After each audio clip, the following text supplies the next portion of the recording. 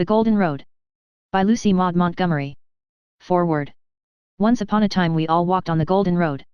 It was a fair highway, through the land of lost delight, shadow and sunshine were blessedly mingled, and every turn and dip revealed a fresh charm and a new loveliness to eager hearts and unspoiled eyes. On that road we heard the song of morning stars, we drank in fragrances aerial and sweet as a May mist, we were rich in gossamer fancies and iris hopes, our hearts sought and found the boon of dreams, the years waited beyond and they were very fair, life was a rose-lipped comrade with purple flowers dripping from her fingers. We may long have left the Golden Road behind, but its memories are the dearest of our eternal possessions, and those who cherish them as such may haply find a pleasure in the pages of this book, whose people are pilgrims on the Golden Road of Youth. Chapter 1. A new departure. I've thought of something amusing for the winter, I said as we drew into a half-circle around the glorious wood fire in Uncle Alec's kitchen. It had been a day of wild November wind, closing down into a wet, eerie twilight. Outside, the wind was shrilling at the windows and around the eaves, and the rain was playing on the roof. The old willow at the gate was writhing in the storm and the orchard was a place of weird music, born of all the tears and fears that haunt the halls of night. But little we cared for the gloom and the loneliness of the outside world, we kept them at bay with the light of the fire and the laughter of our young lips. We had been having a splendid game of blind man's buff. That is, it had been splendid at first, but later the fun went out of it because we found that Peter was, of malice prepense, allowing himself to be caught too easily, in order that he might have the pleasure of catching Felicity, which he never failed to do, no matter how tightly his eyes were bound. What remarkable goose said that love is blind? Love can see through 5 folds of closely woven muffler with ease. I'm getting tired, said Cecily, whose breath was coming rather quickly and whose pale cheeks had bloomed into scarlet. Let's sit down and get the story girl to tell us a story. But as we dropped into our places the story girl shot a significant glance at me which intimated that this was the psychological moment for introducing the scheme she and I had been secretly developing for some days. It was really the story girl's idea and none of mine. But she had insisted that I should make the suggestion as coming wholly from myself. If you don't, Felicity won't agree to it, you know yourself, Bev, how contrary she's been lately over anything I mention, and if she goes against it Peter will too, the ninny, and it wouldn't be any fun if we weren't all in it. What is it? Asked Felicity, drawing her chair slightly away from Peter's. It is this: let us get up a newspaper of our own, write it all ourselves, and have all we do in it. Don't you think we can get a lot of fun out of it? Everyone looked rather blank and amazed, except the story girl. She knew what she had to do, and she did it. What a silly idea, she exclaimed, with a contemptuous toss of her long brown curls. Just as if we could get up a newspaper. Felicity fired up, exactly as we had hoped. I think it's a splendid idea, she said enthusiastically. I'd like to know why we couldn't get up as good a newspaper as they have in town. Uncle Roger says the Daily Enterprise has gone to the dogs. All the news it prints is that some old woman has put a shawl on her head and gone across the road to have tea with another old woman. I guess we could do better than that. You needn't think, Sarah Stanley, that nobody but you can do anything. I think it would be great fun, said Peter decidedly. My Aunt Jane helped edit a paper when she was at Queen's Academy, and she said it was very amusing and helped her a great deal. The story girl could hide her delight only by dropping her eyes and frowning. Bev wants to be editor, she said, and I don't see how he can, with no experience anyhow. It would be a lot of trouble. Some people are so afraid of a little bother, retorted Felicity. I think it would be nice, said Cecily timidly, and none of us have any experience of being editors, any more than Bev, so that wouldn't matter. Will it be printed? Asked Dan. Oh, no, I said. We can't have it printed, we'll just have to write it out. We can buy foolscap from the teacher. I don't think it will be much of a newspaper if it isn't printed, said Dan scornfully. It doesn't matter very much what you think, said Felicity. Thank you, retorted Dan. Of course, said the story girl hastily, not wishing to have Dan turned against our project. If all the rest of you want it I'll go in for it too. I dare say it would be real good fun, now that I come to think of it, and we'll keep the copies, and when we become famous they'll be quite valuable. I wonder if any of us ever will be famous, said Felix. The story girl will be, I said. I don't see how she can be, said Felicity skeptically. Why, she's just one of us. Well, it's decided, then, that we're to have a newspaper, I resumed briskly. The next thing is to choose a name for it. That's a very important thing. How often are you going to publish it? Asked Felix. Once a month. I thought newspapers came out every day, or every week at least, said Dan. We couldn't have one every week, I explained. It would be too much work. Well, that's an argument, admitted Dan. The less work you can get along with the better, in my opinion. No, Felicity, you needn't say it. I know exactly what you want to say, so save your breath to cool your porridge. I agree with you that I never work if I can find anything else to do. Remember, it is harder still to have no work to do, quoted Cecily reprovingly. I don't believe that, rejoined Dan. I'm like the Irishman who said he wished the man who begun work had stayed and finished it.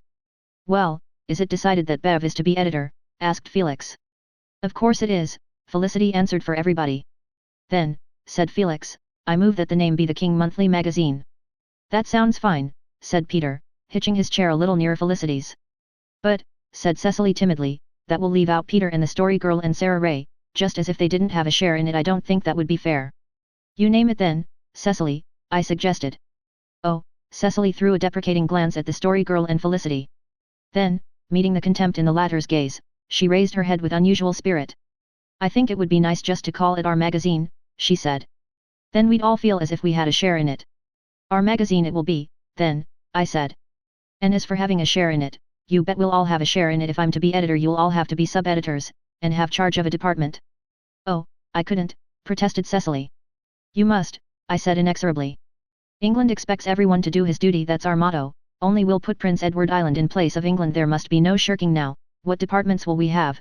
We must make it as much like a real newspaper as we can. Well, we ought to have an etiquette department, then, said Felicity. The Family Guide has one. Of course we'll have one, I said, and Dan will edit it. Dan, exclaimed Felicity, who had fondly expected to be asked to edit it herself. I can run an etiquette column as well as that idiot in the Family Guide, anyhow, said Dan defiantly. But you can't have an etiquette department unless questions are asked. What am I to do if nobody asks any? You must make some up, said the Story Girl. Uncle Roger says that is what the Family Guide man does. He says it is impossible that there can be as many hopeless fools in the world as that column would stand for otherwise. We want you to edit the household department, Felicity, I said, seeing a cloud lowering on that fair lady's brow. Nobody can do that as well as you. Felix will edit the jokes and the information bureau, and Cecily must be fashion editor. Yes, you must, sis, it's easy as wink, and the Story Girl will attend to the personals. They're very important. Anyone can contribute a personal, but the Story Girl is to see there are some in every issue, even if she has to make them up, like Dan with the etiquette. Bev will run the scrapbook department, besides the editorials, said the Story Girl, seeing that I was too modest to say it myself. Aren't you going to have a story page? Asked Peter. We will, if you'll be fiction and poetry editor, I said. Peter, in his secret soul, was dismayed, but he would not blanch before Felicity. All right, he said, recklessly. We can put anything we like in the scrapbook department, I explained, but all the other contributions must be original, and all must have the name of the writer signed to them, except the personals. We must all do our best. Our magazine is to be a feast of reason and flow of soul. I felt that I had worked in two quotations with striking effect. The others, with the exception of the Story Girl, looked suitably impressed. But, said Cecily, reproachfully, haven't you anything for Sarah Ray to do? She'll feel awful bad if she is left out. I had forgotten Sarah Ray. Nobody, except Cecily, ever did remember Sarah Ray unless she was on the spot. But we decided to put her in as advertising manager. That sounded well and really meant very little. Well, we'll go ahead then, I said, with a sigh of relief that the project had been so easily launched. We'll get the first issue out about the 1st of January, and whatever else we do, we mustn't let Uncle Roger get hold of it. He'd make such fearful fun of it. I hope we can make a success of it, said Peter moodily. He had been moody ever since he was entrapped into being fiction editor. It will be a success if we are determined to succeed, I said. Where there is a will there is always a way. That's just what Ursula Townley said when her father locked her in her room the night she was going to run away with Kenneth McNair, said the Story Girl. We pricked up our ears, scenting a story. Who were Ursula Townley and Kenneth McNair? I asked. Kenneth McNair was a first cousin of the awkward man's grandfather, and Ursula Townley was the belle of the island in her day. Who do you suppose told me the story? No, read it to me, out of his brown book. Never the awkward man himself, I exclaimed incredulously.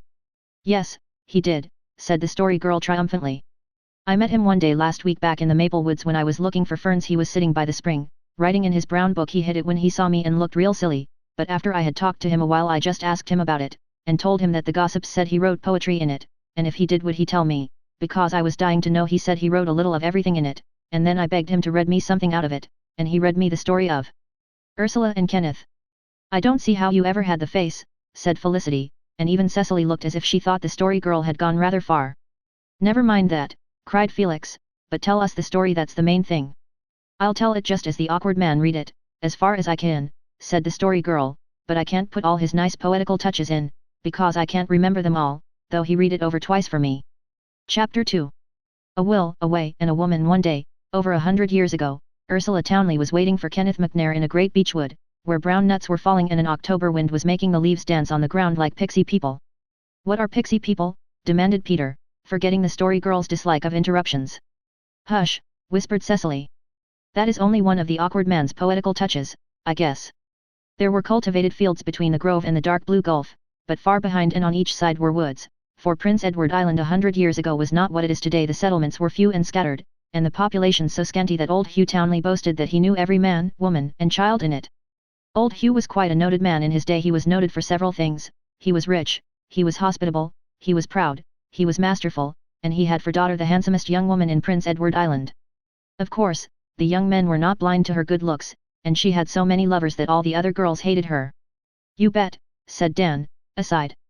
But the only one who found favor in her eyes was the very last man she should have pitched her fancy on, at least if old Hugh were the judge. Kenneth McNair was a dark-eyed young sea captain of the next settlement, and it was to meet him that Ursula stole to the beechwood on that autumn day of crisp wind and ripe sunshine. Old Hugh had forbidden his house to the young man, making such a scene of fury about it that even Ursula's high spirit quailed. Old Hugh had really nothing against Kenneth himself, but years before either Kenneth or Ursula was born, Kenneth's father had beaten Hugh Townley in a hotly contested election. Political feeling ran high in those days, and old Hugh had never forgiven the McNair his victory. The feud between the families dated from that tempest in the provincial teapot, and the surplus of votes on the wrong side was the reason why, 30 years after, Ursula had to meet her lover by stealth if she met him at all. Was the McNair a conservative or a grit? Asked Felicity. It doesn't make any difference what he was, said the story girl impatiently.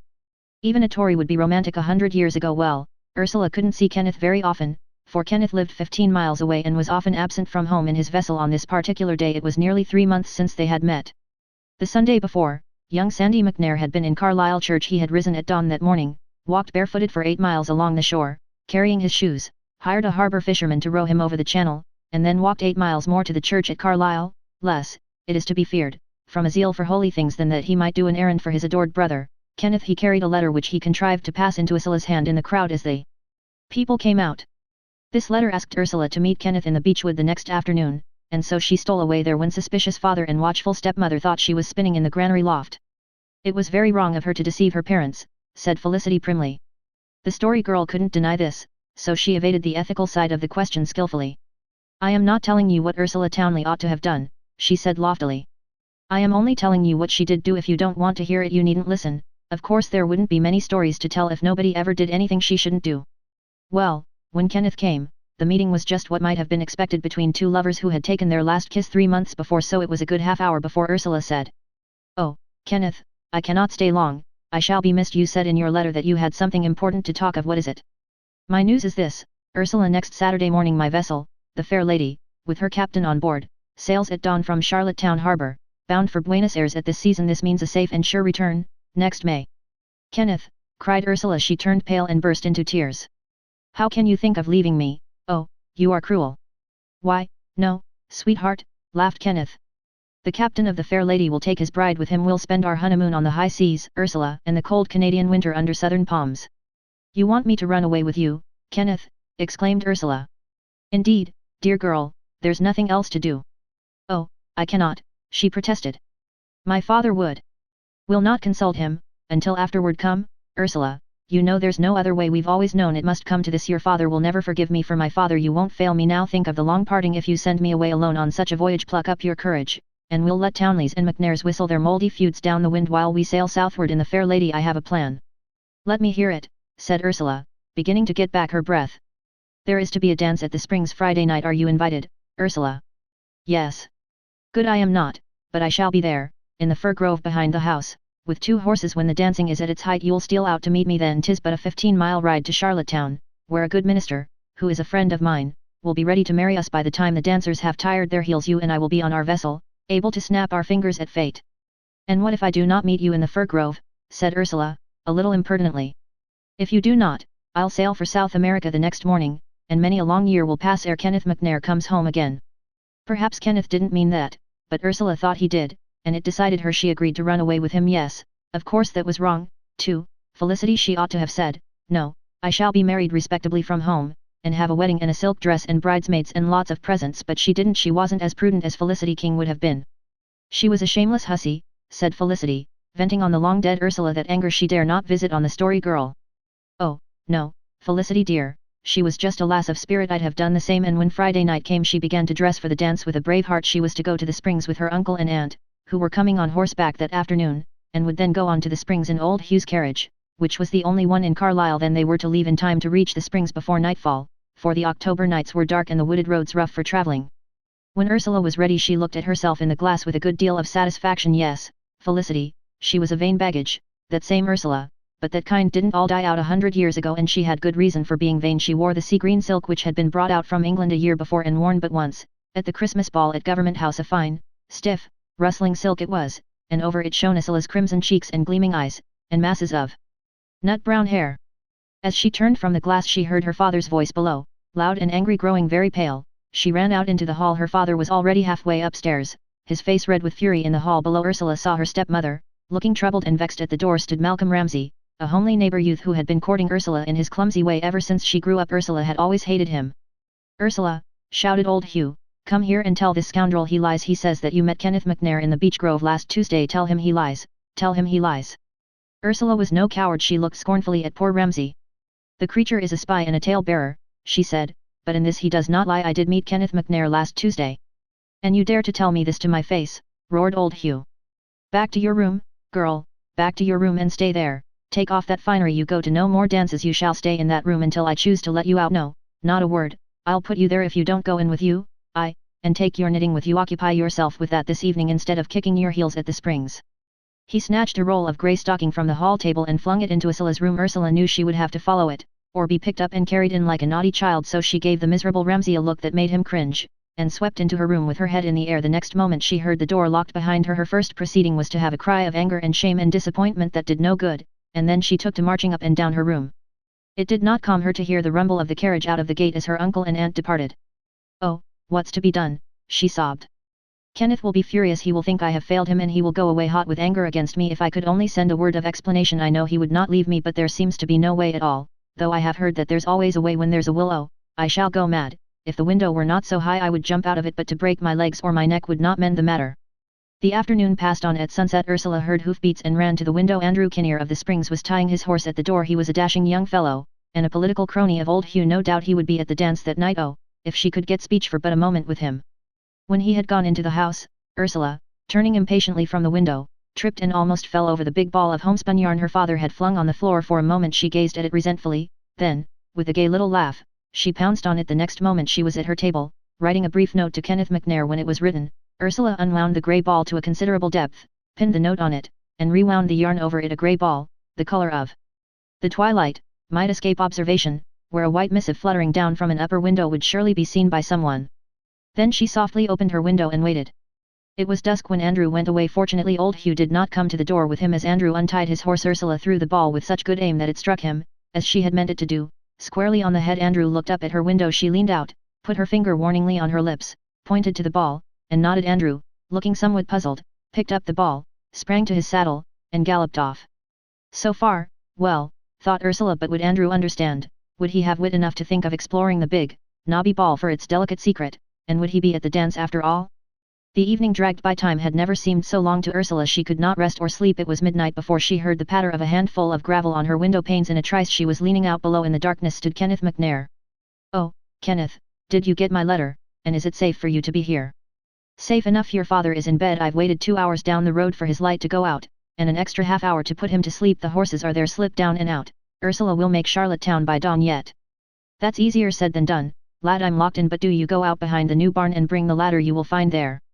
5 minutes later, Miss Ursula, hooded and cloaked, scrambled soundlessly down the ladder, and in 5 more minutes she and Kenneth were riding along the road.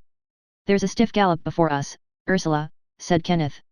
"I would ride to the world's end with you, Kenneth McNair," said Ursula. "Oh, of course she shouldn't have said anything of the sort, Felicity, but you see people had no etiquette departments in those days." And when the red sunlight of a fair October dawn was shining over the grey sea, the fair lady sailed out of Charlottetown harbour. On her deck stood Kenneth and Ursula McNair, and in her hand, as a most precious treasure, the bride carried a ball of grey homespun yarn. "Well," said Dan, yawning, "I like that kind of a story. Nobody goes and dies in it, that's one good thing." "Did old Hugh forgive Ursula?" I asked.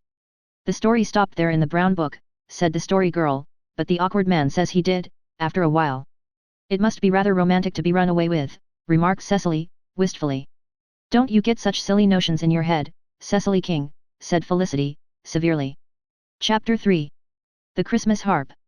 Great was the excitement in the houses of King as Christmas drew nigh. The air was simply charged with secrets. Everybody was very penurious for weeks beforehand and hoards were counted scrutinizingly every day. Mysterious pieces of handiwork were smuggled in and out of sight, and whispered consultations were held, about which nobody thought of being jealous, as might have happened at any other time.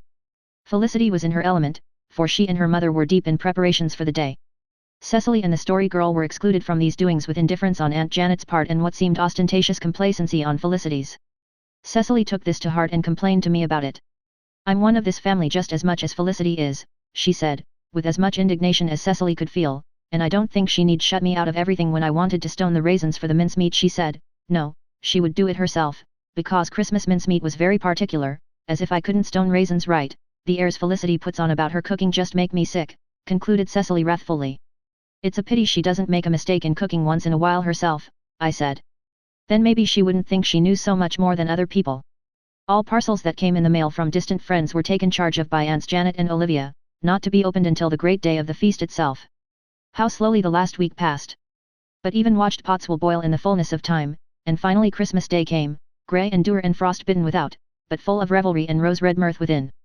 Uncle Roger and Aunt Olivia and the story girl came over early for the day, and Peter came too, with his shining, morning face, to be hailed with joy, for we had been afraid that Peter would not be able to spend Christmas with us. His mother had wanted him home with her. "Of course I ought to go," Peter had told me mournfully, "but we won't have turkey for dinner, because Ma can't afford it and Ma always cries on holidays because she says they make her think of Father. Of course she can't help it, but it ain't cheerful. Aunt Jane wouldn't have cried. Aunt Jane used to say she never saw the man who was worth spoiling her eyes for, but I guess I'll have to spend Christmas at home." At the last moment, however, a cousin of Mrs. Craig's in Charlottetown invited her for Christmas, and Peter, being given his choice of going or staying, joyfully elected to stay. So we were all together, except Sarah Ray, who had been invited but whose mother wouldn't let her come. "Sarah Ray's mother is a nuisance," snapped the story girl. "She just lives to make that poor child miserable, and she won't let her go to the party tonight, either." "It is just breaking Sarah's heart that she can't," said Cecily compassionately. "I'm almost afraid I won't enjoy myself for thinking of her, home there alone, most likely reading the Bible, while we're at the party." "She might be worse occupied than reading the Bible," said Felicity rebukingly. "But Mrs. Ray makes her read it as a punishment," protested Cecily. "Whenever Sarah cries to go anywhere, and of course she'll cry tonight, Mrs. Ray makes her read 7 chapters in the Bible. I wouldn't think that would make her very fond of it, and I'll not be able to talk the party over with Sarah afterwards, and that's half the fun gone." "You can tell her all about it," comforted Felix. "Telling isn't a bit like talking it over," retorted Cecily. "It's too one-sided. We had an exciting time opening our presents. Some of us had more than others, but we all received enough to make us feel comfortably that we were not unduly neglected in the matter." The contents of the box which the story girl's father had sent her from Paris made our eyes stick out. It was full of beautiful things, among them another red silk dress, not the bright, flame-hued tint of her old one, but a rich, dark crimson, with the most distracting flounces and bows and ruffles, and with it were little red satin slippers with gold buckles, and heels that made Aunt Janet hold up her hands in horror. Felicity remarked scornfully that she would have thought the story girl would get tired wearing red so much, and even Cecily commented apart to me that she thought when you got so many things all at once you didn't appreciate them as much as when you only got a few. "I'd never get tired of red," said the story girl. "I just love it, it's so rich and glowing. When I'm dressed in red I always feel ever so much cleverer than in any other color. Thoughts just crowd into my brain one after the other. Oh, you darling dress, you dear, sheeny, red rosy, glistening, silky thing." She flung it over her shoulder and danced around the kitchen. "Don't be silly, Sarah," said Aunt Janet, a little stimmy. She was a good soul, that Aunt Janet, and had a kind, loving heart in her ample bosom. But I fancy there were times when she thought it rather hard that the daughter of a roving adventurer, as she considered him, like Blair Stanley, should disport herself in silk dresses, while her own daughters must go clad in gingham and muslin, for those were the days when a feminine creature got one silk dress in her lifetime, and seldom more than one. The story girl also got a present from the awkward man, a little, shabby, worn volume with a great many marks on the leaves. "Why, it isn't new, it's an old book," exclaimed Felicity. "I didn't think the awkward man was mean, whatever else he was." "Oh, you don't understand, Felicity," said the story girl patiently. "And I don't suppose I can make you understand, but I'll try. I'd 10 times rather have this than a new book. It's one of his own, don't you see, one that he has read 100 times and loved and made a friend of. A new book, just out of a shop, wouldn't be the same thing at all. It wouldn't mean anything. I consider it a great compliment that he has given me this book. I'm prouder of it than of anything else I've got." "Well, you're welcome to it," said Felicity. "I don't understand and I don't want to. I wouldn't give anybody a Christmas present that wasn't new, and I wouldn't thank anybody who gave me one." Peter was in the 7th heaven because Felicity had given him a present, and, moreover, one that she had made herself. It was a bookmark of perforated cardboard, with a gorgeous red and yellow worsted goblet worked on it, and below, in green letters, the solemn warning, "Touch not the cup," as Peter was not addicted to habits of intemperance, not even to looking on dandelion wine when it was pale yellow. We did not exactly see why Felicity should have selected such a device. But Peter was perfectly satisfied, so nobody cast any blight on his happiness by carping criticism. Later on Felicity told me she had worked the bookmark for him because his father used to drink before he ran away. "I thought Peter ought to be warned in time," she said. Even Pat had a ribbon of blue, which he clawed off and lost half an hour after it was tied on him. Pat did not care for vain adornments of the body. We had a glorious Christmas dinner, fit for the halls of Lucullus, and ate far more than was good for us, none daring to make us afraid on that one day of the year. And in the evening, oh, rapture and delight, we went to Kitty Mare's party. It was a fine December evening, the sharp air of morning had mellowed until it was as mild as autumn. There had been no snow, and the long fields, sloping down from the homestead, were brown and mellow. A weird, dreamy stillness had fallen on the purple earth, the dark fir woods, the valley rims, the sere meadows. Nature seemed to have folded satisfied hands to rest, knowing that her long wintry slumber was coming upon her. At first, when the invitations to the party had come, Aunt Janet had said we could not go, but Uncle Alec interceded in our favor, perhaps influenced thereto by Cecily's wistful eyes. If Uncle Alec had a favorite among his children it was Cecily, and he had grown even more indulgent towards her of late. Now and then I saw him looking at her intently, and, following his eyes and thought, I had, somehow, seen that Cecily was paler and thinner than she had been in the summer, and that her soft eyes seemed larger, and that over her little face in moments of repose there was a certain languor and weariness that made it very sweet and pathetic. And I heard him tell Aunt Janet that he did not like to see the child getting so much the look of her Aunt Felicity. "Cecily is perfectly well," said Aunt Janet sharply. "She's only growing very fast, don't be foolish, Alec." But after that Cecily had cups of cream where the rest of us got only milk, and Aunt Janet was very particular to see that she had her rubbers on whenever she went out. On this merry Christmas evening, however, no fears or dim foreshadowings of any coming event clouded our hearts or faces. Cecily looked brighter and prettier than I had ever seen her, with her softly shining eyes and the nut-brown gloss of her hair. Felicity was too beautiful for words, and even the story girl, between excitement and the crimson silk array, blossomed out with a charm and allurement more potent than any regular loveliness, and this in spite of the fact that Aunt Olivia had tabooed the red satin slippers and mercilessly decreed that stout shoes should be worn.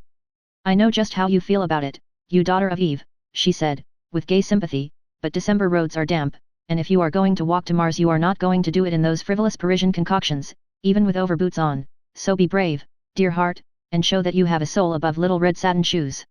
"Anyhow," said Uncle Roger, "that red silk dress will break the hearts of all the feminine small fry at the party, you'd break their spirits, too, if you wore the slippers. Don't do it, Sarah, leave them one wee loophole of enjoyment." "What does Uncle Roger mean?" whispered Felicity. "He means you girls are all dying of jealousy because of the story girl's dress," said Dan.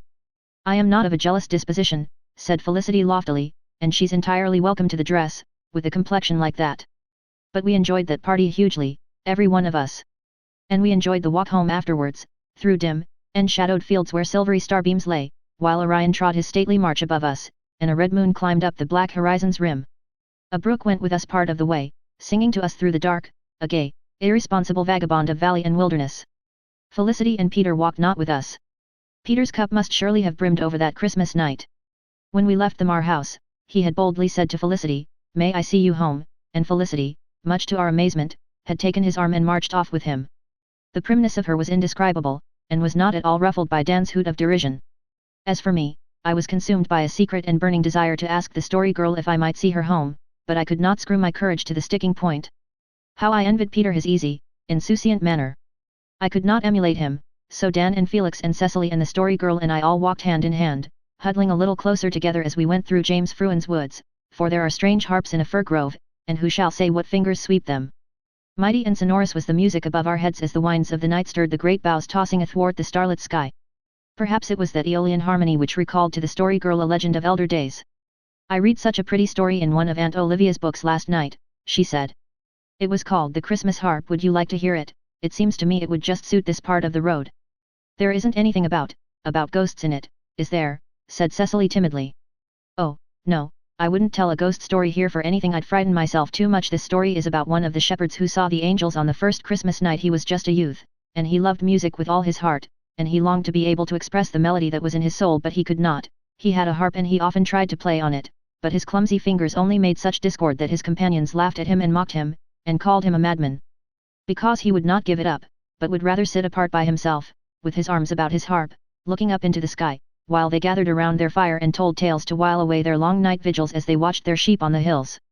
But to him the thoughts that came out of the great silence were far sweeter than their mirth, and he never gave up the hope, which sometimes left his lips as a prayer, that some day he might be able to express those thoughts in music to the tired, weary, forgetful world. On the first Christmas night he was out with his fellow shepherds on the hills. It was chill and dark, and all, except him, were glad to gather around the fire. He sat, as usual, by himself, with his harp on his knee and a great longing in his heart. And there came a marvelous light in the sky and over the hills, as if the darkness of the night had suddenly blossomed into a wonderful meadow of flowery flame, and all the shepherds saw the angels and heard them sing. And as they sang, the harp that the young shepherd held began to play softly by itself, and as he listened to it he realized that it was playing the same music that the angels sang and that all his secret longings and aspirations and strivings were expressed in it. From that night, whenever he took the harp in his hands, it played the same music, and he wandered all over the world carrying it. Wherever the sound of its music was heard hate and discord fled away and peace and goodwill reigned. No one who heard it could think an evil thought, no one could feel hopeless or despairing or bitter or angry. When a man had once heard that music it entered into his soul and heart and life and became a part of him forever. Years went by, the shepherd grew old and bent and feeble, but still he roamed over land and sea, that his harp might carry the message of the Christmas night and the angel song to all mankind. At last his strength failed him and he fell by the wayside in the darkness, but his harp played as his spirit passed, and it seemed to him that a shining one stood by him, with wonderful starry eyes, and said to him, "Lo, the music thy harp has played for so many years has been but the echo of the love and sympathy and purity and beauty in thine own soul, and if at any time in the wanderings thou hadst opened the door of that soul to evil or envy or selfishness thy harp would have ceased to play. Now thy life is ended, but what thou hast given to mankind has no end, and as long as the world lasts, so long will the heavenly music of the Christmas harp ring in the ears of men." When the sun rose the old shepherd lay dead by the roadside, with a smile on his face, and in his hands was a harp with all its strings broken. We left the fir woods as the tale was ended, and on the opposite hill was home. A dim light in the kitchen window betokened that Aunt Janet had no idea of going to bed until all her young fry were safely housed for the night. "Ma's waiting up for us," said Dan. "I'd laugh if she happened to go to the door just as Felicity and Peter were strutting up. I guess she'll be cross, it's nearly 12. "Christmas will soon be over," said Cecily, with a sigh. "Hasn't it been a nice one? It's the first we've all spent together. Do you suppose we'll ever spend another together?" "Lots of 'em," said Dan cheerily. "Why not?" "Oh, I don't know," answered Cecily, her footsteps lagging somewhat. "Only things seem just a little too pleasant to last. If Willie Fraser had had as much spunk as Peter, Miss Cecily King mightn't be so low-spirited," quoth Dan, significantly. Cecily tossed her head and disdained reply. There are really some remarks a self-respecting young lady must ignore. Chapter 4. New Year Resolutions. If we did not have a white Christmas we had a white New Year. Midway between the two came a heavy snowfall. It was winter in our orchard of old delights then, so truly winter that it was hard to believe summer had ever dwelt in it, or that spring would ever return to it. There were no birds to sing the music of the moon, and the path where the apple blossoms had fallen were heaped with less fragrant drifts. But it was a place of wonder on a moonlight night, when the snowy arcades shone like avenues of ivory and crystal, and the bare trees cast fairy-like traceries upon them. Over Uncle Stephen's Walk, where the snow had fallen smoothly, a spell of white magic had been woven. Taintless and wonderful it seemed, like a street of pearl in the New Jerusalem. On New Year's Eve we were all together in Uncle Alec's kitchen, which was tacitly given over to our revels during the winter evenings. The Story Girl and Peter were there, of course, and Sarah Ray's mother had allowed her to come up on condition that she should be home by 8 sharp. Cecily was glad to see her, but the boys never hailed her arrival with overmuch delight, because, since the dark began to come down early, Aunt Janet always made one of us walk down home with her. We hated this, because Sarah Ray was always so maddeningly self-conscious of having an escort. We knew perfectly well that next day in school she would tell her chums as a dead secret that so-and-so King saw her home from the hill farm the night before. Now, seeing a young lady home from choice, and being sent home with her by your aunt or mother are two entirely different things, and we thought Sarah Ray ought to have sense enough to know it. Outside there was a vivid rose of sunset behind the cold hills of fir, and the long reaches of snowy fields glowed fairly pink in the western light. The drifts along the edges of the meadows and down the lane looked as if a series of breaking waves had, by the lifting of a magician's wand, been suddenly transformed into marble, even to their toppling curls of foam. Slowly the splendor died, giving place to the mystic beauty of a winter twilight when the moon is rising. The hollow sky was a cup of blue. The stars came out over the white glens and the earth was covered with a kingly carpet for the feet of the young year to press. "I'm so glad the snow came," said the Story Girl. "If it hadn't the new year would have seemed just as dingy and worn out as the old. There's something very solemn about the idea of a new year, isn't there, Just think of 365 whole days, with not a thing happened in them yet. I don't suppose anything very wonderful will happen in them, said Felix pessimistically. To Felix, just then, life was flat, stale, and unprofitable because it was his turn to go home with Sarah Ray. It makes me a little frightened to think of all that may happen in them, said Cecily. Miss Marwood says it is what we put into a year, not what we get out of it, that counts at last.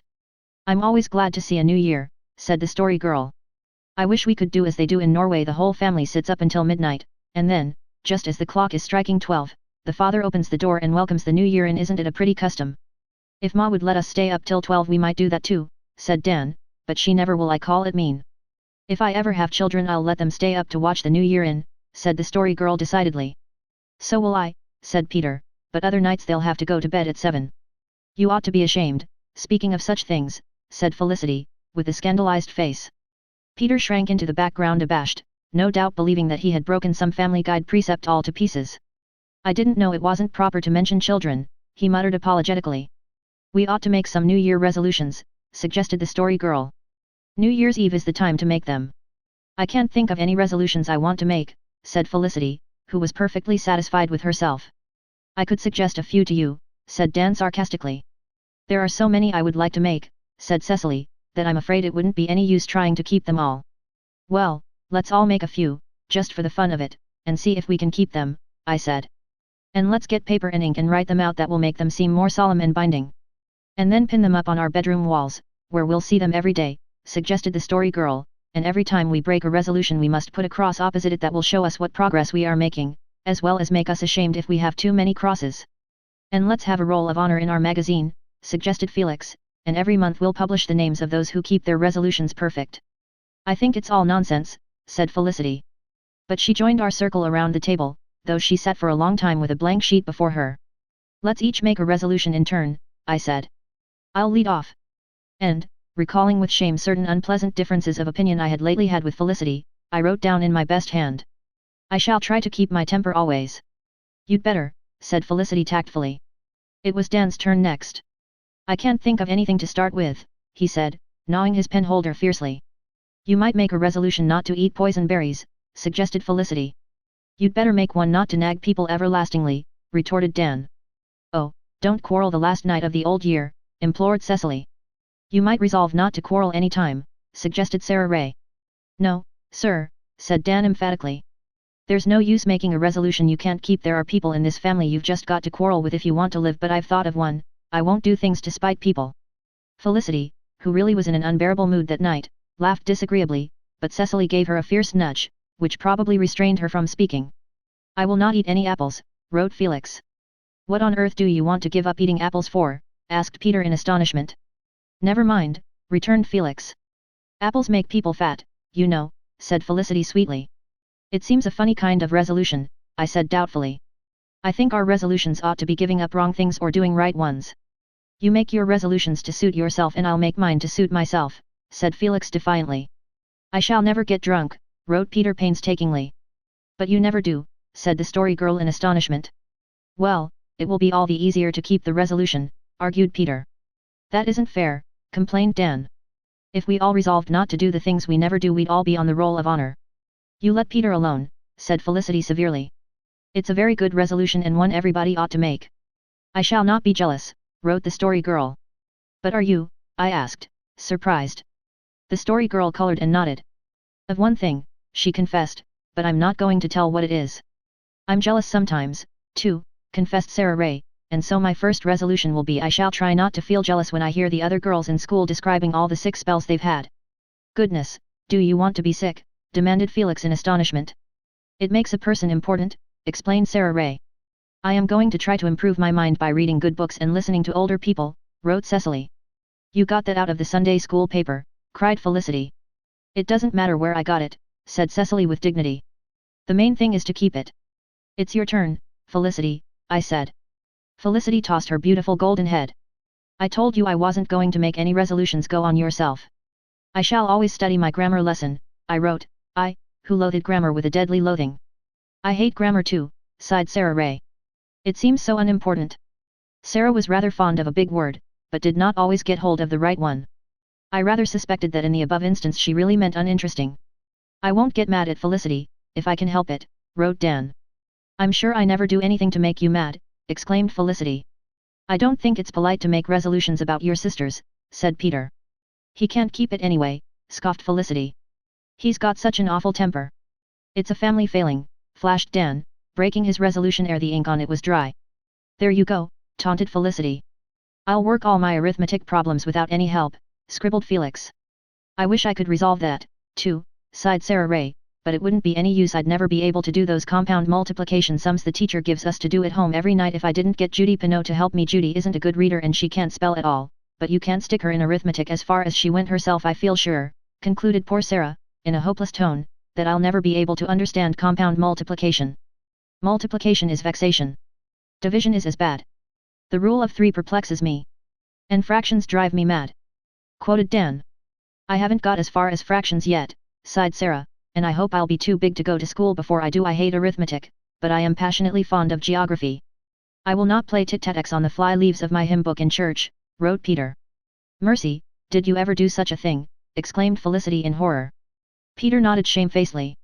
Yes, that Sunday Mr. Bailey preached. He was so long-winded, I got awful tired, and, anyway, he was talking about things I couldn't understand, so I played tic-tac-toe with one of the Markdale boys. It was the day I was sitting up in the gallery.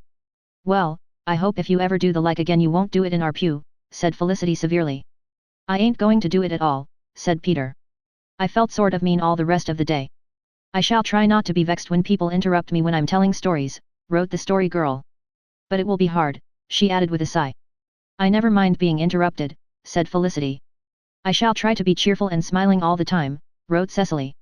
You are, anyway, said Sarah Ray loyally. I don't believe we ought to be cheerful all the time, said the story girl. The Bible says we ought to weep with those who weep. But maybe it means that we're to weep cheerfully, suggested Cecily. Sorter as if you were thinking, I'm very sorry for you but I'm mighty glad I'm not in the scrape too, said Dan. Dan, don't be irreverent, rebuked Felicity. I know a story about old Mr. and Mrs. Davidson of Markdale, said the story girl. She was always smiling and it used to aggravate her husband, so one day he said very crossly, Old lady, what are you grinning at? Oh, well, Abiram, everything's so bright and pleasant, I've just got to smile. Not long after there came a time when everything went wrong, the crop failed and their best cow died, and Mrs. Davidson had rheumatism, and finally Mr. Davidson fell and broke his leg but still Mrs. Davidson smiled. What in the dickens are you grinning about now, old lady, he demanded. Oh, well, Abiram, she said, everything is so dark and unpleasant I've just got to smile. Well, said the old man crossly, I think you might give your face a rest sometimes. I shall not talk gossip, wrote Sarah Ray with a satisfied air. Oh, don't you think that's a little too strict? Asked Cecily anxiously. Of course, it's not right to talk mean gossip, but the harmless kind doesn't hurt. If I say to you that Emmy McPhail is going to get a new fur collar this winter, that is harmless gossip, but if I say I don't see how Emmy McPhail can afford a new fur collar when her father can't pay my father for the oats he got from him, that would be mean gossip. If I were you, Sarah, I'd put mean gossip. Sarah consented to this amendment.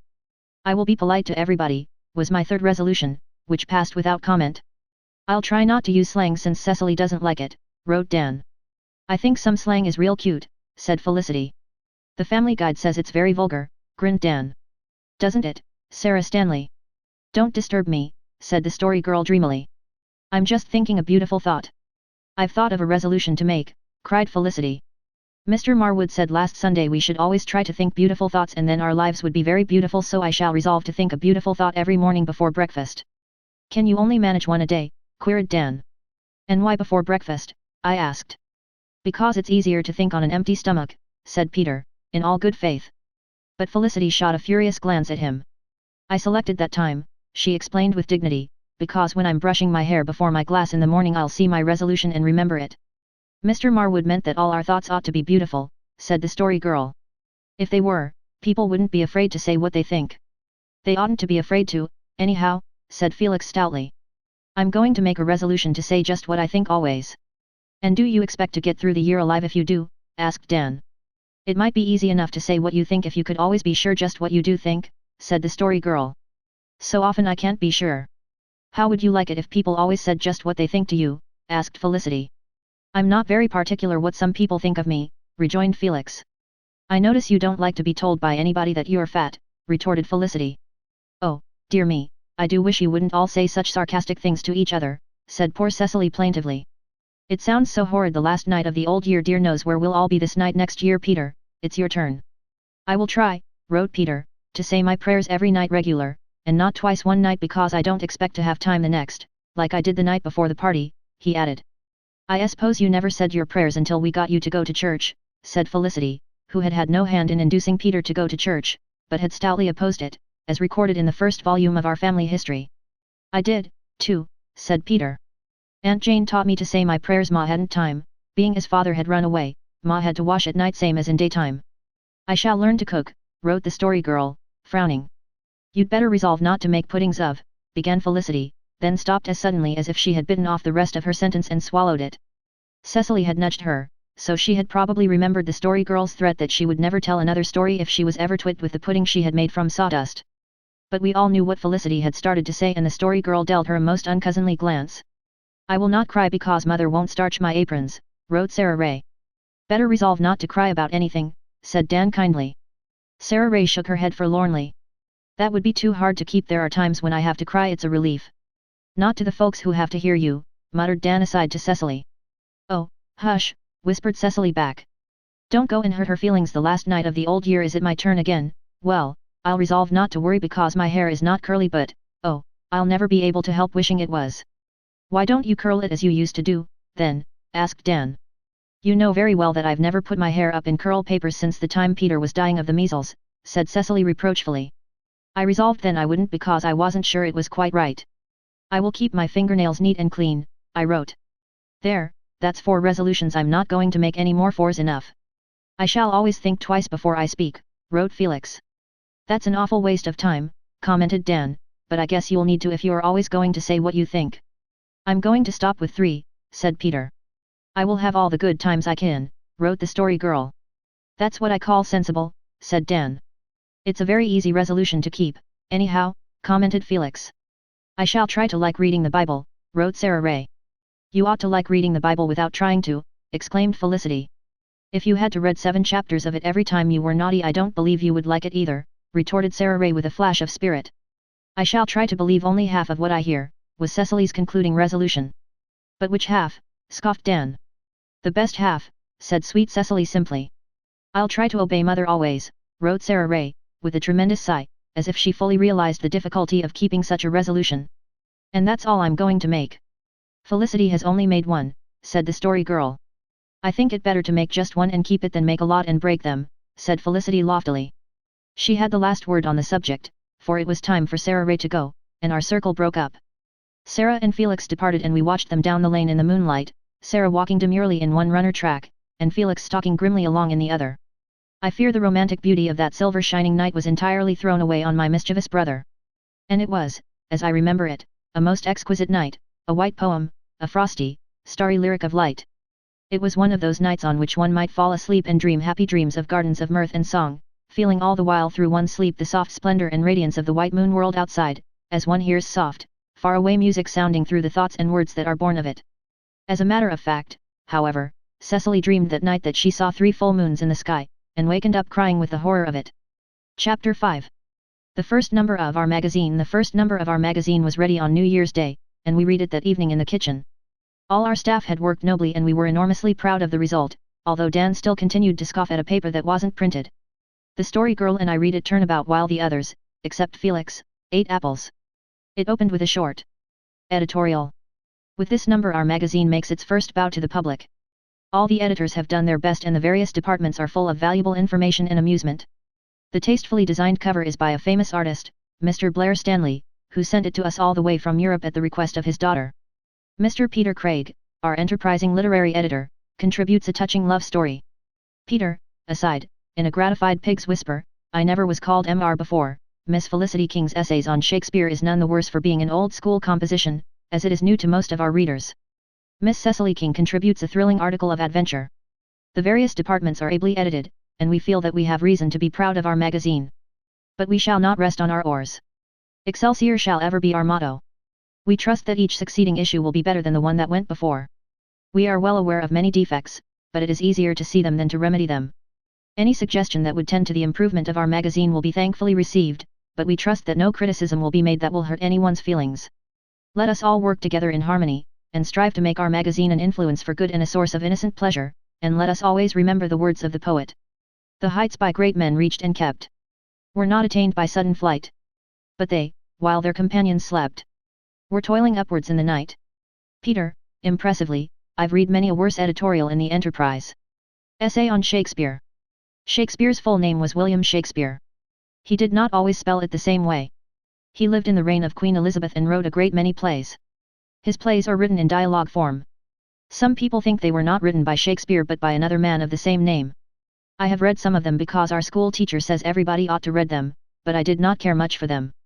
There are some things in them I cannot understand. I like the stories of Valeria H. Montague in the Family Guide ever so much better. They are more exciting and truer to life. Romeo and Juliet was one of the plays I read. It was very sad. Juliet dies and I don't like stories where people die. I like it better when they all get married, especially to dukes and earls. Shakespeare himself was married to Anne Hathaway. They are both dead now. They have been dead a good while. He was a very famous man. Felicity King. Peter, modestly, I don't know much about Shakespeare myself, but I've got a book of his plays that belonged to my Aunt Jane, and I guess I'll have to tackle him as soon as I finish with the Bible. The story of an elopement from church. This is a true story. It happened in Markdale to an uncle of my mother's. He wanted to marry Miss Jemima Parr. Felicity says Jemima is not a romantic name for a heroine of a story, but I can't help it in this case because it is a true story and her name really was Jemima. My mother's uncle was named Thomas Taylor.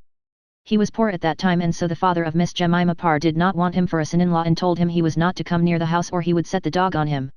Miss Jemima Parr was very pretty and my mother's uncle Thomas was just crazy about her and she wanted him too. She cried almost every night after her father forbid him to come to the house except the nights she had to sleep or she would have died. And she was so frightened he might try to come for all and get tore up by the dog, and it was a bulldog too that would never let go. But mother's uncle Thomas was too cute for that. He waited till one day there was preaching in the Markdale church in the middle of the week because it was sacrament time, and Miss Jemima Parr and her family all went because her father was an elder. My mother's uncle Thomas went too and sat in the pew just behind Miss Jemima Parr's family. When they all bowed their heads at prayer time, Miss Jemima Parr didn't but sat bolt upright, and my mother's uncle Thomas bent over and whispered in her ear. I don't know what he said so I can't write it, but Miss Jemima Parr blushed that is, turned red and nodded her head.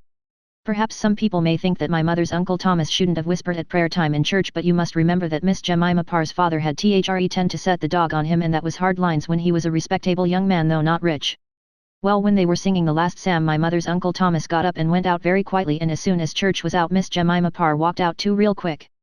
Her family never suspected anything and they hung round talking to folks and shaking hands while Miss Jemima Parr and my mother's uncle Thomas were eloping outside. And what do you suppose they eloped in? Why, in Miss Jemima Parr's father's sleigh. And when he went out they were gone, and his sleigh was gone, also his horse. Of course my mother's uncle Thomas didn't steal the horse. He just borrowed it and sent it home the next day. But before Miss Jemima Parr's father could get another rig to follow them, they were so far away he couldn't catch them before they got married. And they lived happy together forever afterwards. Mother's uncle Thomas lived to be a very old man. He died very sudden. He felt quite well when he went to sleep, and when he woke up he was dead. Peter Craig. My most exciting adventure. The editor says we must all write up our most exciting adventure for our magazine. My most exciting adventure happened a year ago last November. I was nearly frightened to death. Dan says he wouldn't have been scared and Felicity says she would have known what it was, but it's easy to talk. It happened the night I went down to see Kitty Marr. I thought when I went that Aunt Olivia was visiting there and I could come home with her. But she wasn't there and I had to come home alone. Kitty came a piece of the way, but she wouldn't come any further than Uncle James Fruin's gate. She said it was because it was so windy she was afraid she would get the toothache, and not because she was frightened of the ghost of the dog that haunted the bridge in Uncle James Hollow. I did wish she hadn't said anything about the dog, because I mightn't have thought about it if she hadn't. I had to go on alone thinking of it. I'd heard the story often but I'd never believed in it. They said the dog used to appear at one end of the bridge and walk across it with people and vanish when he got to the other end. He never tried to bite anyone, but one wouldn't want to meet the ghost of a dog even if one didn't believe in him.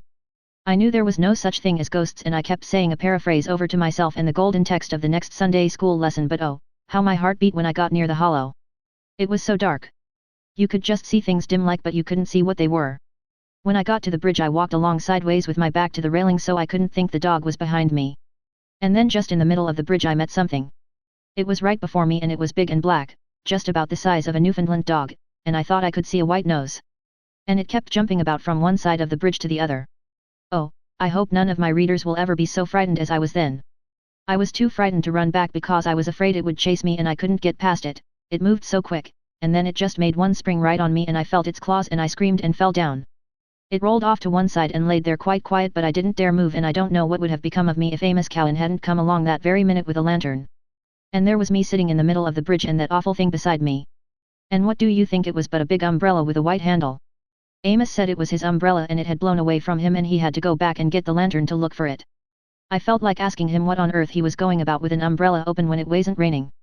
But the Cowans do such queer things. You remember the time Jerry Cowan sold us God's picture? Amos took me right home and I was thankful, for I don't know what would have become of me if he hadn't come along. I couldn't sleep all night and I never want to have any more adventures like that one. Cecily King. Personals. Mr. Dan King felt somewhat indisposed the day after Christmas, probably as the result of too much mince pie. Dan, indignantly, I only eat one piece. Mr. Peter Craig thinks he saw the family ghost on Christmas Eve. But the rest of us think all he saw was the white calf with the red tail. Peter, muttering sulkily, it's a queer calf that would walk up on end and wring its hands. Miss Cecily King spent the night of December 20th with Miss Kitty Marr. They talked most of the night about new knitted lace patterns and their bows and were very sleepy in school next day. Cecily, sharply, we never mentioned such things. Patrick Grafer, ESQ, was indisposed yesterday, but seems to be enjoying his usual health today. The King family expect their Aunt Eliza to visit them in January. She is really our great aunt. We have never seen her, but we are told she is very deaf and does not like children. So Aunt Janet says we must make ourselves scarce when she comes. Miss Cecily King has undertaken to fill with names a square of the missionary quilt which the mission band is making. You pay 5 cents to have your name embroidered in a corner, 10 cents to have it in the center, and a quarter if you want it left off altogether. Cecily, indignantly, that isn't the way at all. Ads. Wanted, a remedy to make a fat boy thin. Address, patient sufferer, care of our magazine. Felix, sourly, Sarah Ray never got that up. I'll bet it was Dan. He'd better stick to his own department. Household department. MRS Alexander King killed all her geese the 20th of December. We all helped pick them. We had one Christmas Day and we'll have one every fortnight the rest of the winter. The bread was sour last week because Mother wouldn't take my advice. I told her it was too warm for it in the corner behind the stove. Miss Felicity King invented a new recipe for date cookies recently, which everybody said were excellent. I am not going to publish it though, because I don't want other people to find it out. Anxious Inquirer, if you want to remove ink stains, place the stain over steam and apply salt and lemon juice. If it was Dan who sent this question in, I'd advise him to stop wiping his pen on his shirt sleeves and then he wouldn't have so many stains. Felicity King. Etiquette Department. FLX, yes, you should offer your arm to a lady when seeing her home, but don't keep her standing too long at the gate while you say good night. Felix, enraged, I never asked such a question. CCLY, no, it is not polite to use Holy Moses or Dodgasted in ordinary conversation. Cecily had gone down cellar to replenish the apple plate, so this passed without protest. SRA, no, it isn't polite to cry all the time. As to whether you should ask a young man in, it all depends on whether he went home with you of his own accord or was sent by some elderly relative. FLTY, it does not break any rule of etiquette if you keep a button off your best young man's coat for a keepsake. But don't take more than one or his mother might miss them. Dan King. Fashion notes. Knitted mufflers are much more stylish than crocheted ones this winter. It is nice to have one the same color as your cap. Red mittens with a black diamond pattern on the back are much run after. M. Fruin's grandma knits hers for her. She can knit the double diamond pattern and M puts on such airs about it, but I think the single diamond is in better taste. The new winter hats at Markdale are very pretty. It is so exciting to pick a hat. Boys can't have that fun.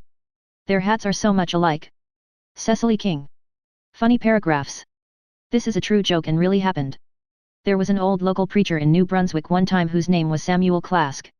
He used to preach and pray and visit the sick just like a regular minister. One day he was visiting a neighbor who was dying and he prayed the Lord to have mercy on him because he was very poor and had worked so hard all his life that he hadn't much time to attend to religion. And if you don't believe me, O Lord, Mr. Clask finished up with, just take a look at his hands. Felix King. General Information Bureau. Dan, do porpoises grow on trees or vines? Answer: neither. They inhabit the deep sea. Felix King. Dan, aggrieved, well, I'd never heard of porpoises and it sounded like something that grew, but you needn't have gone and put it in the paper. Felix, it isn't any worse than the things you put in about me that I never asked at all. Cecily, soothingly, oh, well, boys, it's all in fun, and I think our magazine is perfectly elegant. Felicity, failing to see the story girl and Beverly exchanging winks behind her back, it certainly is, though some people were so opposed to starting it. What harmless, happy fooling it all was. How we laughed as we read and listened and devoured apples. Blow high, blow low, no wind can ever quench the ruddy glow of that faraway winter night in our memories. And though our magazine never made much of a stir in the world, or was the means of hatching any genius, it continued to be capital fun for us throughout the year. Chapter 6. Great Aunt Eliza's Visit. It was a diamond winter day in February, clear, cold, hard, brilliant. The sharp blue sky shone, the white fields and hills glittered, the fringe of icicles around the eaves of Uncle Alec's house sparkled. Keen was the frost and crisp the snow over our world, and we young fry of the King households were all agog to enjoy life, for was it not Saturday, and were we not left all alone to keep house? Aunt Janet and Aunt Olivia had had their last big kill of market poultry the day before, and early in the morning all our grown UPS set forth to Charlottetown, to be gone the whole day. They left us many charges as usual, some of which we remembered and some of which we forgot, but with Felicity in command none of us dared stray far out of line. The Story Girl and Peter came over, of course, and we all agreed that we would haste and get the work done in the forenoon, that we might have an afternoon of uninterrupted enjoyment. A taffy pull after dinner and then a jolly hour of coasting on the hill field before supper were on our program. But disappointment was our portion. We did manage to get the taffy made, but before we could sample the result satisfactorily, and just as the girls were finishing with the washing of the dishes, Felicity glanced out of the window and exclaimed in tones of dismay. "Oh, dear me, here's Great Aunt Eliza coming up the lane, now, isn't that too mean?" We all looked out to see a tall, grey-haired lady approaching the house, looking about her with the slightly puzzled air of a stranger. We had been expecting Great Aunt Eliza's advent for some weeks, for she was visiting relatives in Markdale. We knew she was liable to pounce down on us any time, being one of those delightful folk who like to surprise people, but we had never thought of her coming that particular day. It must be confessed that we did not look forward to her visit with any pleasure.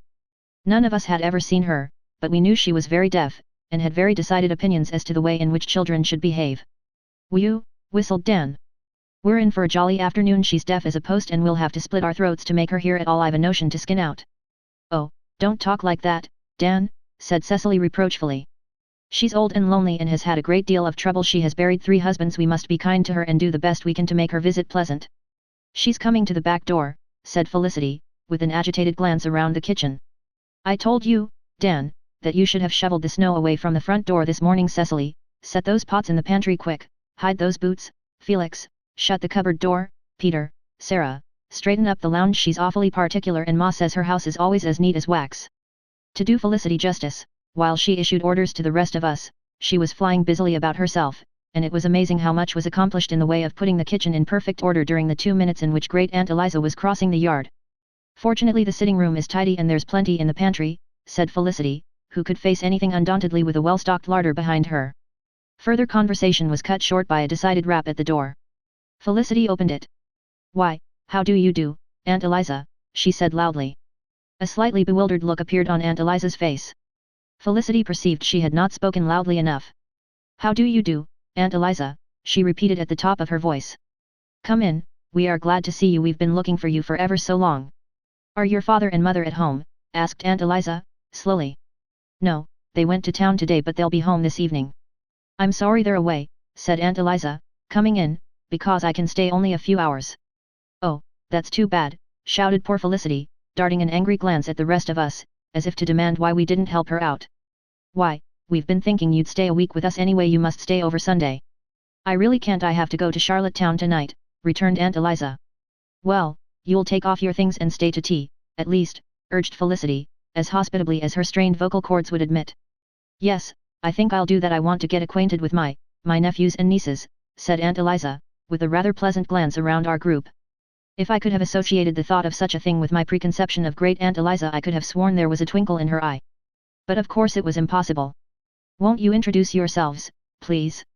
Felicity shouted our names and Great Aunt Eliza shook hands all round. She performed the duty grimly and I concluded I must have been mistaken about the twinkle. She was certainly very tall and dignified and imposing, altogether a great aunt to be respected.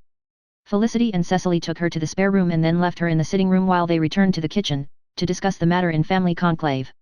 "Well, and what do you think of dear Aunt Eliza?" asked Dan. "SSSSH, warned Cecily, with a glance at the half-open hall door. "Pshaw," scoffed Dan, "she can't hear us. There ought to be a law against anyone being as deaf as that." "She's not so old-looking as I expected," said Felix. "If her hair wasn't so white she wouldn't look much older than your mother." "You don't have to be very old to be a great aunt," said Cecily. Kitty Marr has a great aunt who is just the same age as her mother. I expect it was burying so many husbands turned her hair white, but Aunt Eliza doesn't look just as I expected she would either. She's dressed more stylishly than I expected, said Felicity. I thought she'd be real old-fashioned, but her clothes aren't too bad at all. She wouldn't be bad looking if 'tweren tea for her nose, said Peter. It's too long, and crooked besides. You needn't criticize our relations like that, said Felicity tartly. Well, aren't you doing it yourselves, expostulated Peter. That's different, retorted Felicity. Never you mind Great Aunt Eliza's nose. Well, don't expect me to talk to her, said Dan, 'cause I won't. I'm going to be very polite to her, said Felicity. She's rich, but how are we to entertain her, that's the question. What does the Family Guide say about entertaining your rich, deaf old aunt, queried Dan ironically. The Family Guide says we should be polite to everybody, said Cecily, with a reproachful look at Dan. The worst of it is, said Felicity, looking worried, that there isn't a bit of old bread in the house and she can't eat new. I've heard father say it gives her indigestion. What will we do? Make a pan of rusks and apologize for having no old bread, suggested the Story Girl, probably by way of teasing Felicity. The latter, however, took it in all good faith. The Family Guide says we should never apologize for things we can't help. It says it's adding insult to injury to do it, but you run over home for a loaf of stale bread, Sarah, and it's a good idea about the rusks. I'll make a panful. Let me make them, said the Story Girl, eagerly. I can make real good rusks now. No, it wouldn't do to trust you, said Felicity mercilessly. You might make some queer mistake and Aunt Eliza would tell it all over the country. She's a fearful old gossip. I'll make the rusks myself. She hates cats, so we mustn't let Patty be seen, and she's a Methodist, so mind nobody says anything against Methodists to her. Who's going to say anything, anyhow? Asked Peter belligerently. I wonder if I might ask her for her name for my quilt square, speculated Cecily. I believe I will. She looks so much friendlier than I expected. Of course she'll choose the 5-cent section. She's an estimable old lady, but very economical. Why don't you say she's so mean she'd skin a flea for its hide and tallow, said Dan. That's the plain truth. Well, I'm going to see about getting tea, said Felicity, so the rest of you will have to entertain her. You better go in and show her the photographs in the album. Dan, you do it. Thank you, that's a girl's job, said Dan. I'd look nice sitting up to Aunt Eliza and yelling out that this was Uncle Jim and Tother cousin Sarah's twins, wouldn't I? Cecily or the Story Girl can do it. I don't know all the pictures in your album, said the Story Girl hastily. I suppose I'll have to do it, though I don't like to, sighed Cecily. But we ought to go in. We've left her alone too long now. She'll think we have no manners. Accordingly we all filed in rather reluctantly.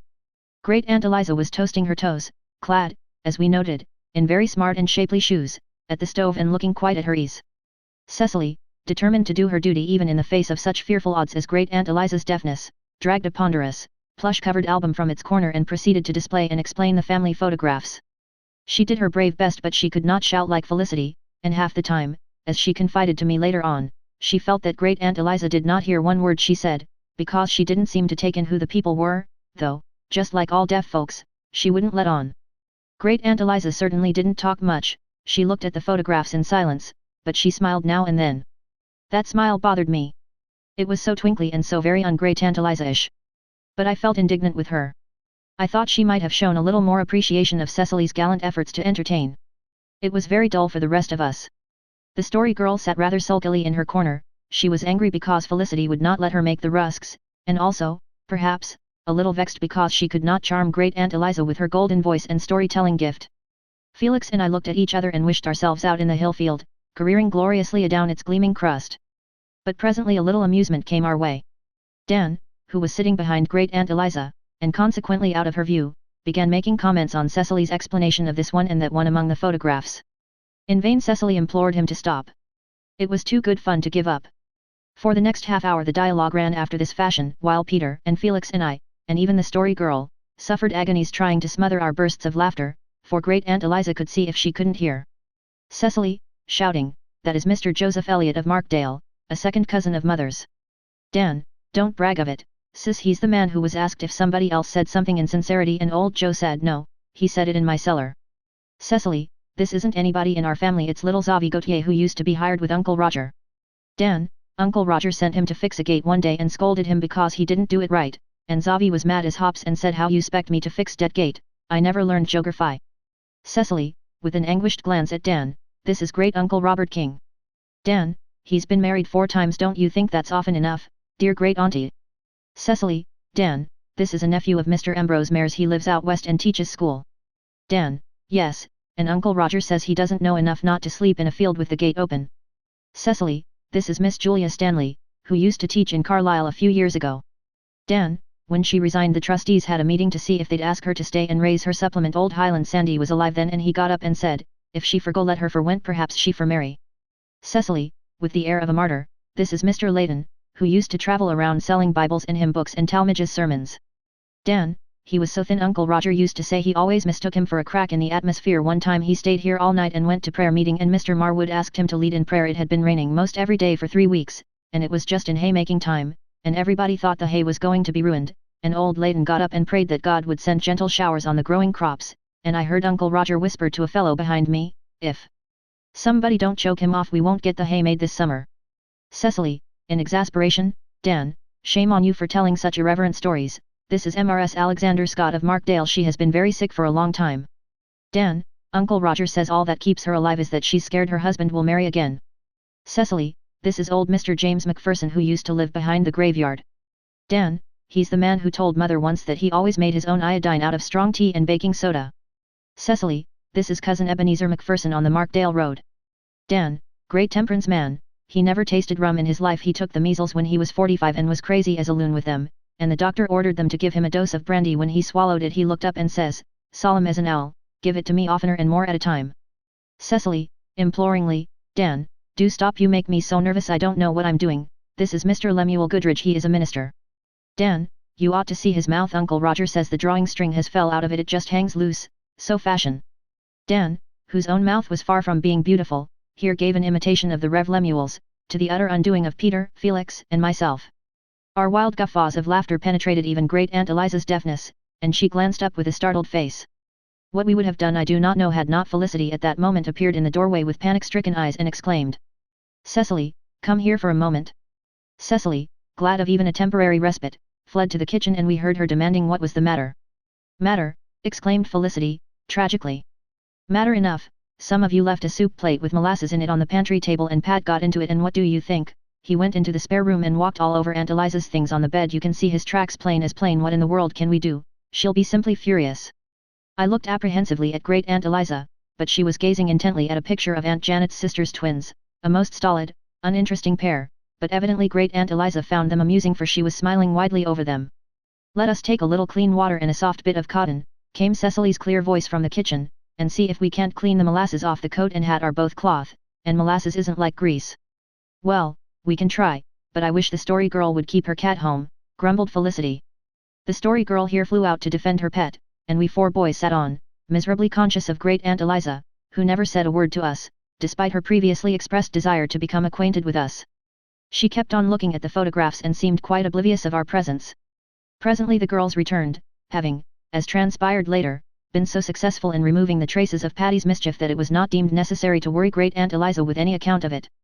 Felicity announced tea and, while Cecily conveyed great Aunt Eliza out to the dining room, lingered behind to consult with us for a moment. Ought we to ask her to say grace? She wanted to know. I know a story, said the Story Girl, about Uncle Roger. When he was just a young man he went to the house of a very deaf old lady and when they sat down to the table she asked him to say grace. Uncle Roger had never done such a thing in his life and he turned as red as a beet and looked down and muttered, Please excuse me, I'm not accustomed to doing that. Then he looked up and the old lady said amen, loudly and cheerfully. She thought Uncle Roger was saying grace all the time. I don't think it's right to tell funny stories about such things, said Felicity coldly. And I asked for your opinion, not for a story. If we don't ask her, Felix must say it, for he's the only one who can, and we must have it, or she'd be shocked. Oh, ask her, advised Felix hastily. She was asked accordingly and said grace without any hesitation, after which she proceeded to eat heartily of the excellent supper Felicity had provided. The rusks were especially good and great Aunt Eliza ate 3 of them and praised them. Apart from that she said little and during the first part of the meal we sat in embarrassed silence. Towards the last, however, our tongues were loosened, and the Story Girl told us a tragic tale of old Charlottetown and a governor's wife who had died of a broken heart in the early days of the colony. They say that story isn't true, said Felicity. They say what she really died of was indigestion. The governor's wife who lives there now is a relation of our own. She is a second cousin of father's but we've never seen her. Her name was Agnes Clark and mind you, when father was a young man he was dead in love with her and so was she with him. Whoever told you that? Exclaimed Dan. Aunt Olivia and I've heard Ma teasing father about it, too. Of course, it was before father got acquainted with mother. Why didn't your father marry her? I asked. Well, she just simply wouldn't marry him in the end. She got over being in love with him. I guess she was pretty fickle. Aunt Olivia said father felt awful about it for a while, but he got over it when he met Mama was twice as good looking as Agnes Clark. Agnes was a sight for freckles, so Aunt Olivia says, but she and father remained real good friends. Just think, if she had married him we would have been the children of the governor's wife. But she wouldn't have been the governor's wife then, said Dan. I guess it's just as good being father's wife, declared Cecily loyally. You might think so if you saw the governor, chuckled Dan. Uncle Roger says it would be no harm to worship him because he doesn't look like anything in the heavens above or on the earth beneath or the waters under the earth. Oh, Uncle Roger just says that because he's on the opposite side of politics, said Cecily. The governor isn't really so very ugly. I saw him at the Markdale picnic 2 years ago. He's very fat and bald and red-faced, but I've seen far worse looking men. I'm afraid your seat is too near the stove, Aunt Eliza, shouted Felicity. Our guest, whose face was certainly very much flushed, shook her head. Oh, no, I'm very comfortable, she said. But her voice had the effect of making us uncomfortable. There was a queer, uncertain little sound in it. Was Great Aunt Eliza laughing at us? We looked at her sharply, but her face was very solemn. Only her eyes had a suspicious appearance. Somehow, we did not talk much more the rest of the meal. When it was over, Great Aunt Eliza said she was very sorry but she must really go. Felicity politely urged her to stay, but was much relieved when Great Aunt Eliza adhered to her intention of going. When Felicity took her to the spare room, Cecily slipped upstairs and presently came back with a little parcel in her hand. What have you got there? Demanded Felicity suspiciously. A little bag of rose leaves, faltered Cecily. I thought I'd give them to Aunt Eliza. The idea, don't you do such a thing, said Felicity contemptuously. She'd think you were crazy. She was awfully nice when I asked her for her name for the quilt, protested Cecily, and she took a 10-cent section after all, so I'd like to give her the rose leaves, and I'm going to, Miss Felicity. Great Aunt Eliza accepted the little gift quite graciously, bade us all goodbye, said she had enjoyed herself very much, left messages for father and mother, and finally betook herself away. We watched her cross the yard, tall, stately, erect, and disappear down the lane. Then, as often aforetime, we gathered together in the cheer of the red hearth flame, while outside the wind of a winter twilight sang through fair white valleys brimmed with a reddening sunset, and a faint, serene, silver-cold star glimmered over the willow at the gate. Well, said Felicity, drawing a relieved breath, I'm glad she's gone. She certainly is queer, just as Mother said. It's a different kind of queerness from what I expected, though, said the story girl meditatively. There's something I can't quite make out about Aunt Eliza. I don't think I altogether like her. I'm precious sure I don't, said Dan. Oh, well, never mind, she's gone now and that's the last of it, said Cecily comfortingly. But it wasn't the last of it, not by any manner of means was it. When our grown UPS returned, almost the first words Aunt Janet said were, "And so you had the governor's wife to tea?" We all stared at her. I don't know what you mean, said Felicity. We had nobody to tea except Great Aunt Eliza. She came this afternoon and... Great Aunt Eliza? Nonsense, said Aunt Janet. Aunt Eliza was in town today. She had tea with us at Aunt Louisa's, but wasn't MRS Governor Leslie here. We met her on her way back to Charlottetown and she told us she said she was visiting a friend in Carlisle and thought she'd call to see father for old acquaintance sake. What in the world are all you children staring like that for? Your eyes are like saucers. There was a lady here to tea, said Felicity miserably, but we thought it was Great Aunt Eliza. She never said she wasn't. I thought she acted queer, and we all yelled at her as if she was deaf, and said things to each other about her nose, and Pat running over her clothes. She must have heard all you said while I was showing her the photographs, Dan, cried Cecily. And about the governor at tea time, chuckled unrepentant Dan.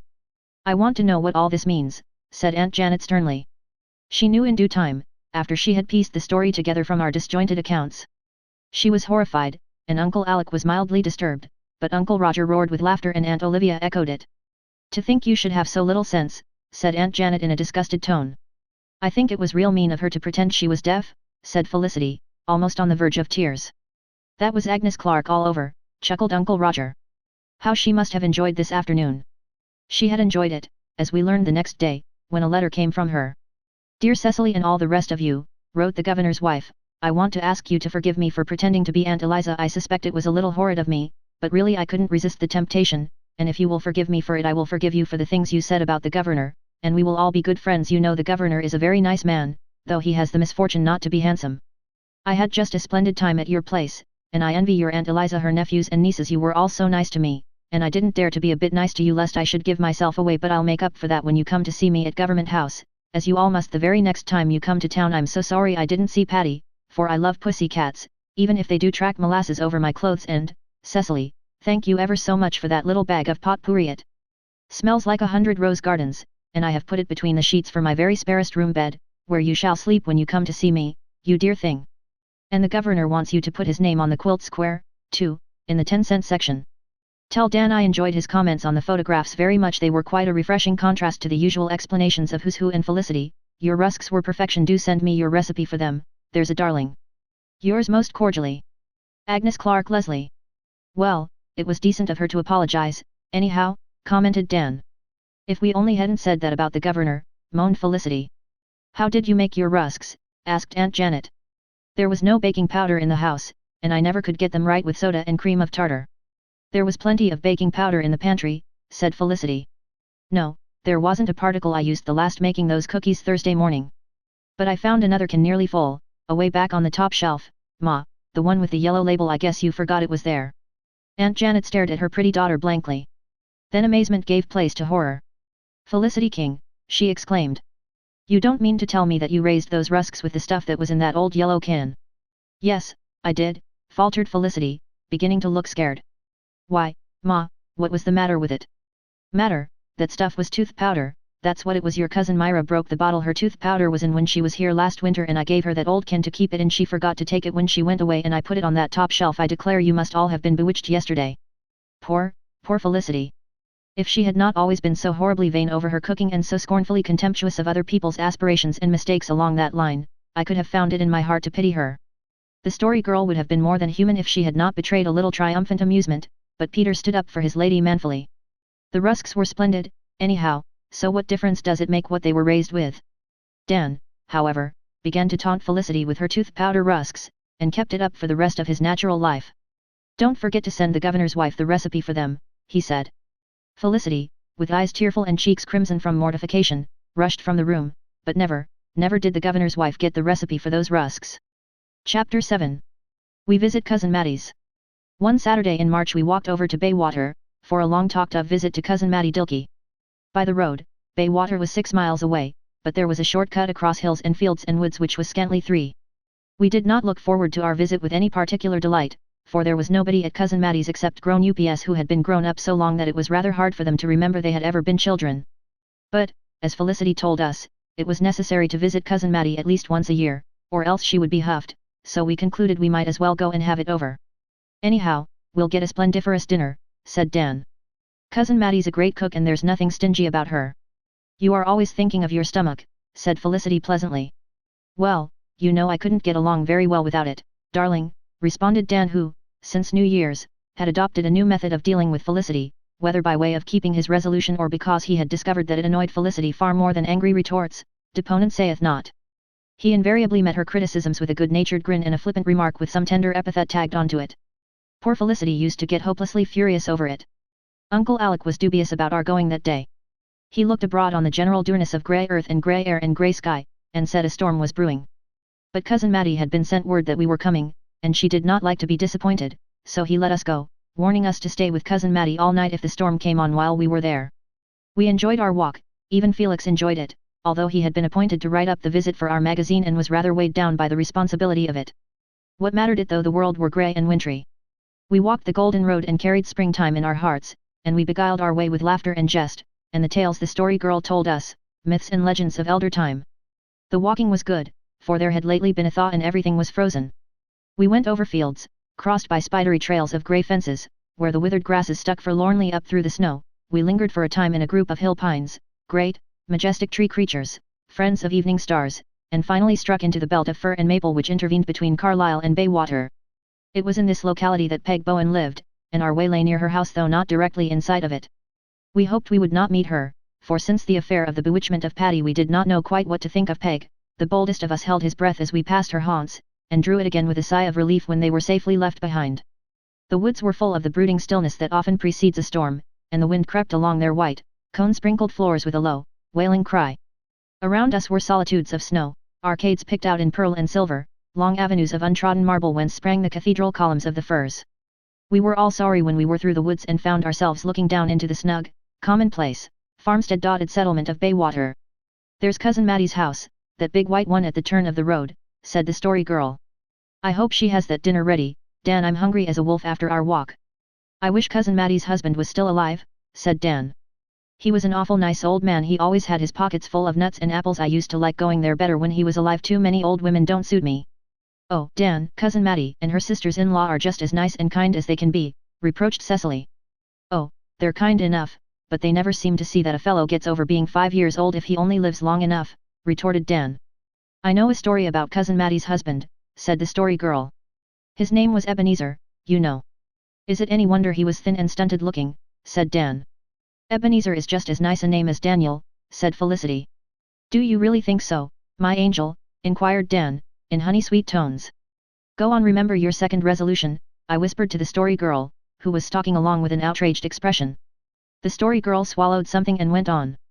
Cousin Ebenezer had a horror of borrowing. He thought it was simply a dreadful disgrace to borrow anything. Well, you know, he and Cousin Maddie used to live in Carlisle, where the Rays now live. This was when Grandfather King was alive. One day Cousin Ebenezer came up the hill and into the kitchen where all the family were. Uncle Roger said he looked as if he had been stealing sheep. He sat for a whole hour in the kitchen and hardly spoke a word, but just looked miserable. At last he got up and said in a desperate sort of way, Uncle Abraham, can I speak with you in private for a minute? Oh, certainly, said Grandfather, and took him into the parlor. Cousin Ebenezer shut the door, looked all around him and then said imploringly, more private still. So Grandfather took him into the spare room and shut that door. He was getting frightened. He thought something terrible must have happened. Cousin Ebenezer came right up to Grandfather, took hold of the lapel of his coat, and said in a whisper, Uncle Abraham, can you lend me an axe? He needn't have made such a mystery about it, said Cecily, who had missed the point entirely, and couldn't see why the rest of us were laughing. But Cecily was such a darling that we did not mind her lack of a sense of humor. It's kind of mean to tell stories like that about people who are dead, said Felicity. Sometimes it's safer than when they're alive though, sweetheart, commented Dan. We had our expected good dinner at Cousin Maddie's, may it be counted unto her for righteousness. She and her sisters-in-law, Miss Louisa Jane and Miss Caroline, were very kind to us. We had quite a nice time, although I understood why Dan objected to them when they patted us all on the head and told us whom we resembled and gave us peppermint lozenges. Chapter 8. We visit Peg Bowen. We left Cousin Maddie's early, for it still looked like a storm, though no more so than it had in the morning. We intended to go home by a different path, one leading through cleared land overgrown with scrub maple, which had the advantage of being farther away from Peg Bowen's house. We hoped to be home before it began to storm, but we had hardly reached the hill above the village when a fine, driving snow began to fall. It would have been wiser to have turned back even then, but we had already come a mile and we thought we would have ample time to reach home before it became really bad. We were sadly mistaken. By the time we had gone another half-mile we were in the thick of a bewildering, blinding snowstorm. But it was by now just as far back to Cousin Maddie's as it was to Uncle Alec's, so we struggled on, growing more frightened at every step. We could hardly face the stinging snow, and we could not see 10 feet ahead of us. It had turned bitterly cold and the tempest howled all around us in white desolation under the fast darkening night. The narrow path we were trying to follow soon became entirely obliterated and we stumbled blindly on, holding to each other, and trying to peer through the furious whirl that filled the air. Our plight had come upon us so suddenly that we could not realize it. Presently Peter, who was leading the van because he was supposed to know the path best, stopped. I can't see the road any longer, he shouted. I don't know where we are. We all stopped and huddled together in a miserable group. Fear filled our hearts. It seemed ages ago that we had been snug and safe and warm at Cousin Maddie's. Cecily began to cry with cold. Dan, in spite of her protests, dragged off his overcoat and made her put it on. We can't stay here, he said. We'll all freeze to death if we do. Come on, we've got to keep moving. The snow ain't so deep yet. Take hold of my hand, Cecily. We must all hold together. Come, now. It won't be nice to be frozen to death, but if we get through alive, think what a story we'll have to tell, said the story girl between her chattering teeth. In my heart I did not believe we would ever get through alive. It was almost pitch dark now, and the snow grew deeper every moment. We were chilled to the heart. I thought how nice it would be to lie down and rest, but I remembered hearing that was fatal, and I endeavored to stumble on with the others. It was wonderful how the girls kept up, even Cecily. It occurred to me to be thankful that Sarah Ray was not with us. But we were wholly lost now. All around us was a horror of great darkness. Suddenly Felicity fell. We dragged her up, but she declared she could not go on, she was done out. Have you any idea where we are? Shouted Dan to Peter. No, Peter shouted back, the wind is blowing every which way. I haven't any idea where home is. Home? Would we ever see it again? We tried to urge Felicity on, but she only repeated drowsily that she must lie down and rest. Cecily, too, was reeling against me. The story girl still stood up staunchly and counseled struggling on, but she was numb with cold and her words were hardly distinguishable. Some wild idea was in my mind that we must dig a hole in the snow and all creep into it. I had read somewhere that people had thus saved their lives in snowstorms. Suddenly Felix gave a shout. "I see a light," he cried. "Where, where?" We all looked but could see nothing. "I don't see it now but I saw it a moment ago," shouted Felix. "I'm sure I did, come on, over in this direction." Inspired with fresh hope we hurried after him. Soon we all saw the light, and never shone a fairer beacon.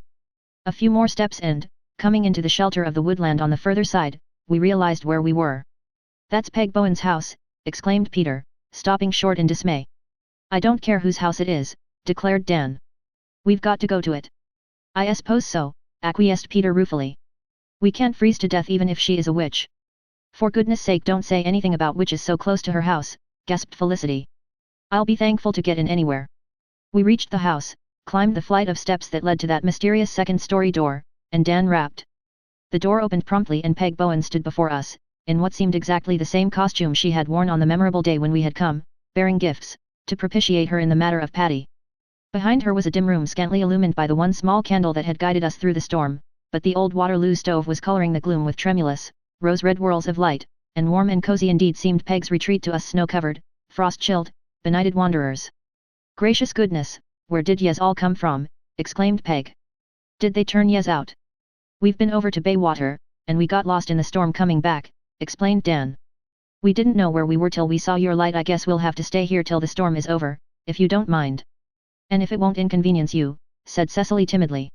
"Oh, it's no inconvenience to speak of. Come in well, yez have got some snow on yez. Let me get a broom. You boys stomp your feet well and shake your coats. You girls give me your things and I'll hang them up. Guess yez are most froze well, sit up to the stove and get head up."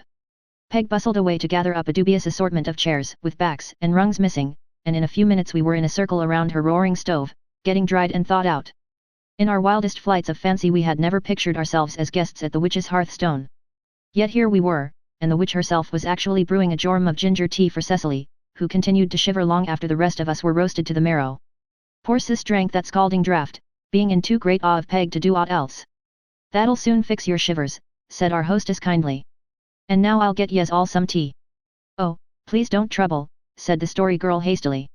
"'Tain't tea any trouble," said Peg briskly, then, with one of the sudden changes to fierceness which made her such a terrifying personage, "Do yez think my vitals ain't clean?" "Oh, no, no," cried Felicity quickly, before the story girl could speak. "None of us would ever think that. Sarah only meant she didn't want you to go to any bother on our account." "It ain't any bother," said Peg, mollified. "I'm spry as a cricket this winter, though I have the reology. Sometimes many a good bite I've had in your ma's kitchen. I owe yez a meal." No more protests were made. We sat in awed silence, gazing with timid curiosity about the room, the stained, plastered walls of which were well nigh covered with a motley assortment of pictures, chromos and advertisements, pasted on without much regard for order or character. We had heard much of Peg's pets and now we saw them. 6 cats occupied various cozy corners. One of them, the black goblin which had so terrified us in the summer, blinked satirically at us from the center of Peg's bed. Another, a dilapidated, striped beastie, with both ears and one eye gone, glared at us from the sofa in the corner. A dog, with only 3 legs, lay behind the stove. A crow sat on a roost above our heads, in company with a matronly old hen, and on the clock shelf were a stuffed monkey and a grinning skull. We had heard that a sailor had given Peg the monkey. But where had she got the skull? And whose was it? I could not help puzzling over these gruesome questions. Presently tea was ready and we gathered around the festal board, a board literally as well as figuratively, for Peg's table was the work of her own unskilled hands. The less said about the viands of that meal, and the dishes they were served in, the better. But we ate them, bless you, yes, as we would have eaten any witch's banquet set before us. Peg might or might not be a witch, common sense said not, but we knew she was quite capable of turning every one of us out of doors in one of her sudden fierce fits if we offended her, and we had no mind to trust ourselves again to that wild forest where we had fought a losing fight with the demon forces of night and storm. But it was not an agreeable meal in more ways than one. Peg was not at all careful of anybody's feelings. She hurt Felix's cruelly as she passed him his cup of tea. "You've gone too much to flesh, boy, so the magic seed didn't work, hey?" How in the world had Peg found out about that magic seed? Felix looked uncommonly foolish. "If you'd come to me in the first place I'd soon have told you how to get thin," said Peg, nodding wisely. "Won't you tell me now?" asked Felix eagerly, his desire to melt his too solid flesh overcoming his dread and shame. "No, I don't like being second fiddle," answered Peg with a crafty smile. "Sarah, you're too scrawny and pale, not much like your ma. I knew her well. She was counted a beauty, but she made no great things of a match. Your father had some money, but he was a tramp like meself. Where is he now?" "In Rome," said the story girl rather shortly. "People thought your ma was crazy when she took him, but she'd a right to please herself. Folks is too ready to call other folks crazy. There's people who say I'm not in my right mind. Did yez ever," Peg fixed Felicity with a piercing glance, "hear anything so ridiculous?" "Never," said Felicity, white to the lips. "I wish everybody was as sane as I am," said Peg scornfully. Then she looked poor Felicity over critically. "You're good looking but proud, and your complexion won't wear. It'll be like your ma's yet, too much red in it." "Well, that's better than being the color of mud," muttered Peter, who wasn't going to hear his lady traduced, even by a witch. All the thanks he got was a furious look from Felicity, but Peg had not heard him, and now she turned her attention to Cecily. "You look delicate. I dare say you'll never live to grow up." Cecily's lip trembled and Dan's face turned crimson. "Shut up," he said to Peg. "You've no business to say such things to people." "I think my jaw dropped. I know Peter's and Felix's did."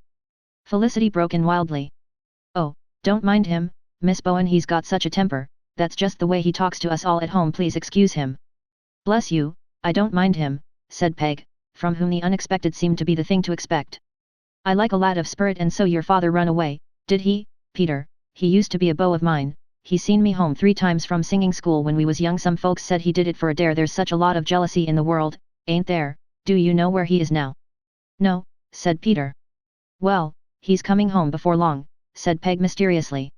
"Who told you that?" cried Peter in amazement. "Better not ask," responded Peg, looking up at the skull. If she meant to make the flesh creep on our bones, she succeeded. But now, much to our relief, the meal was over and Peg invited us to draw our chairs up to the stove again. "Make yourselves at home," she said, producing her pipe from her pocket. "I ain't one of the kind who thinks their house is too good to live in. Guess I won't bother washing the dishes. They'll do yes for breakfast if yes don't forget your places. I suppose none of yes smokes." "No," said Felicity, rather primly. "Then yes don't know what's good for yes," retorted Peg, rather grumpily. But a few whiffs of her pipe placated her and, observing Cecily sigh, she asked her kindly what was the matter. "I'm thinking how worried they'll be at home about us," explained Cecily. "Bless you, dearie, don't be worrying over that. I'll send them word that yes are all snug and safe here."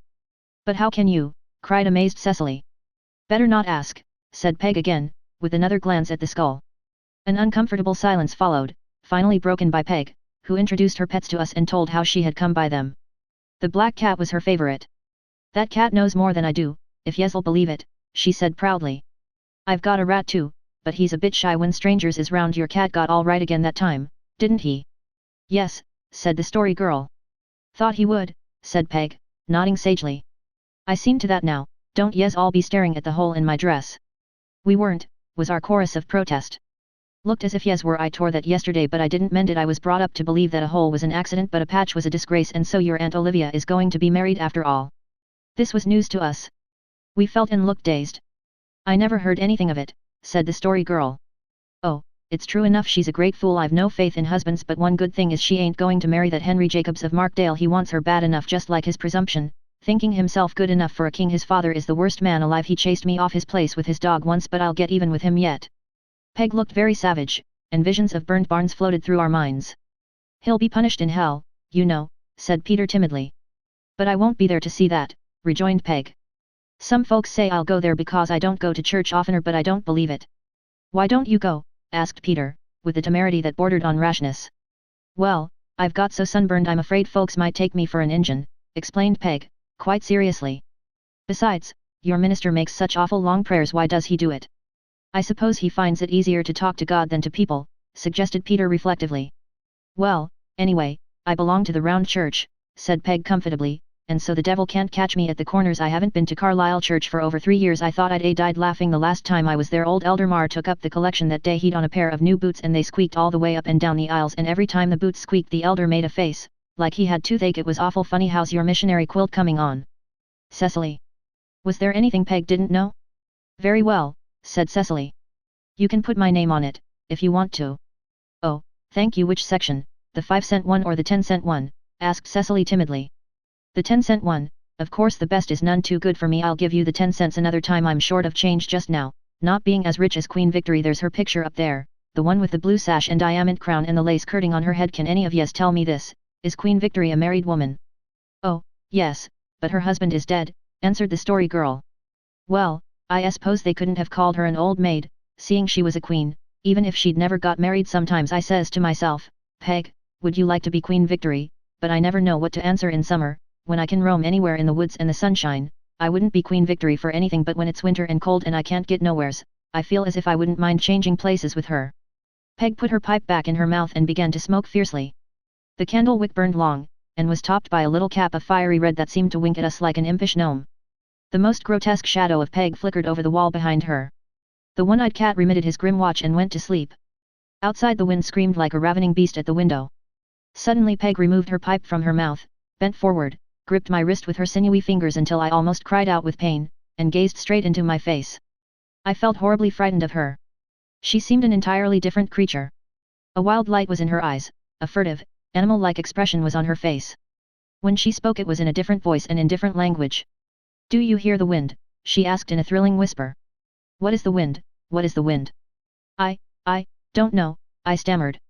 No more do I, said Peg, and nobody knows what the wind is. I wish I could find out. I mightn't be so afraid of the wind if I knew what it was. I am afraid of it when the blasts come like that. I want to crouch down and hide me, but I can tell you one thing about the wind, it's the only free thing in the world, the only free thing. Everything else is subject to some law, but the wind is free. It bloweth where it listeth and no man can tame it. It's free, that's why I love it.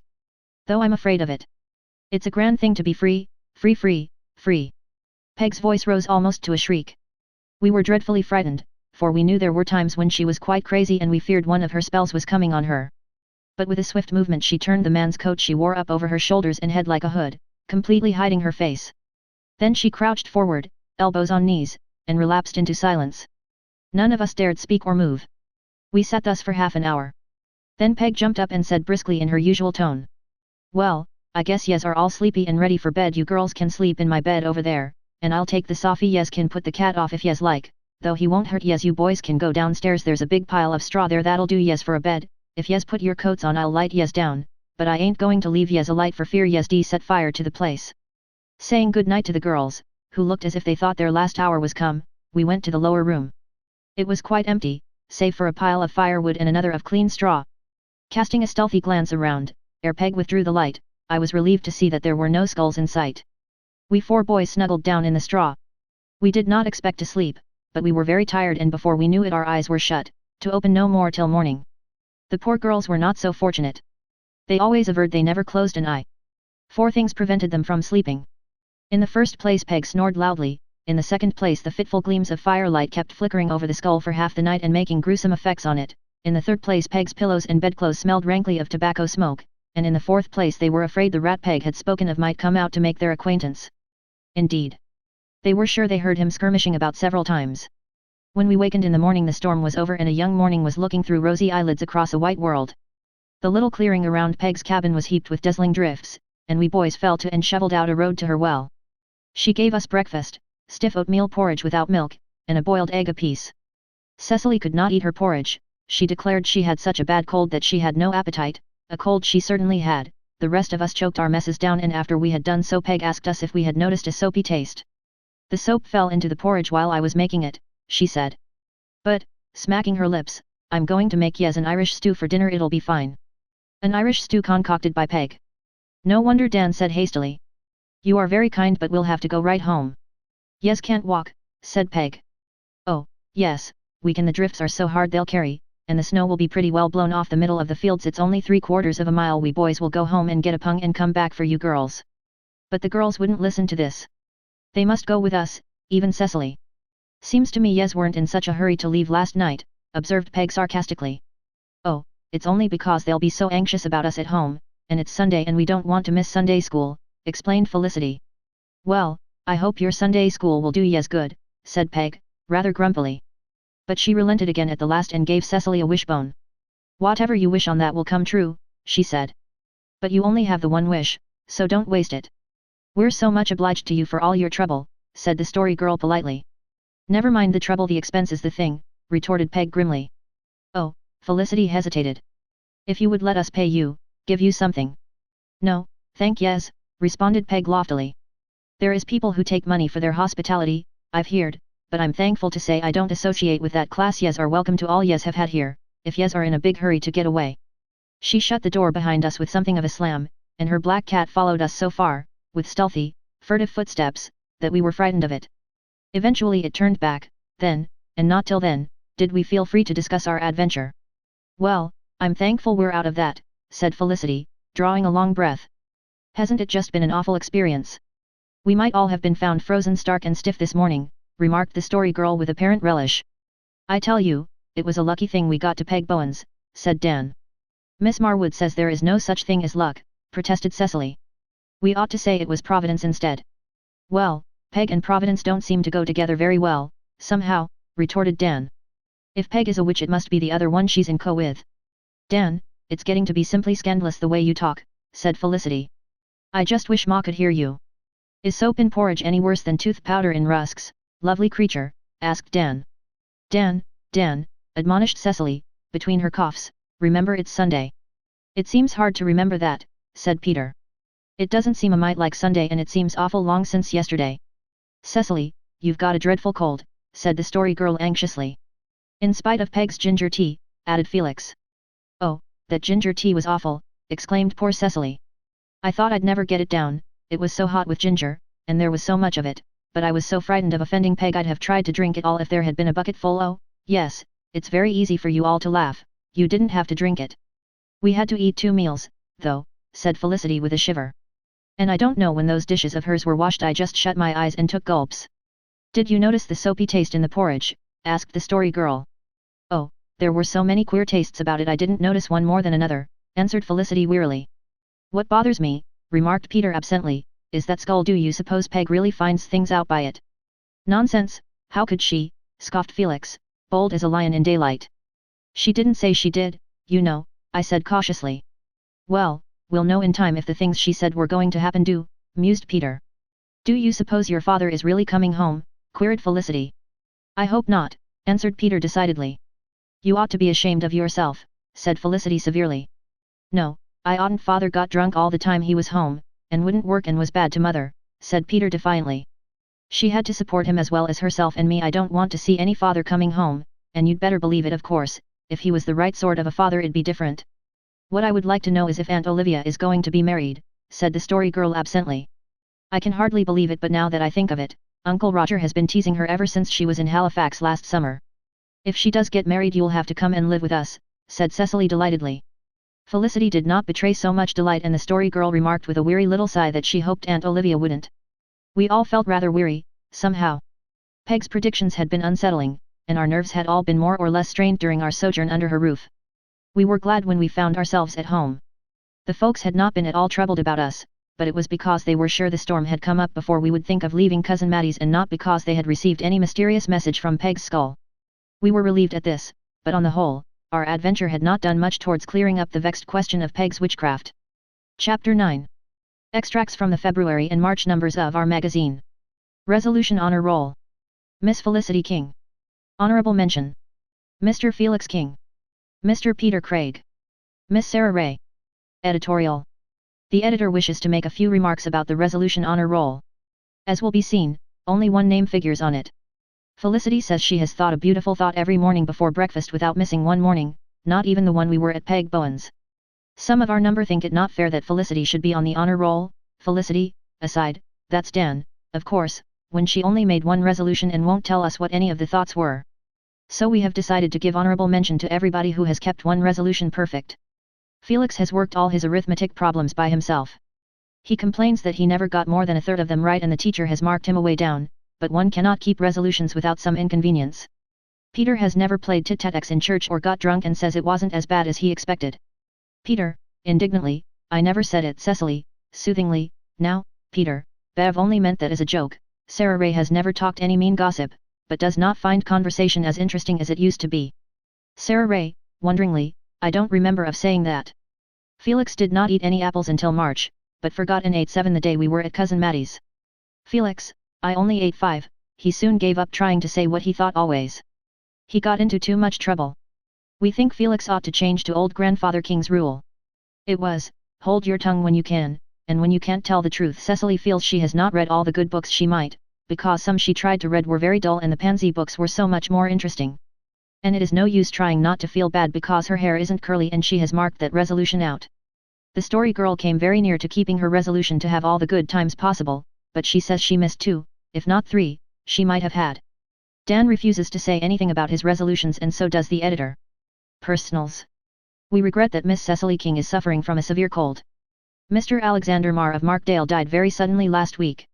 We never heard of his death till he was dead. Miss Cecily King wishes to state that she did not ask the question about Holy Moses and the other word in the January number. Dan put it in for a mean joke. The weather has been cold and fine. We have only had one bad storm. The coasting on Uncle Roger's hill continues good. Aunt Eliza did not favor us with a visit after all. She took cold and had to go home. We were sorry that she had a cold but glad that she had to go home.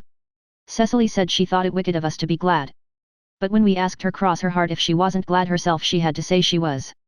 Miss Cecily King has got 3 very distinguished names on her quilt square. They are the governor and his wife and a witches. The King family had the honor of entertaining the governor's wife to tea on February the 17th. We are all invited to visit Government House but some of us think we won't go. A tragic event occurred last Tuesday. MRS James Fruin came to tea and there was no pie in the house. Felicity has not yet fully recovered. A new boy is coming to school. His name is Cyrus Brisk and his folks moved up from Markdale. He says he is going to punch Willie Fraser's head if Willie keeps on thinking he is Miss Cecily King's beau. Cecily, I haven't any beau, I don't mean to think of such a thing for at least 8 years yet. Miss Alice Reed of Charlottetown Royalty has come to Carlisle to teach music. She boards at Mr. Peter Armstrong's. The girls are all going to take music lessons from her. 2 descriptions of her will be found in another column. Felix wrote one, but the girls thought he did not do her justice, so Cecily wrote another one. She admits she copied most of the description out of Valeria H. Montague's story Lord Marmaduke's First, Last, and Only Love, or The Bride of the Castle by the Sea, but says they fit Miss Reed better than anything she could make up. Household Department. Always keep the kitchen tidy and then you needn't mind if company comes unexpectedly. Anxious Inquirer, we don't know anything that will take the stain out of a silk dress when a soft-boiled egg is dropped on it. Better not wear your silk dress so often, especially when boiling eggs. Ginger tea is good for colds. Old Housekeeper, yes, when the baking powder gives out you can use tooth powder instead. Felicity, I never wrote that, I don't care, I don't think it's fair for other people to be putting things in my department. Our apples are not keeping well this year. They are rotting, and besides father says we eat an awful lot of them. Perseverance, I will give you the recipe for dumplings you ask for. But remember it is not everyone who can make dumplings, even from the recipe. There's a knack in it. If the soap falls into the porridge do not tell your guests about it until they have finished eating it because it might take away their appetite. Felicity King. Etiquette Department. PRCG, do not criticize people's noses unless you are sure they can't hear you, and don't criticize your best girl's grey tant's nose in any case. Felicity, tossing her head, oh, my, I suppose Dan thought that was extra smart. CYKG, when my most intimate friend walks with another girl and exchanges lace patterns with her, what ought I to do? Answer: adopt a dignified attitude. FYKG, it is better not to wear your second best hat to church, but if your mother says you must it is not for me to question her decision. Felicity, Dan just copied that word for word out of the Family Guide, except about the hat part.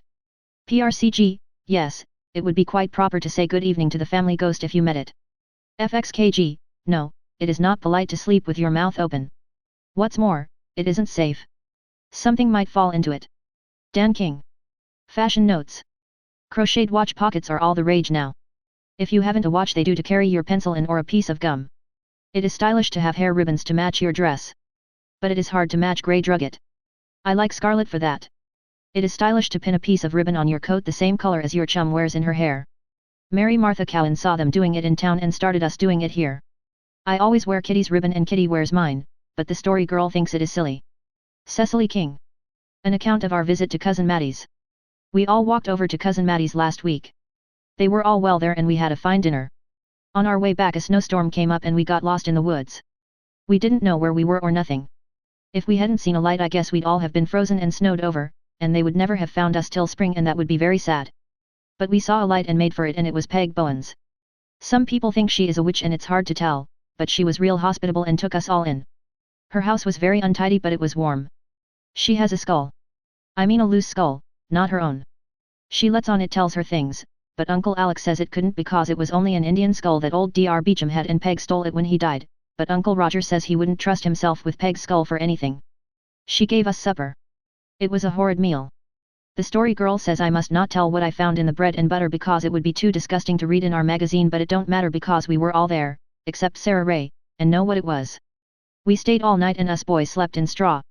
None of us had ever slept on straw before. We got home in the morning. That is all I can write about our visit to Cousin Maddie's. Felix King. My worst adventure. It's my turn to write it, so I suppose I must. I guess my worst adventure was 2 years ago when a whole lot of us were coasting on Uncle Roger's hill. Charlie Cowan and Fred Marr had started, but halfway down their sled got stuck and I ran down to shove them off again. Then I stood there just a moment to watch them with my back to the top of the hill. While I was standing there, Rob Marr started Kitty and Em Fruin off on his sled. His sled had a wooden tongue in it and it slanted back over the girls' heads. I was right in the way and they yelled to me to get out, but just as I heard them it struck me. The sled took me between the legs and I was histed back over the tongue and dropped in a heap behind before I knew what had happened to me. I thought a tornado had struck me. The girls couldn't stop though, they thought I was killed, but Rob came tearing down and helped me up. He was awful scared, but I wasn't killed nor my back wasn't broken, but my nose bled something awful and kept on bleeding for 3 days. Not all the time but by spells. Dan King. The story of how Carlisle got its name. This is a true story too. Long ago there was a girl lived in Charlottetown. I don't know her name so I can't write it, and maybe it is just as well, for Felicity might think it wasn't romantic like Miss Jemima Parr's. She was awful pretty and a young Englishman who had come out to make his fortune fell in love with her and they were engaged to be married the next spring. His name was Mr. Carlisle. In the winter he started off to hunt caribou for a spell. Caribous lived on the island then. There ain't any here now. He got to where it is Carlisle now. It wasn't anything then, only woods and a few Indians. He got awful sick and was sick for ever so long in a Indian camp and only an old Micmac squaw to wait on him. Back in town they all thought he was dead and his girl felt bad for a little while and then got over it and took up with another beau.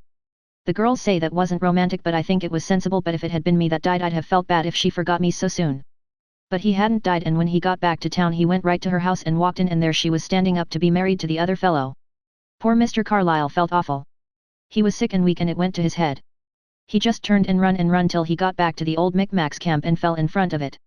But the Indians had gone because it was spring and it didn't matter because he really was dead this time, and people come looking for him from town and found him and buried him there and called the place after him. They say the girl was never happy again and that was hard lines on her, but maybe she deserved it. Peter Craig. Miss Alice Reed. Miss Alice Reed is a very pretty girl. She has kind of curly blackish hair and big grey eyes and a pale face. She is tall and thin, but her figure is pretty fair and she has a nice mouth and a sweet way of speaking. The girls are crazy about her and talk about her all the time. Felix King. Beautiful Alice. That is what we girls call Miss Reed among ourselves. She is divinely beautiful. Her magnificent wealth of raven hair flows back in glistening waves from her sun-kissed brow. Dan, if Felix had said she was sunburned you'd have all jumped on him. Cecily, coldly, sun-kissed doesn't mean sunburned. Dan, what does it mean then? Cecily, embarrassed, I don't know, but Miss Montague says the Lady Geraldine's brow was sun-kissed and of course an earl's daughter wouldn't be sunburned. The story girl, oh, don't interrupt the reading like this, it spoils it. Her eyes are gloriously dark and deep, like midnight lakes mirroring the stars of heaven. Her features are like sculptured marble and her mouth is a trembling, curving Cupid's bow. Peter, aside, what kind of a thing is that? Her creamy skin is as fair and flawless as the petals of a white lily. Her voice is like the ripple of a woodland brook and her slender form is matchless in its symmetry. Dan, that's Valeria's way of putting it, but Uncle Roger says she don't show her feed much. Felicity, Dan, if Uncle Roger is vulgar you needn't be, her hands are like a poet's dreams. She dresses so nicely and looks so stylish in her clothes. Her favorite color is blue. Some people think she is stiff and some say she is stuck up, but she isn't a bit. It's just that she is different from them and they don't like it. She is just lovely and we adore her. Cecily King. Chapter 10. Disappearance of Patty. As I remember, the spring came late that year in Carlisle. It was May before the weather began to satisfy the grown ups. But we children were more easily pleased, and we thought April a splendid month because the snow all went early and left grey, firm, frozen ground for our rambles and games. As the days slipped by they grew more gracious, the hillsides began to look as if they were thinking of Mayflowers, the old orchard was washed in a bath of tingling sunshine and the sap stirred in the big trees, by day the sky was veiled with delicate cloud drift, fine and filmy as woven mist, in the evenings a full, low moon looked over the valleys, as pallid and holy as some hoary old saint, a sound of laughter and dream was on the wind and the world grew young with the mirth of April breezes. It's so nice to be alive in the spring, said the story girl one twilight as we swung on the boughs of Uncle Stephen's walk. It's nice to be alive any time, said Felicity, complacently. But it's nicer in the spring, insisted the story girl. When I'm dead I think I'll feel dead all the rest of the year, but when spring comes I'm sure I'll feel like getting up and being alive again. You do say such queer things, complained Felicity. You won't be really dead anytime, you'll be in the next world, and I think it's horrid to talk about people being dead anyhow. We've all got to die, said Sarah Ray solemnly, but with a certain relish. It was as if she enjoyed looking forward to something in which nothing, neither an unsympathetic mother, nor the cruel fate which had made her a colorless little nonentity, could prevent her from being the chief performer. I sometimes think, said Cecily, rather wearily, that it isn't so dreadful to die young as I used to suppose. She prefaced her remark with a slight cough, as she had been all too apt to do of late, for the remnants of the cold she had caught the night we were lost in the storm still clung to her. Don't talk such nonsense, Cecily, cried the Story Girl with unwonted sharpness, a sharpness we all understood. All of us, in our hearts, though we never spoke of it to each other, thought Cecily was not as well as she ought to be that spring, and we hated to hear anything said which seemed in any way to touch or acknowledge the tiny, faint shadow which now and again showed itself dimly athwart our sunshine. Well, it was you began talking of being dead, said Felicity angrily. I don't think it's right to talk of such things, Cecily. Are you sure your feet ain't damp? We ought to go in anyhow, it's too chilly out here for you. You girls had better go, said Dan, but I ain't going until old Isaac Fruin goes. I've no use for him. I hate him, too, said Felicity, agreeing with Dan for once in her life. He chews tobacco all the time and spits on the floor, the horrid pig. And yet his brother is an elder in the church, said Sarah Ray wonderingly. I know a story about Isaac Fruin, said the Story Girl. When he was young he went by the name of Oatmeal Fruin, and he got it this way: he was noted for doing outlandish things. He lived at Markdale then, and he was a great, overgrown, awkward fellow, 6 feet tall. He drove over to Baywater one Saturday to visit his uncle there and came home the next afternoon, and although it was Sunday he brought a big bag of oatmeal in the wagon with him. When he came to Carlisle Church he saw that service was going on there, and he concluded to stop and go in. But he didn't like to leave his oatmeal outside for fear something would happen to it, because there were always mischievous boys around. So he hoisted the bag on his back and walked into church with it, and right to the top of the aisle to Grandfather King's pew. Grandfather King used to say he would never forget it to his dying day. The minister was preaching and everything was quiet and solemn when he heard a snicker behind him. Grandfather King turned around with a terrible frown. For you know in those days it was thought a dreadful thing to laugh in church, to rebuke the offender, and what did he see but that great, hulking young Isaac stalking up the aisle, bending a little forward under the weight of a big bag of oatmeal? Grandfather King was so amazed he couldn't laugh, but almost everyone else in the church was laughing, and Grandfather said he never blamed them, for no funnier sight was ever seen. Young Isaac turned into Grandfather's pew and thumped the bag of oatmeal down on the seat with a thud that cracked it. Then he plumped down beside it, took off his hat, wiped his face, and settled back to listen to the sermon, just as if it was all a matter of course. When the service was over he hoisted his bag up again, marched out of church, and drove home. He could never understand why it made so much talk, but he was known by the name of Oatmeal Fruin for years. Our laughter, as we separated, rang sweetly through the old orchard and across the far, dim meadows. Felicity and Cecily went into the house and Sarah Ray and the Story Girl went home, but Peter decoyed me into the granary to ask advice. You know Felicity has a birthday next week, he said, and I want to write her an ode. A what? I gasped. An ode, repeated Peter, gravely. It's poetry, you know. I'll put it in our magazine. But you can't write poetry, Peter, I protested. I'm going to try, said Peter stoutly. That is, if you think she won't be offended at me. She ought to feel flattered, I replied. You never can tell how she'll take things, said Peter gloomily. Of course I ain't going to sign my name, and if she ain't pleased I won't tell her I wrote it. Don't you let on. I promised I wouldn't, and Peter went off with a light heart. He said he meant to write 2 lines every day till he got it done. Cupid was playing his world-old tricks with others than poor Peter that spring. Allusion has been made in these chronicles to one, Cyrus Brisk, and to the fact that our brown-haired, soft-voiced Cecily had found favor in the eyes of the said Cyrus. Cecily did not regard her conquest with any pride. On the contrary, it annoyed her terribly to be teased about Cyrus. She declared she hated both him and his name. She was as uncivil to him as sweet Cecily could be to anyone, but the gallant Cyrus was nothing daunted. He laid determined siege to Cecily's young heart by all the methods known to lovelorn swains. He placed delicate tributes of spruce gum, molasses taffy, conversation candies and decorated slate pencils on her desk. He persistently chose her in all school games, calling for a partner. He entreated to be allowed to carry her basket from school. He offered to work her sums for her.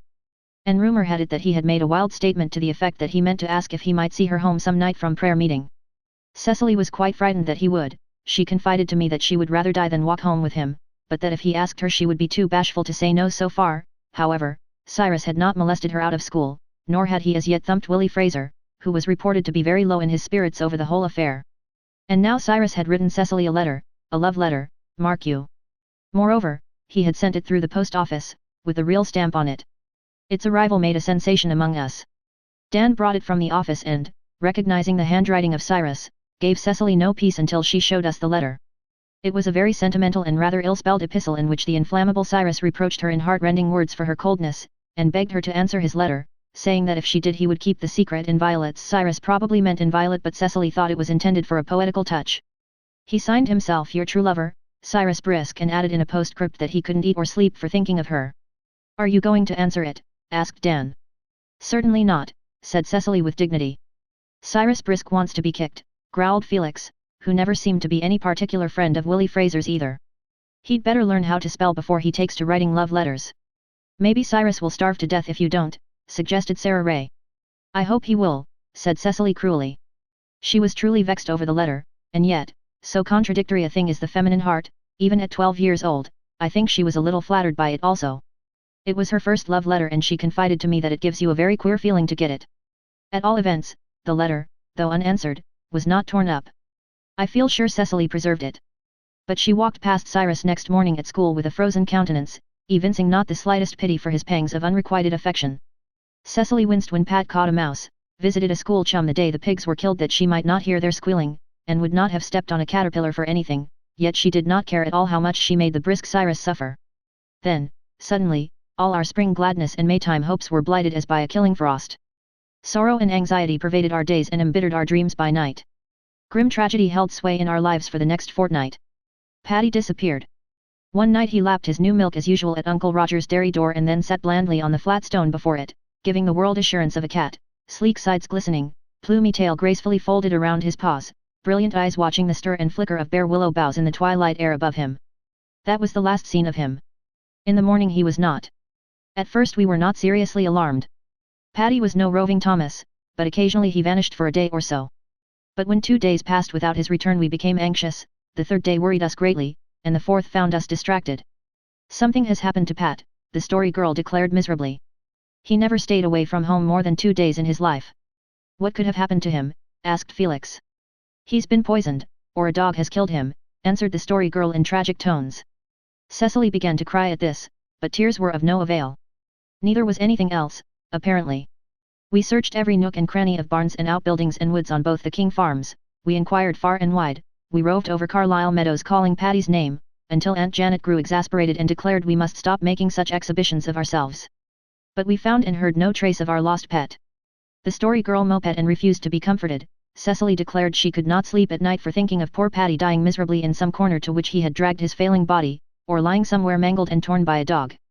We hated every dog we saw on the ground that he might be the guilty one. It's the suspense that's so hard, sobbed the Story Girl. If I just knew what had happened to him it wouldn't be quite so hard, but I don't know whether he's dead or alive. He may be living and suffering, and every night I dream that he has come home, and when I wake up and find it's only a dream it just breaks my heart. It's ever so much worse than when he was so sick last fall, said Cecily drearily. Then we knew that everything was done for him that could be done. We could not appeal to Peg Bowen this time. In our desperation we would have done it, but Peg was far away. With the first breath of spring she was up and off, answering to the lure of the long road. She had not been seen in her accustomed haunts for many a day. Her pets were gaining their own living in the woods and her house was locked up. Chapter 11. The Witch's Wishbone. When a fortnight had elapsed we gave up all hope. Pat is dead, said the Story Girl hopelessly, as we returned one evening from a bootless quest to Andrew Cowan's where a strange grey cat had been reported, a cat which turned out to be a yellowish-brown nondescript, with no tail to speak of. I'm afraid so, I acknowledged at last. If only Peg Bowen had been at home she could have found him for us, asserted Peter. Her skull would have told her where he was. I wonder if the wishbone she gave me would have done any good, cried Cecily suddenly. I'd forgotten all about it. Oh, do you suppose it's too late yet? There's nothing in a wishbone, said Dan impatiently. You can't be sure she told me I'd get the wish I made on it. I'm going to try whenever I get home. It can't do any harm, anyhow, said Peter, but I'm afraid you've left it too late. If Pat is dead even a witch's wishbone can't bring him back to life. I'll never forgive myself for not thinking about it before, mourned Cecily. As soon as we got home she flew to the little box upstairs where she kept her treasures, and brought therefrom the dry and brittle wishbone. Peg told me how it must be done. I'm to hold the wishbone with both hands, like this, and walk backward, repeating the wish 9 times, and when I've finished the 9th time I'm to turn around 9 times, from right to left, and then the wish will come true right away. Do you expect to see Pat when you finish turning? Said Dan skeptically. None of us had any faith in the incantation except Peter, and, by infection, Cecily. You never could tell what might happen. Cecily took the wishbone in her trembling little hands and began her backward pacing, repeating solemnly, I wish that we may find Paddy alive, or else his body, so that we can bury him decently. By the time Cecily had repeated this 9 times we were all slightly infected with the desperate hope that something might come of it, and when she had made her 9 gyrations we looked eagerly down the sunset lane, half expecting to see our lost pet. But we saw only the awkward man turning in at the gate. This was almost as surprising as the sight of Pat himself would have been, but there was no sign of Pat and hope flickered out in every breast but Peter's. You've got to give the spell time to work, he expostulated. If Pat was miles away when it was wished it wouldn't be reasonable to expect to see him right off. But we of little faith had already lost that little, and it was a very disconsolate group which the awkward man presently joined. He was smiling, his rare, beautiful smile which only children ever saw, and he lifted his hat to the girls with no trace of the shyness and awkwardness for which he was notorious. Good evening, he said. Have you little people lost a cat lately? We stared. Peter said I knew it, in a triumphant pig's whisper. The story girl started eagerly forward. Oh, Mr. Dale, can you tell us anything of Paddy? She cried. A silver-grey cat with black points and very fine marking. Yes, yes. Alive. Yes. Well, doesn't that beat the Dutch, muttered Dan. But we were all crowding about the awkward man, demanding where and when he had found Paddy. You'd better come over to my place and make sure that it really is your cat, suggested the awkward man, and I'll tell you all about finding him on the way. I must warn you that he is pretty thin, but I think he'll pull through. We obtained permission to go without much difficulty, although the spring evening was wearing late, for Aunt Janet said she supposed none of us would sleep a wink that night if we didn't. A joyful procession followed the awkward man and the story girl across the grey, starlit meadows to his home and through his pine-guarded gate. You know that old barn of mine back in the woods, said the awkward man. I go to it only about once in a blue moon. There was an old barrel there, upside down, one side resting on a block of wood. This morning I went to the barn to see about having some hay hauled home, and I had occasion to move the barrel. I noticed that it seemed to have been moved slightly since my last visit, and it was now resting wholly on the floor. I lifted it up, and there was a cat lying on the floor under it. I had heard you had lost yours and I took it this was your pet. I was afraid he was dead at first. He was lying there with his eyes closed, but when I bent over him he opened them and gave a pitiful little mew, or rather his mouth made the motion of a mew, for he was too weak to utter a sound. Oh, poor Paddy, said tender-hearted Cecily tearfully. He couldn't stand, so I carried him home and gave him just a little milk. Fortunately he was able to lap it. I gave him a little more at intervals all day, and when I left he was able to crawl around. I think he'll be all right, but you'll have to be careful how you feed him for a few days. Don't let your hearts run away with your judgment and kill him with kindness. Do you suppose anyone put him under that barrel? Asked the story girl. No, the barn was locked. Nothing but a cat could get in. I suppose he went under the barrel, perhaps in pursuit of a mouse, and somehow knocked it off the block and so imprisoned himself. Paddy was sitting before the fire in the awkward man's clean, bare kitchen. Thin. Why, he was literally skin and bone, and his fur was dull and lusterless. It almost broke our hearts to see our beautiful Paddy brought so low. Oh, how he must have suffered, moaned Cecily. He'll be as prosperous as ever in a week or two, said the awkward man kindly. The story girl gathered Paddy up in her arms. Most mellifluously did he purr as we crowded around to stroke him. With friendly joy he licked our hands with his little red tongue. Poor Paddy was a thankful cat. He was no longer lost, starving, imprisoned, helpless. He was with his comrades once more and he was going home, home to his old familiar haunts of orchard and dairy and granary, to his daily rations of new milk and cream, to the cozy corner of his own fireside. We trooped home joyfully, the story girl in our midst carrying Paddy hugged against her shoulder. Never did April stars look down on a happier band of travelers on the golden road. There was a little grey wind out in the meadows that night, and it danced along beside us on viewless, fairy feet, and sang a delicate song of the lovely, waiting years, while the night laid her beautiful hands of blessing over the world. You see what Peg's wishbone did, said Peter triumphantly. Now, look here, Peter, don't talk nonsense, expostulated Dan. The awkward man found Paddy this morning and had started to bring us word before Cecily ever thought of the wishbone. Do you mean to say you believe he wouldn't have come walking up our lane just when he did if she had never thought of it? I mean to say that I wouldn't mind if I had several wishbones of the same kind, retorted Peter stubbornly. Of course I don't think the wishbone had really anything to do with our getting Paddy back, but I'm glad I tried it, for all that, remarked Cecily in a tone of satisfaction. Well, anyhow, we've got Pat and that's the main thing, said Felix. And I hope it will be a lesson to him to stay home after this, commented Felicity. They say the barrens are full of mayflowers, said the story girl. Let us have a mayflower picnic tomorrow to celebrate Paddy's safe return. Chapter 12. Flowers o' May. Accordingly we went a-maying, following the lure of dancing winds to a certain westward sloping hill lying under the spirit-like blue of spring skies, feathered over with lisping young pines and firs, which cupped little hollows and corners where the sunshine got in and never got out again, but stayed there and grew mellow, coaxing dear things to bloom long before they would dream of waking up elsewhere. 'Twas there we found our Mayflowers. After faithful seeking Mayflowers, you must know, never flaunt themselves, they must be sought as becomes them, and then they will yield up their treasures to the seeker, clusters of star white and dawn pink that have in them the very soul of all the springs that ever were, reincarnated in something it seems gross to call perfume, so exquisite and spiritual is it. We wandered gaily over the hill, calling to each other with laughter and jest, getting parted and delightfully lost in that little pathless wilderness, and finding each other unexpectedly in nooks and dips and sunny silences, where the wind purred and gentled and went softly. When the sun began to hang low, sending great fan-like streamers of radiance up to the zenith, we foregathered in a tiny, sequestered valley, full of young green fern, lying in the shadow of a wooded hill. In it was a shallow pool, a glimmering green sheet of water on whose banks nymphs might dance as blithely as ever they did on Argive Hill or in Cretan Dale. There we sat and stripped the faded leaves and stems from our spoil, making up the blossoms into bouquets to fill our baskets with sweetness. The story girl twisted a spray of divinest pink in her brown curls, and told us an old legend of a beautiful Indian maiden who died of a broken heart when the first snows of winter were falling. Because she believed her long-absent lover was false. But he came back in the springtime from his long captivity, and when he heard that she was dead he sought her grave to mourn her, and lo, under the dead leaves of the old year he found sweet sprays of a blossom never seen before, and knew that it was a message of love and remembrance from his dark-eyed sweetheart.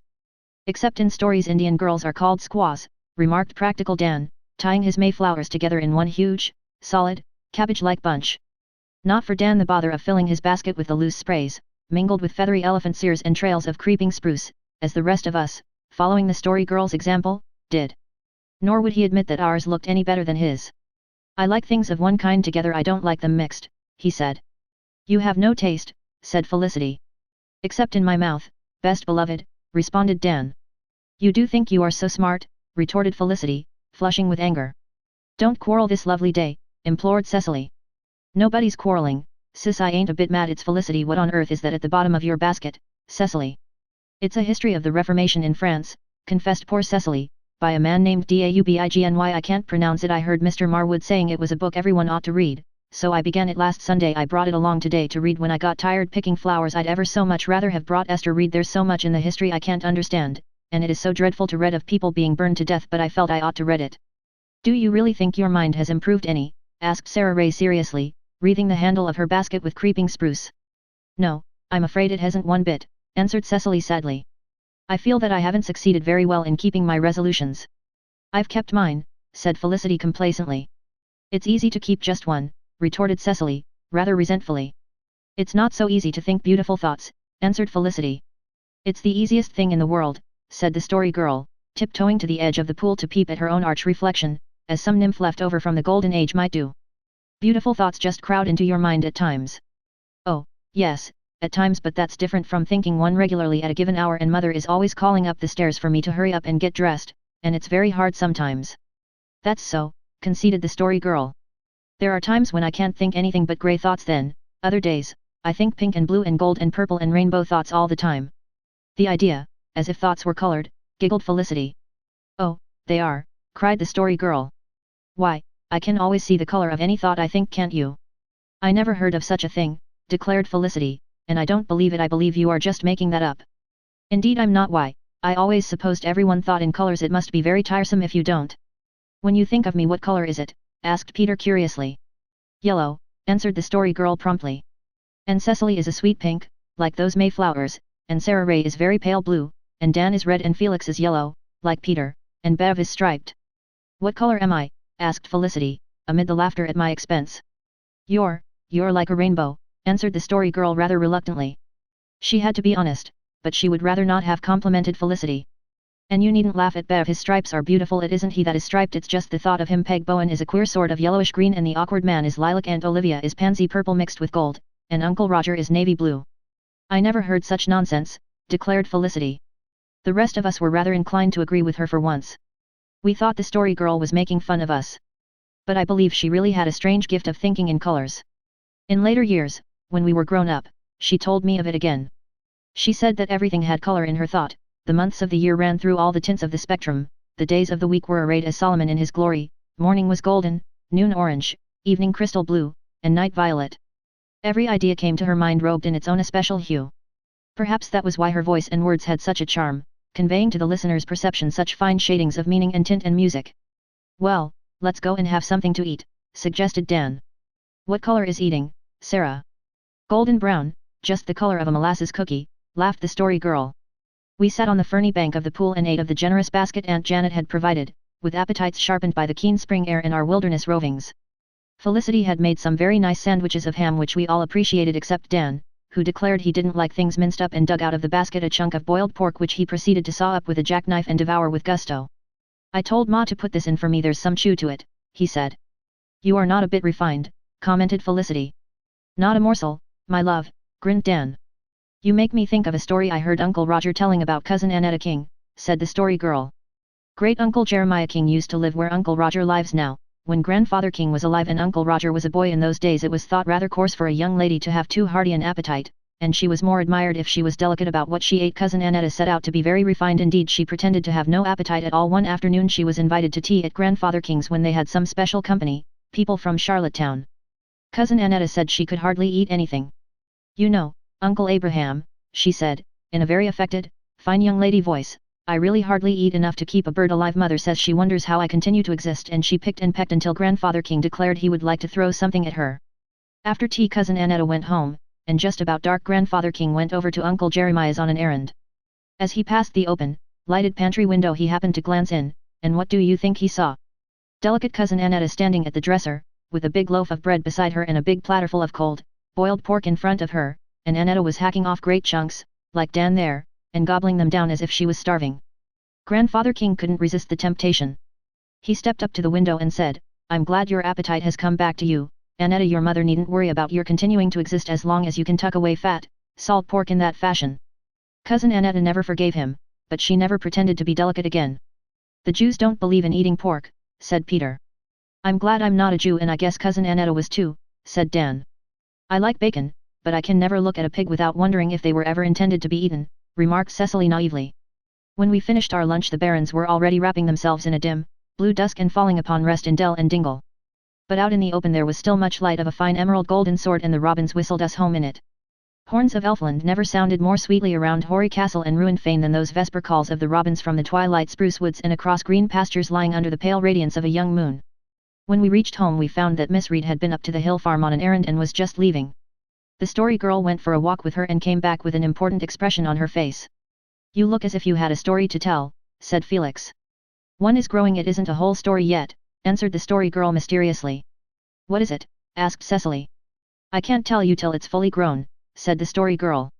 But I'll tell you a pretty little story the awkward man told me, tonight. He was walking in his garden as we went by, looking at his tulip beds. His tulips are up ever so much higher than ours, and I asked him how he managed to coax them along so early, and he said he didn't do it. It was all the work of the pixies who lived in the woods across the brook. There were more pixie babies than usual this spring, and the mothers were in a hurry for the cradles. The tulips are the pixie babies' cradles, it seems.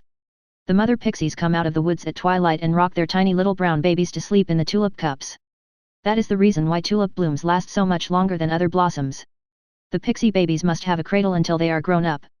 They grow very fast, you see, and the awkward man says on a spring evening, when the tulips are out, you can hear the sweetest, softest, clearest, fairy music in his garden, and it is the pixie folk singing as they rock the pixie babies to sleep.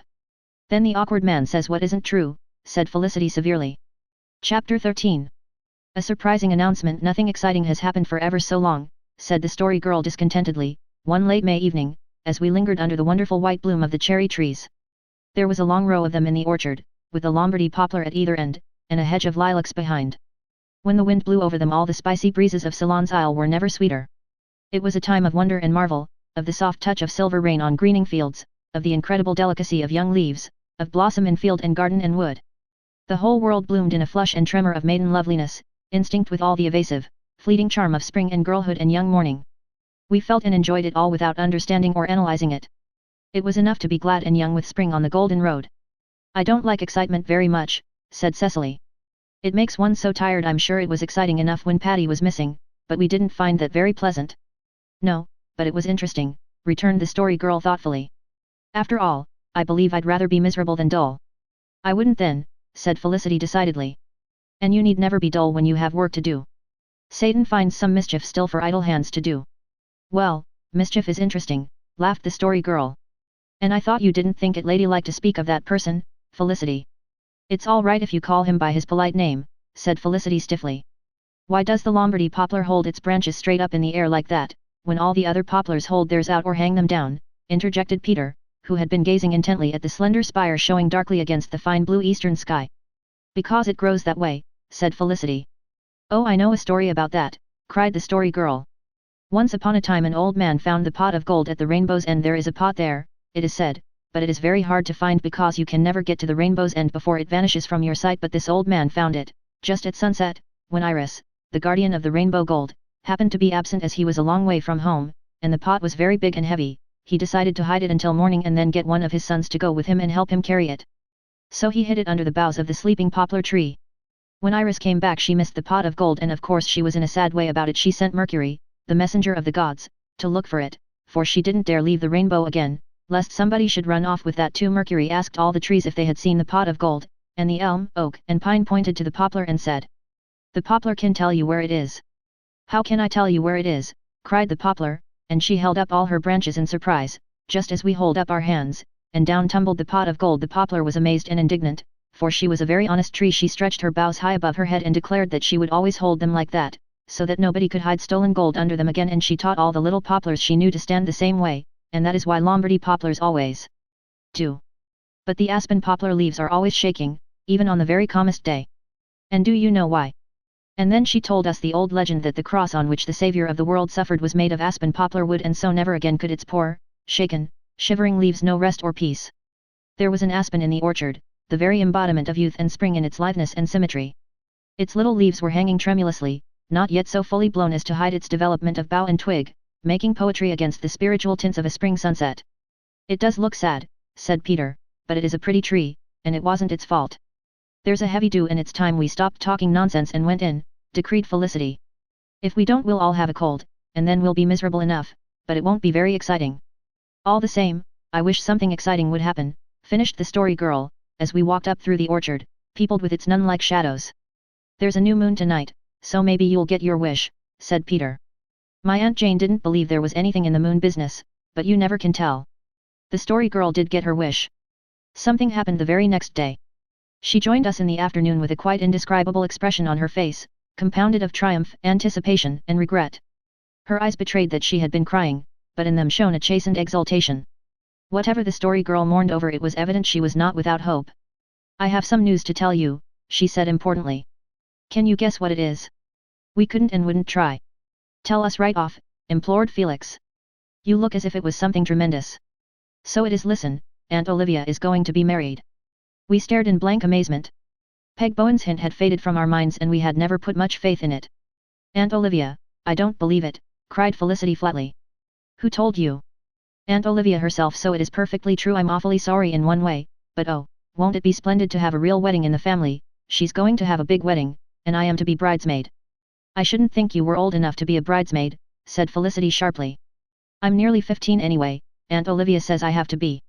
"Who's she going to marry?" asked Cecily, gathering herself together after the shock, and finding that the world was going on just the same. "His name is Dr. Seaton and he is a Halifax man. She met him when she was at Uncle Edward's last summer. They've been engaged ever since. The wedding is to be the 3rd week in June. And our school concert comes off the next week," complained Felicity. "Why do things always come together like that, and what are you going to do if Aunt Olivia is going away?" "I'm coming to live at your house," answered the Story Girl rather timidly. She did not know how Felicity might like that. But Felicity took it rather well.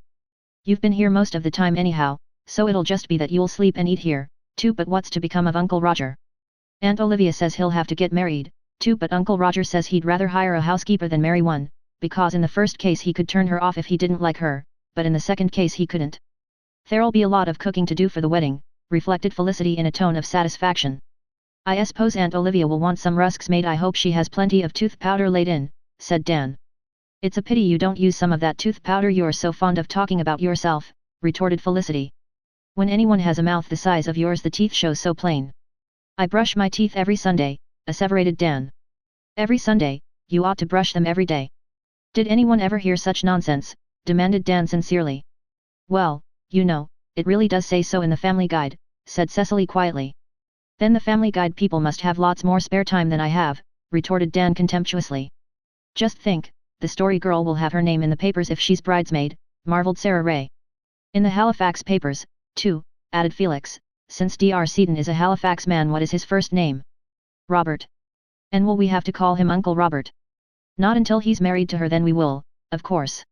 I hope your Aunt Olivia won't disappear before the ceremony, remarked Sarah Ray, who was surreptitiously reading The Vanquished Bride, by Valeria H. Montague in the Family Guide. I hope Dr. Seaton won't fail to show up, like your cousin Rachel Ward's beau, said Peter. That makes me think of another story I read the other day about Great Uncle Andrew King and Aunt Georgina, laughed the story girl. It happened 80 years ago. It was a very stormy winter and the roads were bad. Uncle Andrew lived in Carlisle, and Aunt Georgina, she was Miss Georgina Matheson then, lived away up west, so he couldn't get to see her very often. They agreed to be married that winter, but Georgina couldn't set the day exactly because her brother, who lived in Ontario, was coming home for a visit, and she wanted to be married while he was home, so it was arranged that she was to write Uncle Andrew and tell him what day to come. She did, and she told him to come on a Tuesday. But her writing wasn't very good and poor Uncle Andrew thought she wrote Thursday. So on Thursday he drove all the way to Georgina's home to be married. It was 40 miles and a bitter cold day. But it wasn't any colder than the reception he got from Georgina. She was out in the porch, with her head tied up in a towel, picking geese. She had been all ready Tuesday, and her friends and the minister were there, and the wedding supper prepared. But there was no bridegroom and Georgina was furious. Nothing Uncle Andrew could say would appease her. She wouldn't listen to a word of explanation, but told him to go, and never show his nose there again. So poor Uncle Andrew had to go ruefully home, hoping that she would relent later on, because he was really very much in love with her. And did she? Queried Felicity. She did. 13 years exactly from that day they were married. It took her just that long to forgive him. It took her just that long to find out she couldn't get anybody else, said Dan, cynically. Chapter 14. A Prodigal Returns. Aunt Olivia and the story girl lived in a whirlwind of dressmaking after that, and enjoyed it hugely. Cecily and Felicity also had to have new dresses for the great event, and they talked of little else for a fortnight. Cecily declared that she hated to go to sleep because she was sure to dream that she was at Aunt Olivia's wedding in her old faded gingham dress and a ragged apron. And no shoes or stockings, she added, and I can't move, and everyone walks past and looks at my feet. That's only in a dream, mourned Sarah Ray, but I may have to wear my last summer's white dress to the wedding. It's too short, but Ma says it's plenty good for this summer. I'll be so mortified if I have to wear it. I'd rather not go at all than wear a dress that wasn't nice, said Felicity pleasantly. I'd go to the wedding if I had to go in my school dress, cried Sarah Ray. I've never been to anything. I wouldn't miss it for the world. My Aunt Jane always said that if you were neat and tidy it didn't matter whether you were dressed fine or not, said Peter. I'm sick and tired of hearing about your Aunt Jane, said Felicity crossly. Peter looked grieved but held his peace. Felicity was very hard on him that spring, but his loyalty never wavered. Everything she said or did was right in Peter's eyes. It's all very well to be neat and tidy, said Sarah Ray, but I like a little style too. I think you'll find your mother will get you a new dress after all, comforted Cecily. Anyway, nobody will notice you because everyone will be looking at the bride. Aunt Olivia will make a lovely bride. Just think how sweet she'll look in a white silk dress and a floating veil. She says she is going to have the ceremony performed out here in the orchard under her own tree, said the story girl. Won't that be romantic? It almost makes me feel like getting married myself. What a way to talk, rebuked Felicity, and you only 15. Lots of people have been married at 15, laughed the story girl. Lady Jane Grey was. But you are always saying that Valeria H. Montague's stories are silly and not true to life, so that is no argument, retorted Felicity, who knew more about cooking than about history, and evidently imagined that the Lady Jane Grey was one of Valeria's titled heroines. The wedding was a perennial source of conversation among us in those days, but presently its interest palled for a time in the light of another quite tremendous happening. One Saturday night Peter's mother called to take him home with her for Sunday. She had been working at Mr. James Fruin's, and Mr. Fruin was driving her home. We had never seen Peter's mother before, and we looked at her with discreet curiosity. She was a plump, black-eyed little woman, neat as a pin, but with a rather tired and careworn face that looked as if it should have been rosy and jolly. Life had been a hard battle for her, and I rather think that her curly-headed little lad was all that had kept heart and spirit in her. Peter went home with her and returned Sunday evening.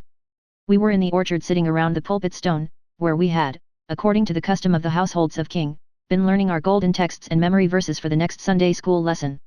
Paddy, grown sleek and handsome again, was sitting on the stone itself, washing his jowls. Peter joined us with a very queer expression on his face.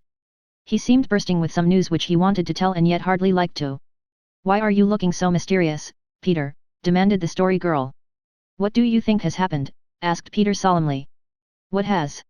My father has come home, answered Peter. The announcement produced all the sensation he could have wished. We crowded around him in excitement. Peter, when did he come back? Saturday night he was there when Ma and I got home. It give her an awful turn. I didn't know him at first, of course. Peter Craig, I believe you are glad your father has come back, cried the story girl. Course I'm glad, retorted Peter. And after you saying you didn't want ever to see him again, said Felicity. You just wait, you haven't heard my story yet. I wouldn't have been glad to see father if he'd come back the same as he went away, but he is a changed man. He happened to go into a revival meeting one night this spring and he got converted and he's come home to stay, and he says he's never going to drink another drop, but he's going to look after his family. Ma isn't to do any more washing for nobody but him and me, and I'm not to be a hired boy any longer. He says I can stay with your uncle Roger till the fall, cause I promised I would, but after that I'm to stay home and go to school right along and learn to be whatever I'd like to be. I tell you, it made me feel queer. Everything seemed to be upset, but he gave Ma $40, every cent he had, so I guess he really is converted. I hope it will last, I'm sure, said Felicity. She did not say it nastily, however. We were all glad for Peter's sake, though a little dizzy over the unexpectedness of it all. This is what I'd like to know, said Peter. How did Peg Bowen know my father was coming home? Don't you tell me she isn't a witch after that. And she knew about your Aunt Olivia's wedding, too, added Sarah Ray. Oh, well, she likely heard that from someone. Grown-up folks talk things over long before they tell them to children, said Cecily. Well, she couldn't have heard father was coming home from anyone, answered Peter. He was converted up in Maine, where nobody knew him, and he never told a soul he was coming till he got here. No, you can believe what you like, but I'm satisfied at last that Peg is a witch and that skull of hers does tell her things. She told me father was coming home and he come.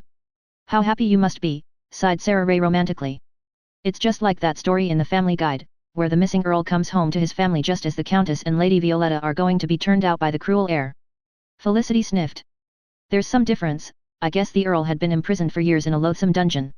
Perhaps Peter's father had too, if we but realized it, imprisoned in the dungeon of his own evil appetites and habits, than which none could be more loathsome. But a power, mightier than the forces of evil, had struck off his fetters and led him back to his long forfeited liberty and light. And no countess or lady of high degree could have welcomed a long-lost Earl home more joyfully than the tired little washerwoman had welcomed the erring husband of her youth. But in Peter's ointment of joy there was a fly or two.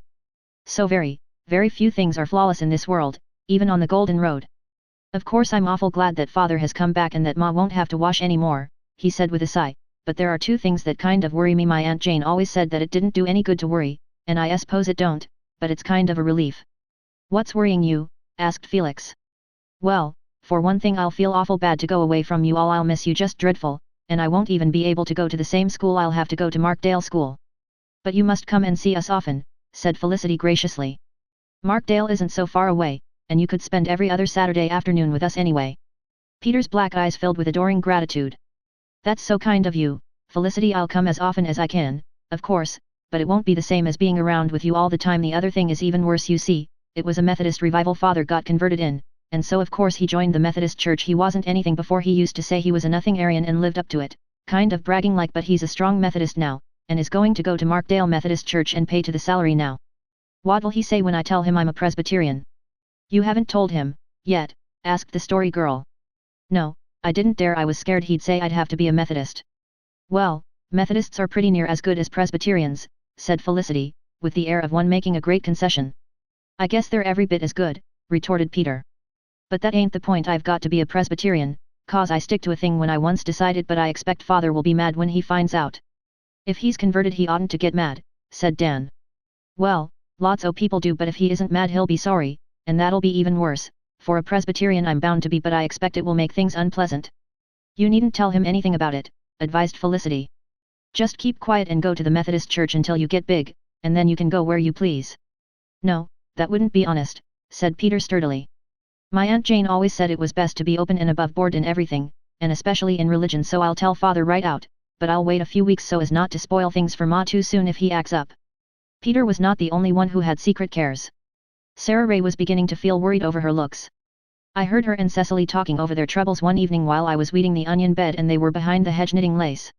I did not mean to eavesdrop. I supposed they knew I was there until Cecily overwhelmed me with indignation later on. I'm so afraid, Cecily, that I'm going to be homely all my life, said poor Sarah with a tremble in her voice. You can stand being ugly when you are young if you have any hope of being better looking when you grow up, but I'm getting worse. Aunt Mary says I'm going to be the very image of Aunt Matilda, and Aunt Matilda is as homely as she can be. It isn't, and poor Sarah sighed, a very cheerful prospect. If I am ugly nobody will ever want to marry me, and, concluded Sarah candidly, I don't want to be an old maid. But plenty of girls get married who aren't a bit pretty, comforted Cecily. Besides, you are real nice looking at times, Sarah. I think you are going to have a nice figure. But just look at my hands, moaned Sarah. They're simply covered with warts. Oh, the warts will all disappear before you grow up, said Cecily. But they won't disappear before the school concert. How am I to get up there and recite? You know there is one line in my recitation. She waved her lily white hand, and I have to wave mine when I say it. Fancy waving a lily white hand all covered with warts. I've tried every remedy I ever heard of, but nothing does any good. Judy Pineau said if I rubbed them with toad spit it would take them away for sure. But how am I to get any toad spit? It doesn't sound like a very nice remedy, anyhow, shuddered Cecily. I'd rather have the warts, but do you know, I believe if you didn't cry so much over every little thing, you'd be ever so much better looking. Crying spoils your eyes and makes the end of your nose red. I can't help crying, protested Sarah. My feelings are so very sensitive. I've given up trying to keep that resolution. Well, men don't like crybabies, said Cecily sagely. Cecily had a good deal of Mother Eve's wisdom tucked away in that smooth, brown head of hers. Cecily, do you ever intend to be married? Asked Sarah in a confidential tone. Goodness, cried Cecily, quite shocked.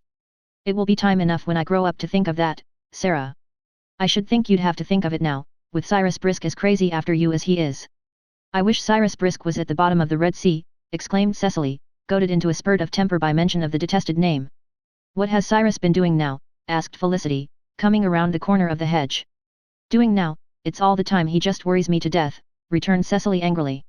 He keeps writing me letters and putting them in my desk or in my reader. I never answer one of them, but he keeps on, and in the last one, mind you, he said he'd do something desperate right off if I wouldn't promise to marry him when we grew up. Just think, Cecily, you've had a proposal already, said Sarah Ray in an awestruck tone.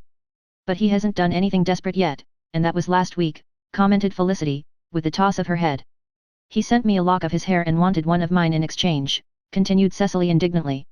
I tell you I sent his back to him pretty quick. Did you never answer any of his letters? Asked Sarah Ray. No, indeed, I guess not. Do you know, said Felicity, I believe if you wrote him just once and told him your exact opinion of him in good plain English it would cure him of his nonsense. I couldn't do that. I haven't enough spunk, confessed Cecily with a blush. But I'll tell you what I did do once. He wrote me a long letter last week. It was just awfully soft, and every other word was spelled wrong. He even spelled baking soda, bacon soda. What on earth had he to say about baking soda in a love letter? Asked Felicity. Oh, he said his mother sent him to the store for some and he forgot it because he was thinking about me. Well, I just took his letter and wrote in all the words, spelled right, above the wrong ones, in red ink, just as Mr. Perkins makes us do with our dictation exercises, and sent it back to him. I thought maybe he'd feel insulted and stop writing to me. And did he? No, he didn't. It is my opinion you can't insult Cyrus Brisk. He is too thick-skinned. He wrote another letter, and thanked me for correcting his mistakes, and said it made him feel glad because it showed I was beginning to take an interest in him when I wanted him to spell better. Did you ever? Miss Marwood says it is wrong to hate anyone, but I don't care, I hate Cyrus Brisk. MRS Cyrus Brisk would be an awful name, giggled Felicity. Flossie Brisk says Cyrus is ruining all the trees on his father's place, cutting your name on them, said Sarah Ray. His father told him he would whip him if he didn't stop, but Cyrus keeps right on. He told Flossie it relieved his feelings. Flossie says he cut yours and his together on the birch tree in front of the parlor window, and a row of hearts around them. Just where every visitor can see them, I suppose, lamented Cecily. He just worries my life out, and what I mind most of all is, he sits and looks at me in school with such melancholy, reproachful eyes when he ought to be working sums. I won't look at him, but I feel him staring at me, and it makes me so nervous. They say his mother was out of her mind at one time, said Felicity. I do not think Felicity was quite well pleased that Cyrus should have passed over her rose-red prettiness to set his affections on that demure elf of a Cecily. She did not want the allegiance of Cyrus in the least, but it was something of a slight that he had not wanted her to want it.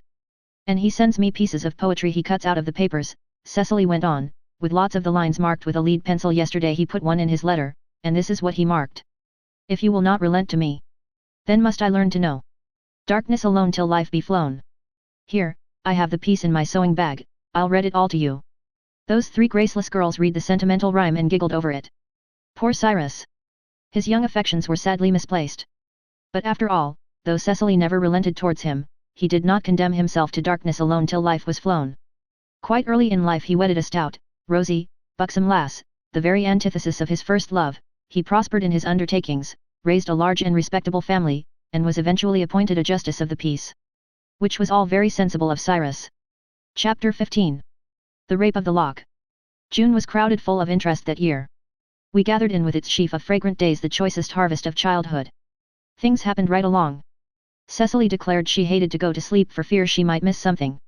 There were so many dear delights along the golden road to give us pleasure, the earth dappled with new blossom, the dance of shadows in the fields, the rustling, rain-wet ways of the woods, the faint fragrance in meadow lanes, liltings of birds and croon of bees in the old orchard, windy pipings on the hills, sunset behind the pines, limpid dews filling primrose cups, crescent moons through darkling's boughs, soft nights alight with blinking stars. We enjoyed all these boons, unthinkingly and light-heartedly, as children do. And besides these, there was the absorbing little drama of human life which was being enacted all around us, and in which each of us played a satisfying part, the gay preparations for Aunt Olivia's mid-June wedding. The excitement of practicing for the concert with which our school teacher, Mr. Perkins, had elected to close the school year, and Cecily's troubles with Cyrus Brisk, which furnished unholy mirth for the rest of us, though Cecily could not see the funny side of it at all. Matters went from bad to worse in the case of the irrepressible Cyrus. He continued to shower Cecily with notes, the spelling of which showed no improvement. He worried the life out of her by constantly threatening to fight Willie Fraser, although, as Felicity sarcastically pointed out, he never did it. "But I'm always afraid he will," said Cecily, "and it would be such a disgrace to have two boys fighting over me in school." "You must have encouraged Cyrus a little in the beginning or he'd never have been so persevering," said Felicity unjustly. "I never did," cried outraged Cecily. "You know very well, Felicity King, that I hated Cyrus Brisk ever since the very first time I saw his big, fat, red face, so there. Felicity is just jealous because Cyrus didn't take a notion to her instead of you, sis," said Dan. "Talk sense," snapped Felicity. "If I did you wouldn't understand me, sweet little sister," rejoined aggravating Dan. Finally Cyrus crowned his iniquities by stealing the denied lock of Cecily's hair. One sunny afternoon in school, Cecily and Kitty Marr asked and received permission to sit out on the side bench before the open window, where the cool breeze swept in from the green fields beyond. To sit on this bench was always considered a treat, and was only allowed as a reward of merit, but Cecily and Kitty had another reason for wishing to sit there. Kitty had read in a magazine that sunbaths were good for the hair, so both she and Cecily tossed their long braids over the windowsill and let them hang there in the broiling sunshine. And while Cecily sat thus, diligently working a fraction sum on her slate, that base Cyrus asked permission to go out, having previously borrowed a pair of scissors from one of the big girls who did fancy work at the noon recess. Outside, Cyrus sneaked up close to the window and cut off a piece of Cecily's hair. This rape of the lock did not produce quite such terrible consequences as the more famous one in Pope's poem, but Cecily's soul was no less agitated than Belinda's. She cried all the way home from school about it, and only checked her tears when Dan declared he'd fight Cyrus and make him give it up. "Oh, no, you mustn't," said Cecily, struggling with her sobs.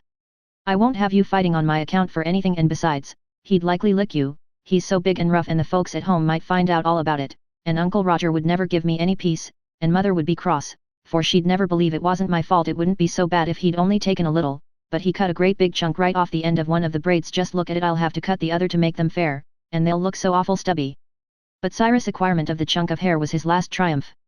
His downfall was near, and, although it involved Cecily in a most humiliating experience, over which she cried half the following night, in the end she confessed it was worth undergoing just to get rid of Cyrus. Mr. Perkins was an exceedingly strict disciplinarian. No communication of any sort was permitted between his pupils during school hours. Anyone caught violating this rule was promptly punished by the infliction of one of the weird penances for which Mr. Perkins was famous, and which were generally far worse than ordinary whipping. One day in school Cyrus sent a letter across to Cecily. Usually he left his effusions in her desk, or between the leaves of her books, but this time it was passed over to her under cover of the desk through the hands of 2 or 3 scholars. Just as M. Fruin held it over the aisle, Mr. Perkins wheeled around from his station before the blackboard and caught her in the act. "Bring that here, Emmeline," he commanded. Cyrus turned quite pale. M. carried the note to Mr. Perkins. He took it, held it up, and scrutinized the address. "Did you write this to Cecily, Emmeline?" he asked. "No, sir." "Who wrote it then?"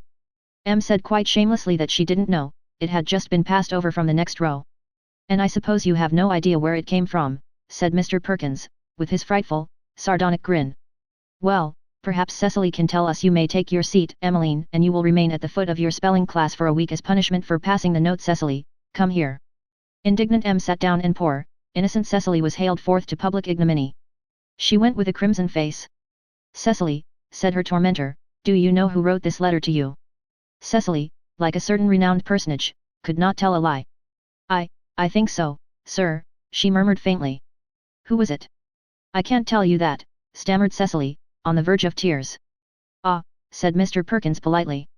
"Well, I suppose I could easily find out by opening it, but it is very impolite to open other people's letters. I think I have a better plan. Since you refuse to tell me who wrote it, open it yourself. Take this chalk, and copy the contents on the blackboard that we may all enjoy them and sign the writer's name at the bottom." "Oh," gasped Cecily, choosing the lesser of two evils, "I'll tell you who wrote it, it was—" "Hush," Mr. Perkins checked her with a gentle motion of his hand. He was always most gentle when most inexorable. "You did not obey me when I first ordered you to tell me the writer. You cannot have the privilege of doing so now. Open the note, take the chalk, and do as I command you. Worms will turn, and even meek, mild, obedient little souls like Cecily may be goaded to the point of wild, sheer rebellion." I won't," she cried passionately. Mr. Perkins, martinet though he was, would hardly, I think, have inflicted such a punishment on Cecily, who was a favourite of his, had he known the real nature of that luckless missive. But, as he afterwards admitted, he thought it was merely a note from some other girl, of such trifling sort as schoolgirls are wont to write, and moreover, he had already committed himself to the decree, which, like those of Mede and Persian, must not alter. To let Cecily off, after her mad defiance, would be to establish a revolutionary precedent.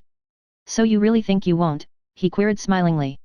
"Well, on second thoughts, you may take your choice. Either you will do as I have bidden you, or you will sit for 3 days with—" Mr. Perkins' eye schemed over the schoolroom to find a boy who was sitting alone, with Cyrus Brisk. This choice of Mr. Perkins, who knew nothing of the little drama of emotions that went on under the routine of lessons and exercises in his domain, was purely accidental, but we took it at the time as a stroke of diabolical genius.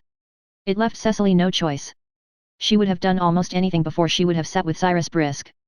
With flashing eyes she tore open the letter, snatched up the chalk, and dashed at the blackboard. In a few minutes the contents of that letter graced the expanse usually sacred to more prosaic compositions.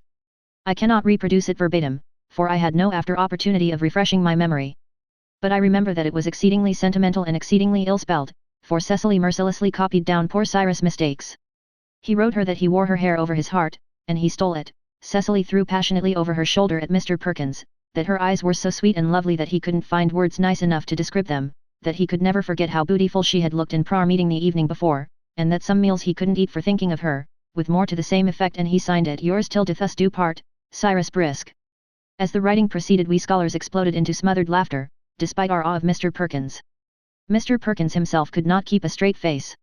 He turned abruptly away and looked out of the window, but we could see his shoulders shaking. When Cecily had finished and had thrown down the chalk with bitter vehemence, he turned around with a very red face. "That will do. You may sit down, Cyrus, since it seems you are the guilty person.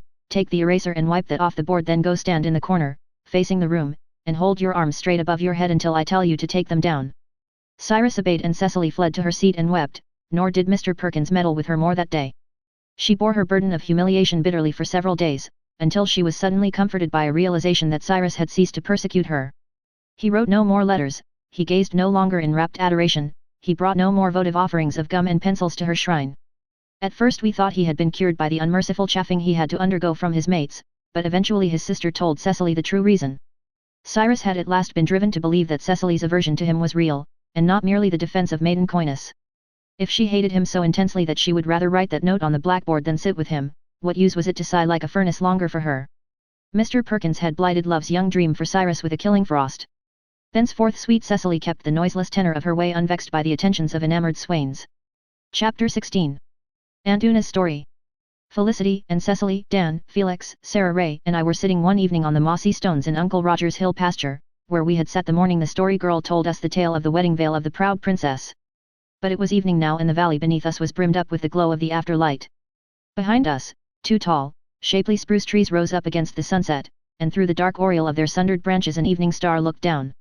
We sat on a little strip of emerald grassland and before us was a sloping meadow all white with daisies. We were waiting for Peter and the story girl. Peter had gone to Markdale after dinner to spend the afternoon with his reunited parents because it was his birthday. He had left us grimly determined to confess to his father the dark secret of his Presbyterianism, and we were anxious to know what the result had been.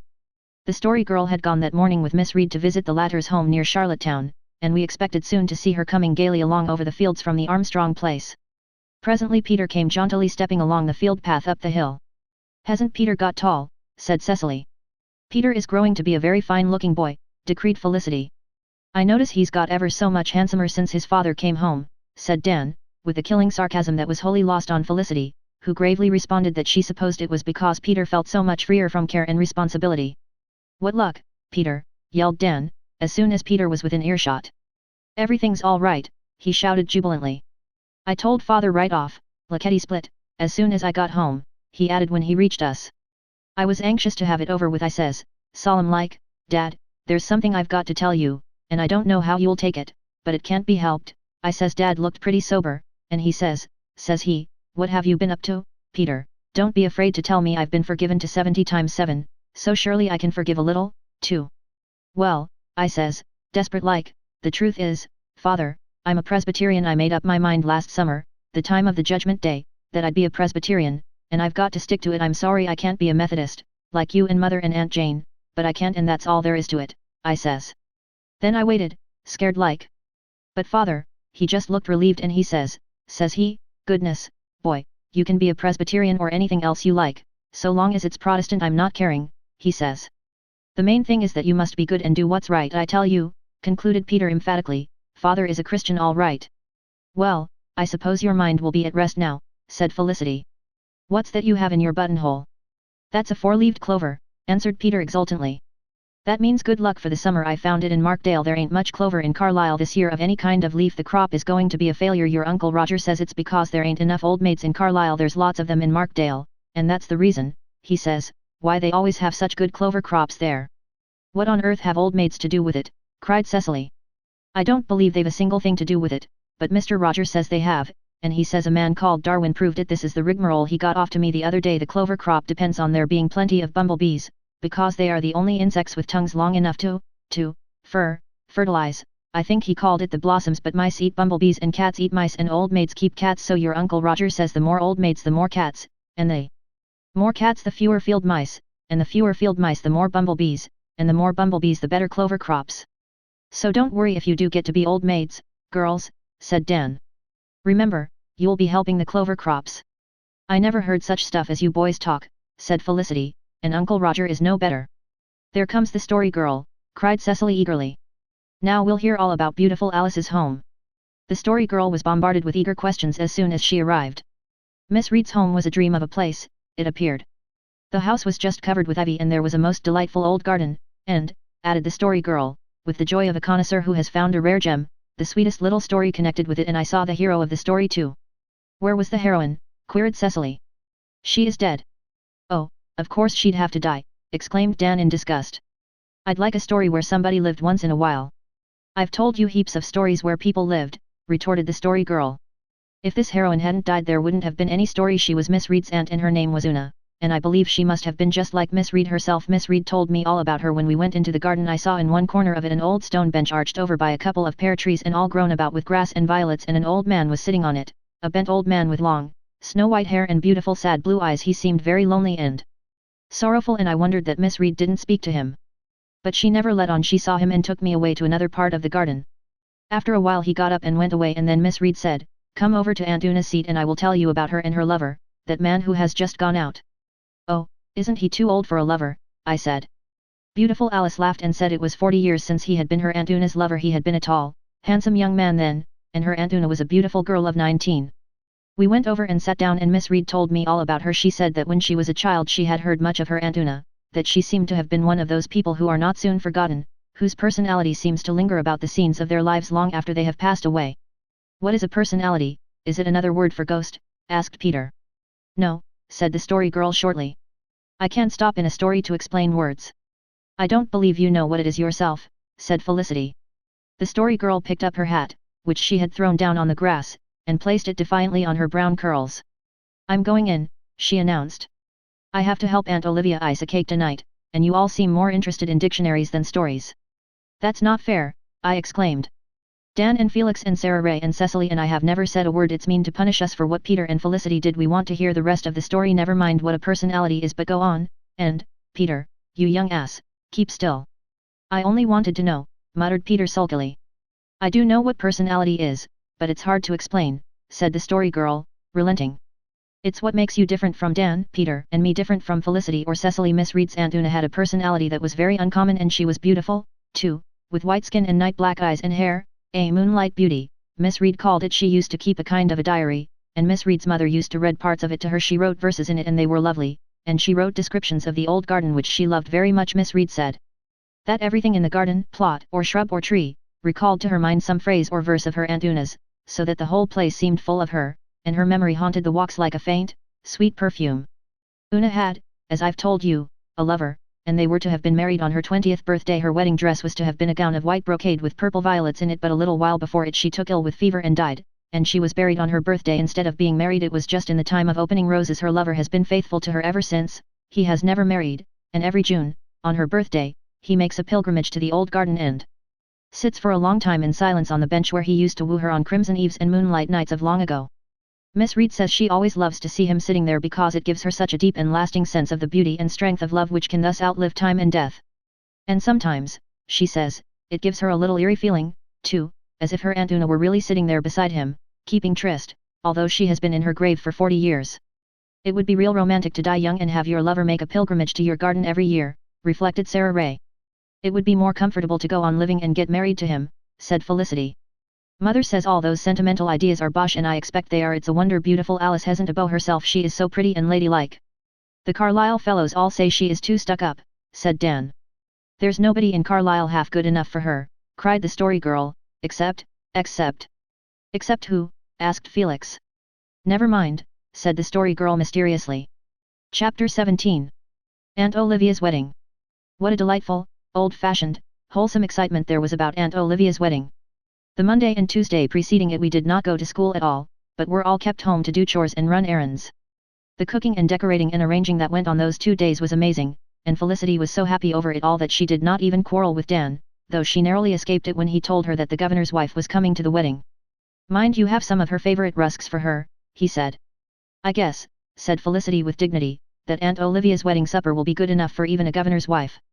I suppose none of us except the Story Girl will get to the first table, said Felix, rather gloomily. Never mind, comforted Felicity. There's a whole turkey to be kept for us, and a freezer full of ice cream. Cecily and I are going to wait on the tables, and we'll put away a little of everything that's extra nice for our suppers.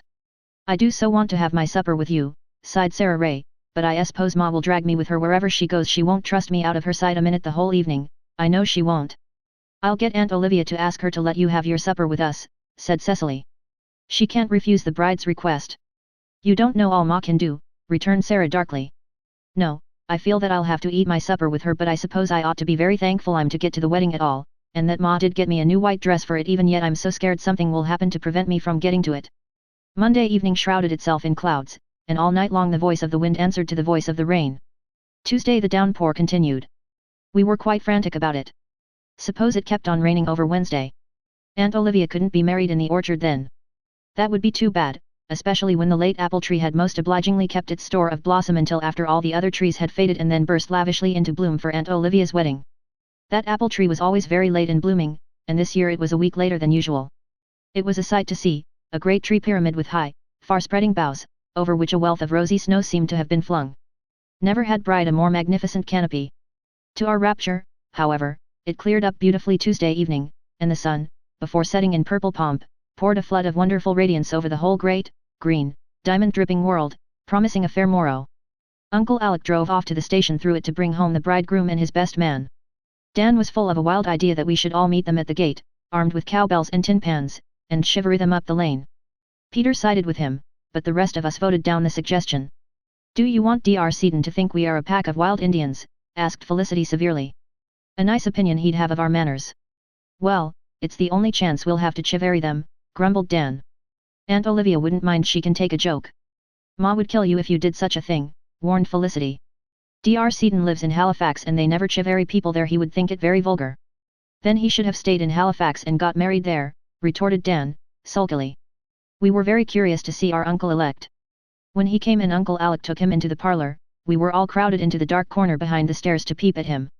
Then we fled to the moonlight world outside and discussed him at the dairy. He's bald, said Cecily disappointedly. And rather short and stout, said Felicity. He's 40, if he's a day, said Dan. Never you mind, cried the Story Girl loyally, Aunt Olivia loves him with all her heart. And more than that, he's got lots of money, added Felicity. Well, he may be all right, said Peter, but it's my opinion that your Aunt Olivia could have done just as well on the island. Your opinion doesn't matter very much to our family, said Felicity crushingly. But when we made the acquaintance of Dr. Seaton next morning we liked him enormously, and voted him a jolly good fellow. Even Peter remarked aside to me that he guessed Miss Olivia hadn't made much of a mistake after all, though it was plain he thought she was running a risk in not sticking to the island. The girls had not much time to discuss him with us. They were all exceedingly busy and whisked about at such a rate that they seemed to possess the power of being in half a dozen places at once. The importance of Felicity was quite terrible. But after dinner came a lull. "Thank goodness, everything is ready at last," breathed Felicity devoutly, as we foregathered for a brief space in the fir wood. "We've nothing more to do now but get dressed. It's really a serious thing to have a wedding in the family." "I have a note from Sarah Ray," said Cecily. Judy Pineau brought it up when she brought Mrs. Ray's spoons. "Just let me read it to you. Dearest Cecily, a dreadful misfortune has happened to me. Last night I went with Judy to water the cows, and in the spruce bush we found a wasp's nest, and Judy thought it was an old one and she poked it with a stick. And it was a new one, full of wasps, and they all flew out and stung us terribly, on the face and hands. My face is all swelled up and I can hardly see out of one eye. The suffering was awful, but I didn't mind that as much as being scared Ma wouldn't take me to the wedding. But she says I can go. And I'm going. I know that I am a hard-looking sight, but it isn't anything catching. I am writing this so that you won't get a shock when you see me. Isn't it so strange to think your dear Aunt Olivia is going away? How you will miss her. But your loss will be her gain. Au revoir. Your loving chum, Sarah Ray." "That poor child," said the story girl.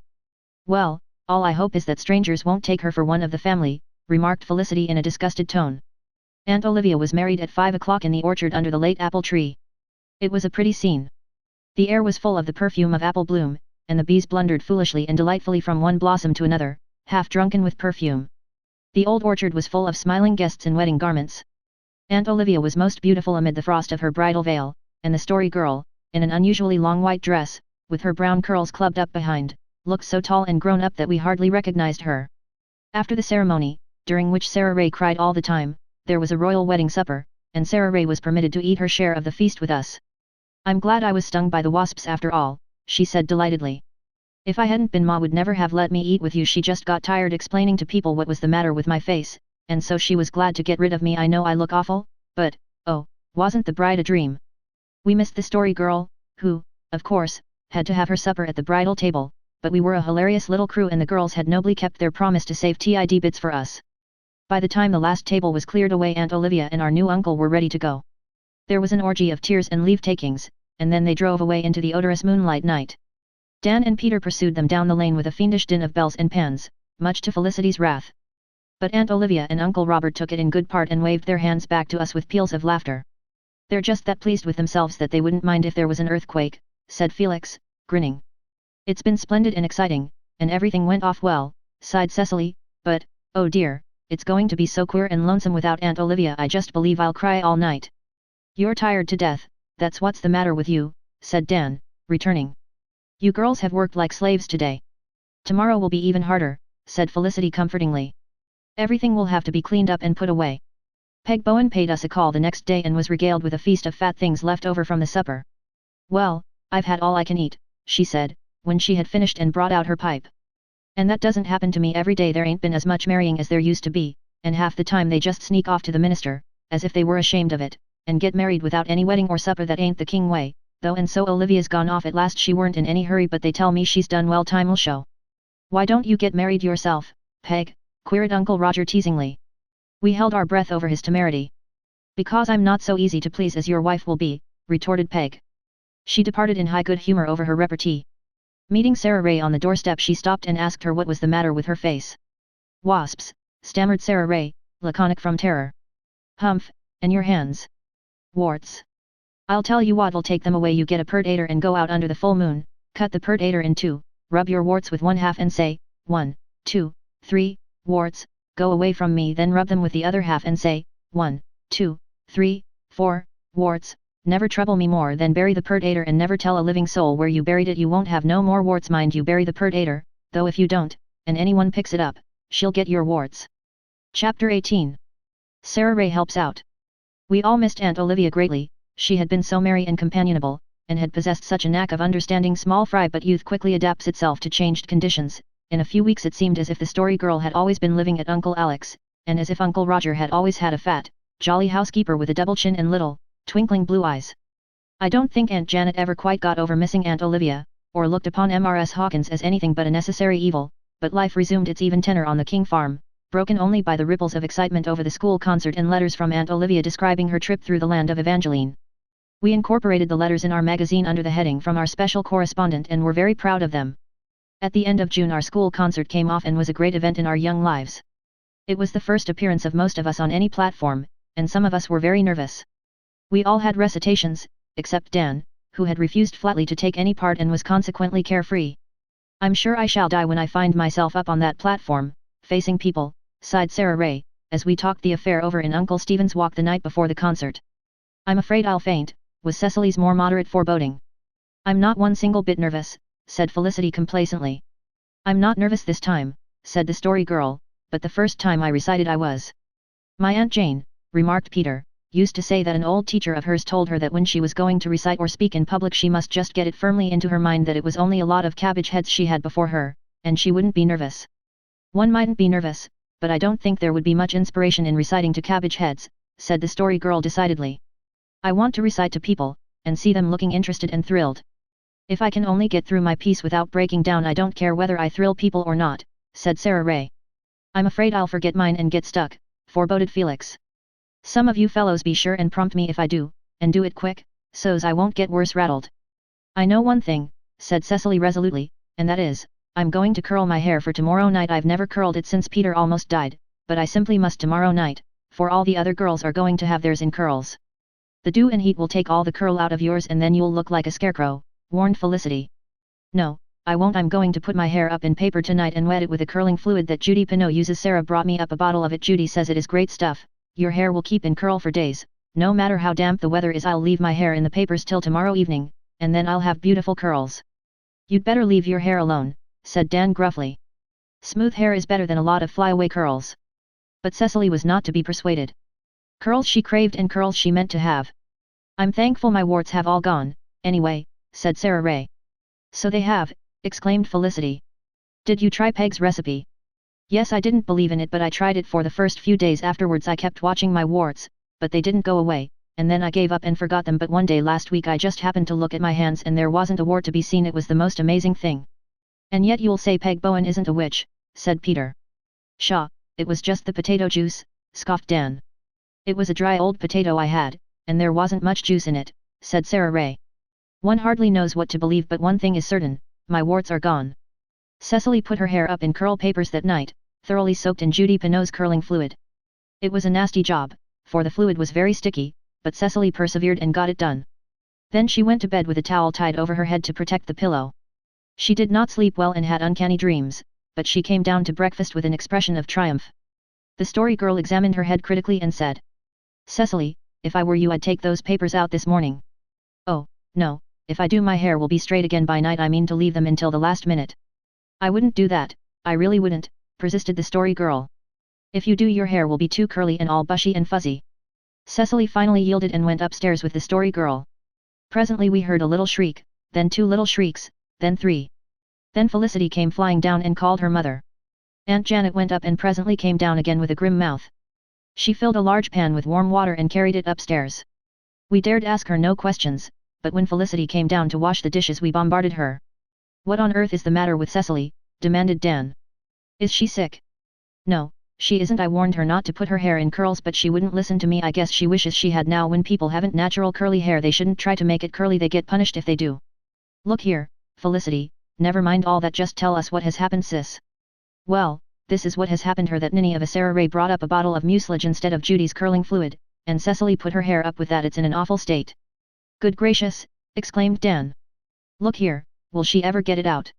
"Goodness knows she's got her head in soak now. Her hair is just matted together hard as a board. That's what comes of vanity," said Felicity, than whom no vainer girl existed. Poor Cecily paid dearly enough for her vanity. She spent a bad forenoon, made no easier by her mother's severe rebukes. For an hour she soaked her head, that is, she stood over a panful of warm water and kept dipping her head in with tightly shut eyes. Finally her hair softened sufficiently to be disentangled from the curl papers, and then Aunt Janet subjected it to a merciless shampoo.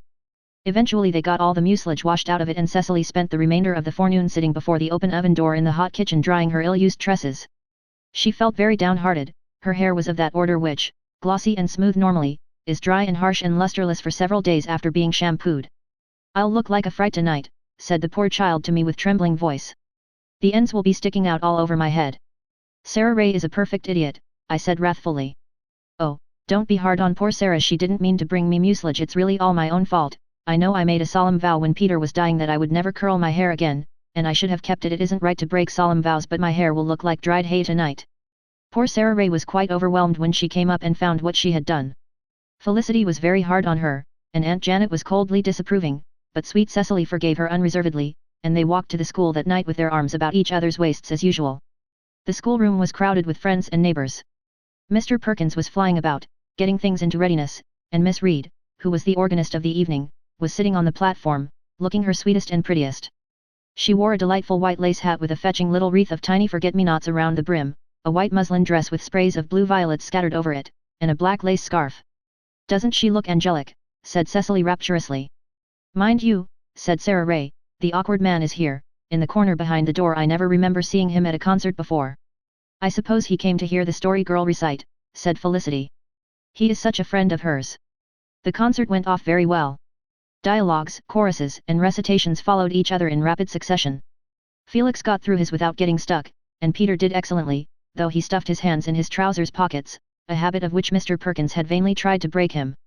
Peter's recitation was one greatly in vogue at that time, beginning, "My name is Norval, on the Grampian Hills. My father feeds his flocks." At our first practice Peter had started gaily in, rushing through the first line with no thought whatever of punctuation, "My name is Norval on the Grampian Hills." "Stop, stop, Peter," quoth Mr. Perkins, sarcastically, "your name might be Norval if you were never on the Grampian Hills. There's a semicolon in that line, I wish you to remember." Peter did remember it. Cecily neither fainted nor failed when it came her turn.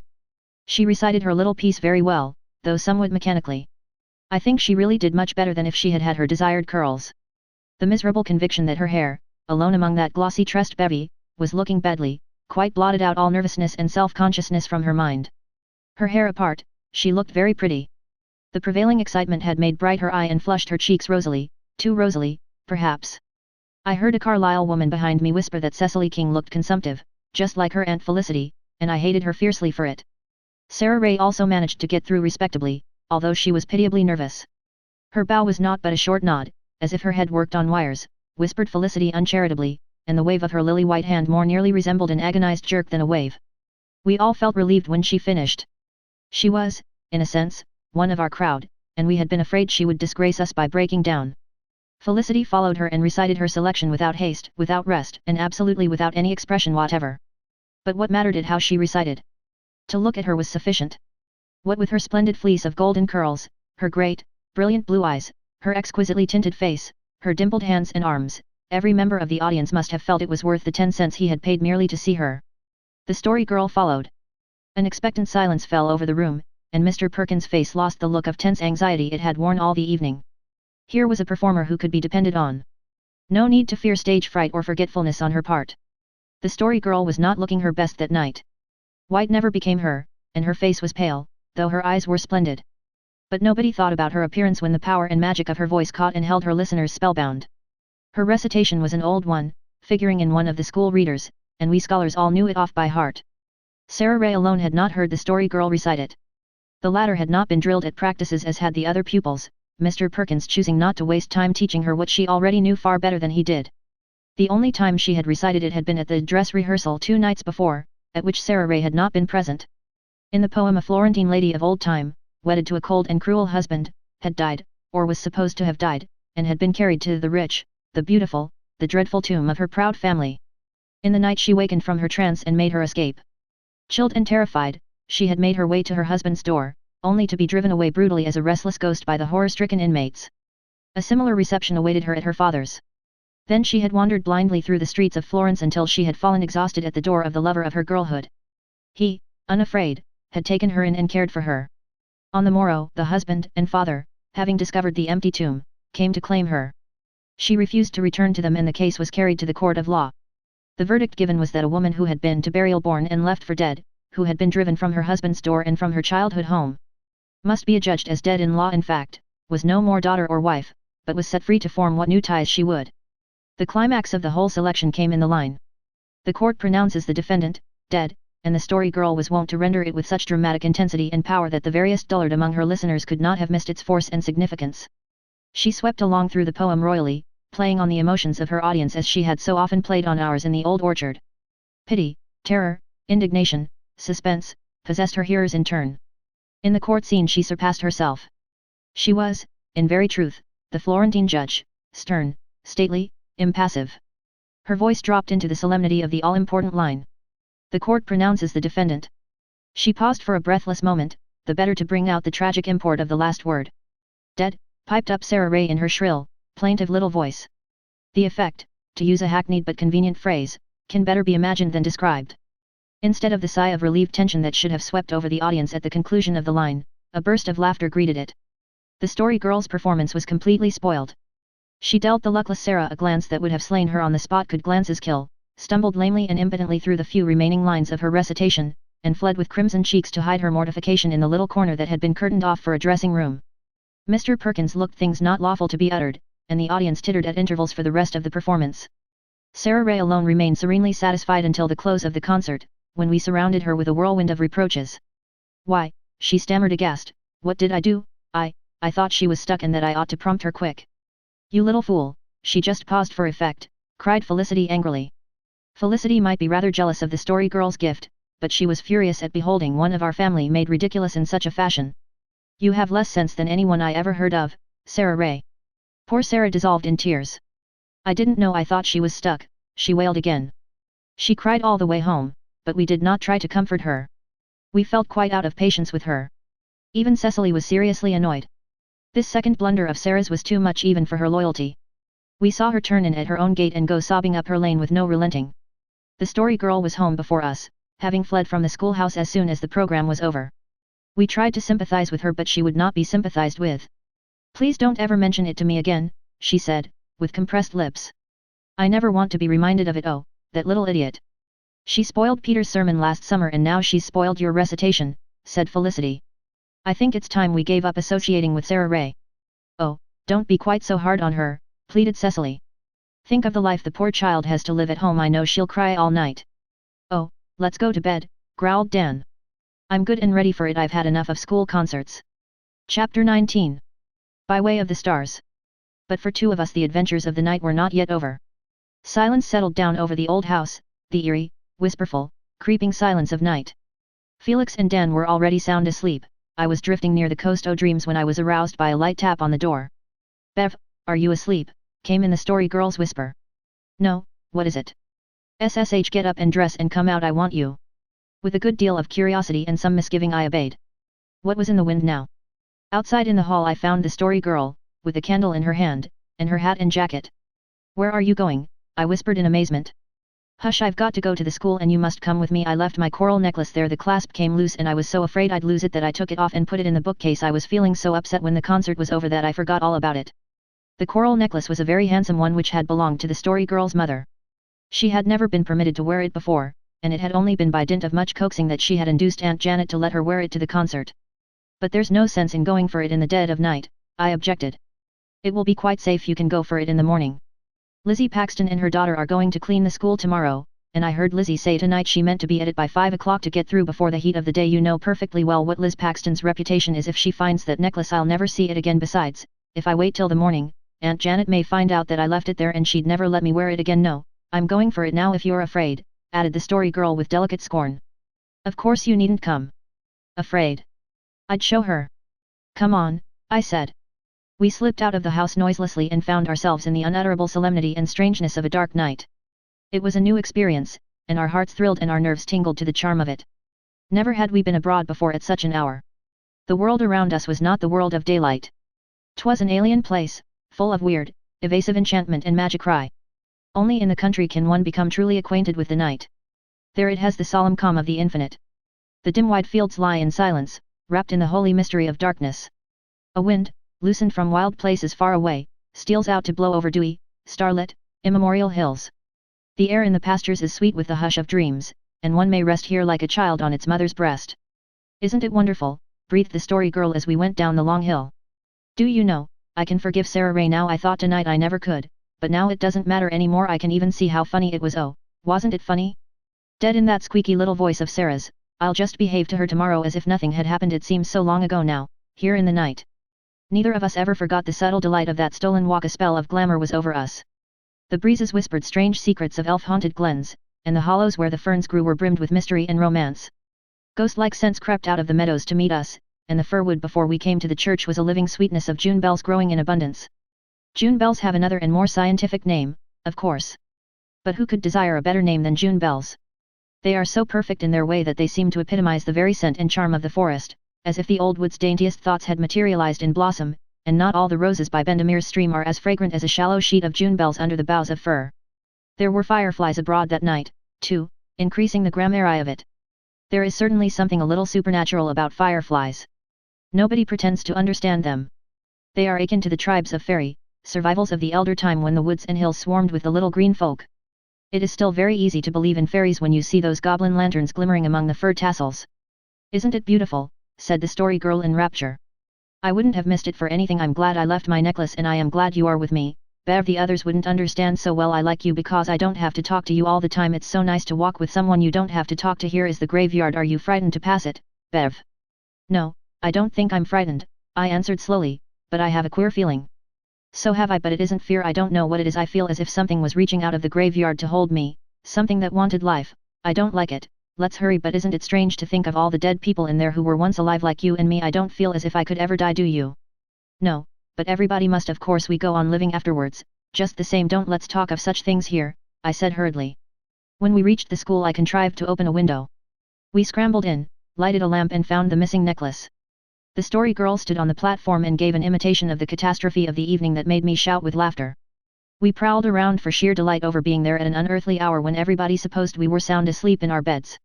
It was with regret that we left, and we walked home as slowly as we could to prolong the adventure. "Let's never tell anyone," said the story girl, as we reached home. "Let's just have it as a secret between us forever and ever, something that nobody else knows a thing about but you and me." "We'd better keep it a secret from Aunt Janet anyhow," I whispered, laughing. "She'd think we were both crazy." "It's real jolly to be crazy once in a while," said the story girl. Chapter 20. Extracts from our magazine. Editorial. As will be seen, there is no honor roll in this number. Even Felicity has thought all the beautiful thoughts that can be thought and cannot think anymore. Peter has never got drunk, but, under existing circumstances, that is not greatly to his credit. As for our written resolutions, they have silently disappeared from our chamber walls, and the place that once knew them knows them no more forever. Peter, perplexedly, "Seems to me I've heard something like that before. It is very sad, but we will all make some new resolutions next year and maybe it will be easier to keep those." The story of the locket that was baked. This was a story my Aunt Jane told me about her grandma when she was a little girl. It's funny to think of baking a locket, but it wasn't to eat. She was my great-grandma, but I'll call her grandma for short. It happened when she was 10 years old. Of course she wasn't anybody's grandma then.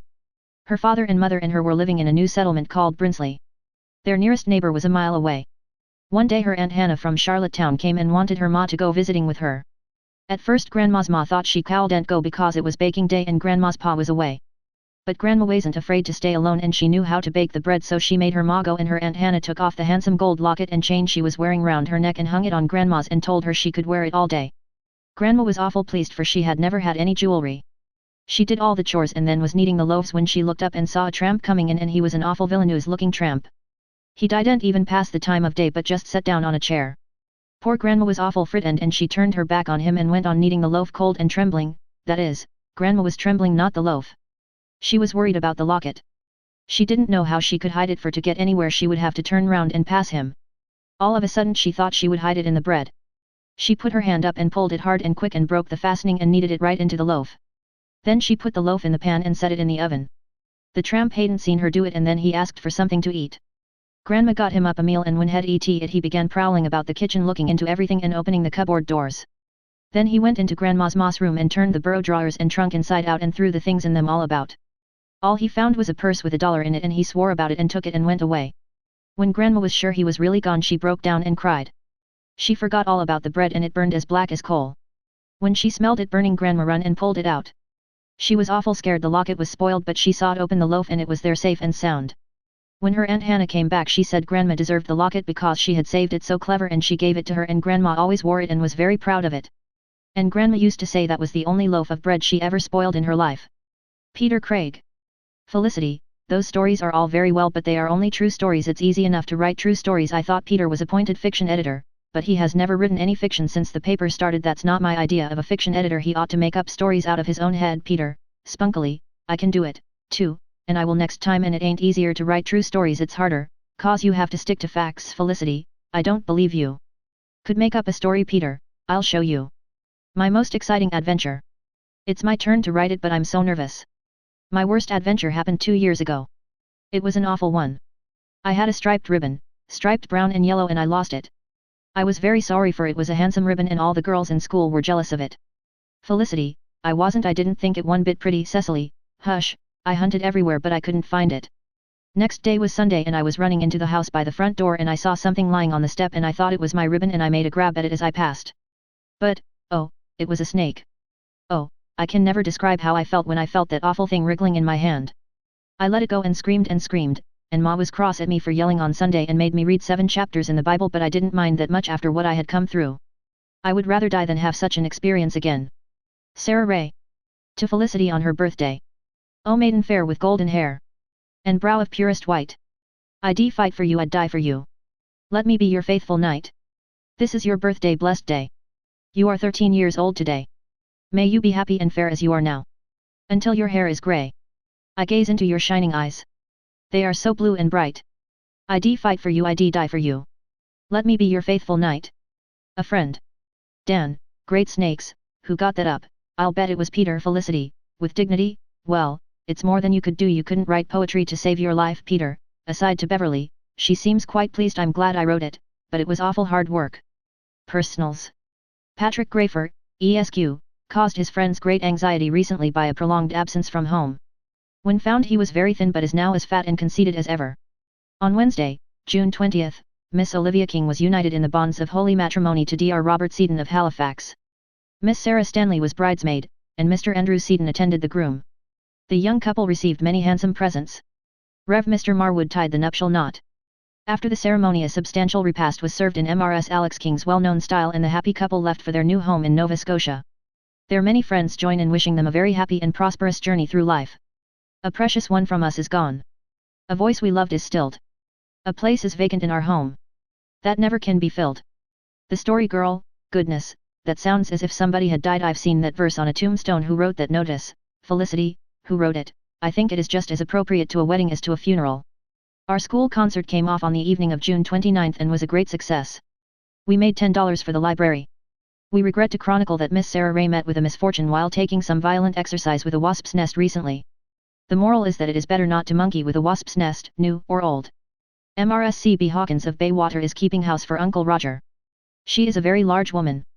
Uncle Roger says he has to spend too much time walking round her, but otherwise she is an excellent housekeeper.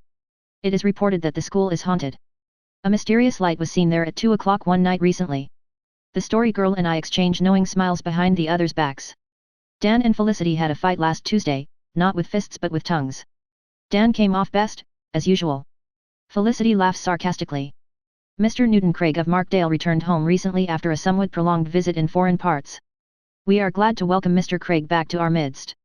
Billy Robinson was hurt last week. A cow kicked him. I suppose it is wicked of us to feel glad, but we all do feel glad because of the way he cheated us with the magic seed last summer. On April 1st, Uncle Roger sent Mr. Peter Craig to the manse to borrow the biography of Adam's grandfather. Mr. Marwood told Peter he didn't think Adam had any grandfather and advised him to go home and look at the almanac. Peter, sourly, your Uncle Roger thought he was pretty smart. Felicity, severely, Uncle Roger is smart. It was so easy to fool you. A pair of bluebirds have built a nest in a hole in the sides of the well, just under the ferns. We can see the eggs when we look down. They are so cunning. Felix sat down on a tack one day in May. Felix thinks house cleaning is great foolishness. Ads. Lost, stolen, or strayed, a heart finder will be rewarded by returning same to Cyrus E. Brisk, Desk 7, Carlisle School. Lost or stolen. A piece of brown hair about 3 inches long and 1 inch thick. Finder will kindly return to Miss Cecily King, Desk 15, Carlisle School. Cecily, Cyrus keeps my hair in his Bible for a bookmark, so Flossie tells me he says he means to keep it always for a remembrance, though he has given up hope. Dan, I'll steal it out of his Bible in Sunday school. Cecily, blushing, oh, let him keep it if it is any comfort to him. Besides, it isn't right to steal. Dan, he stole it. Cecily, but Mr. Marwood says 2 wrongs never make a right. Household Department. Aunt Olivia's wedding cake was said to be the best one of its kind ever tasted in Carlisle. Me and Mother made it. Anxious Inquirer, it is not advisable to curl your hair with mucilage if you can get anything else. Quince juice is better.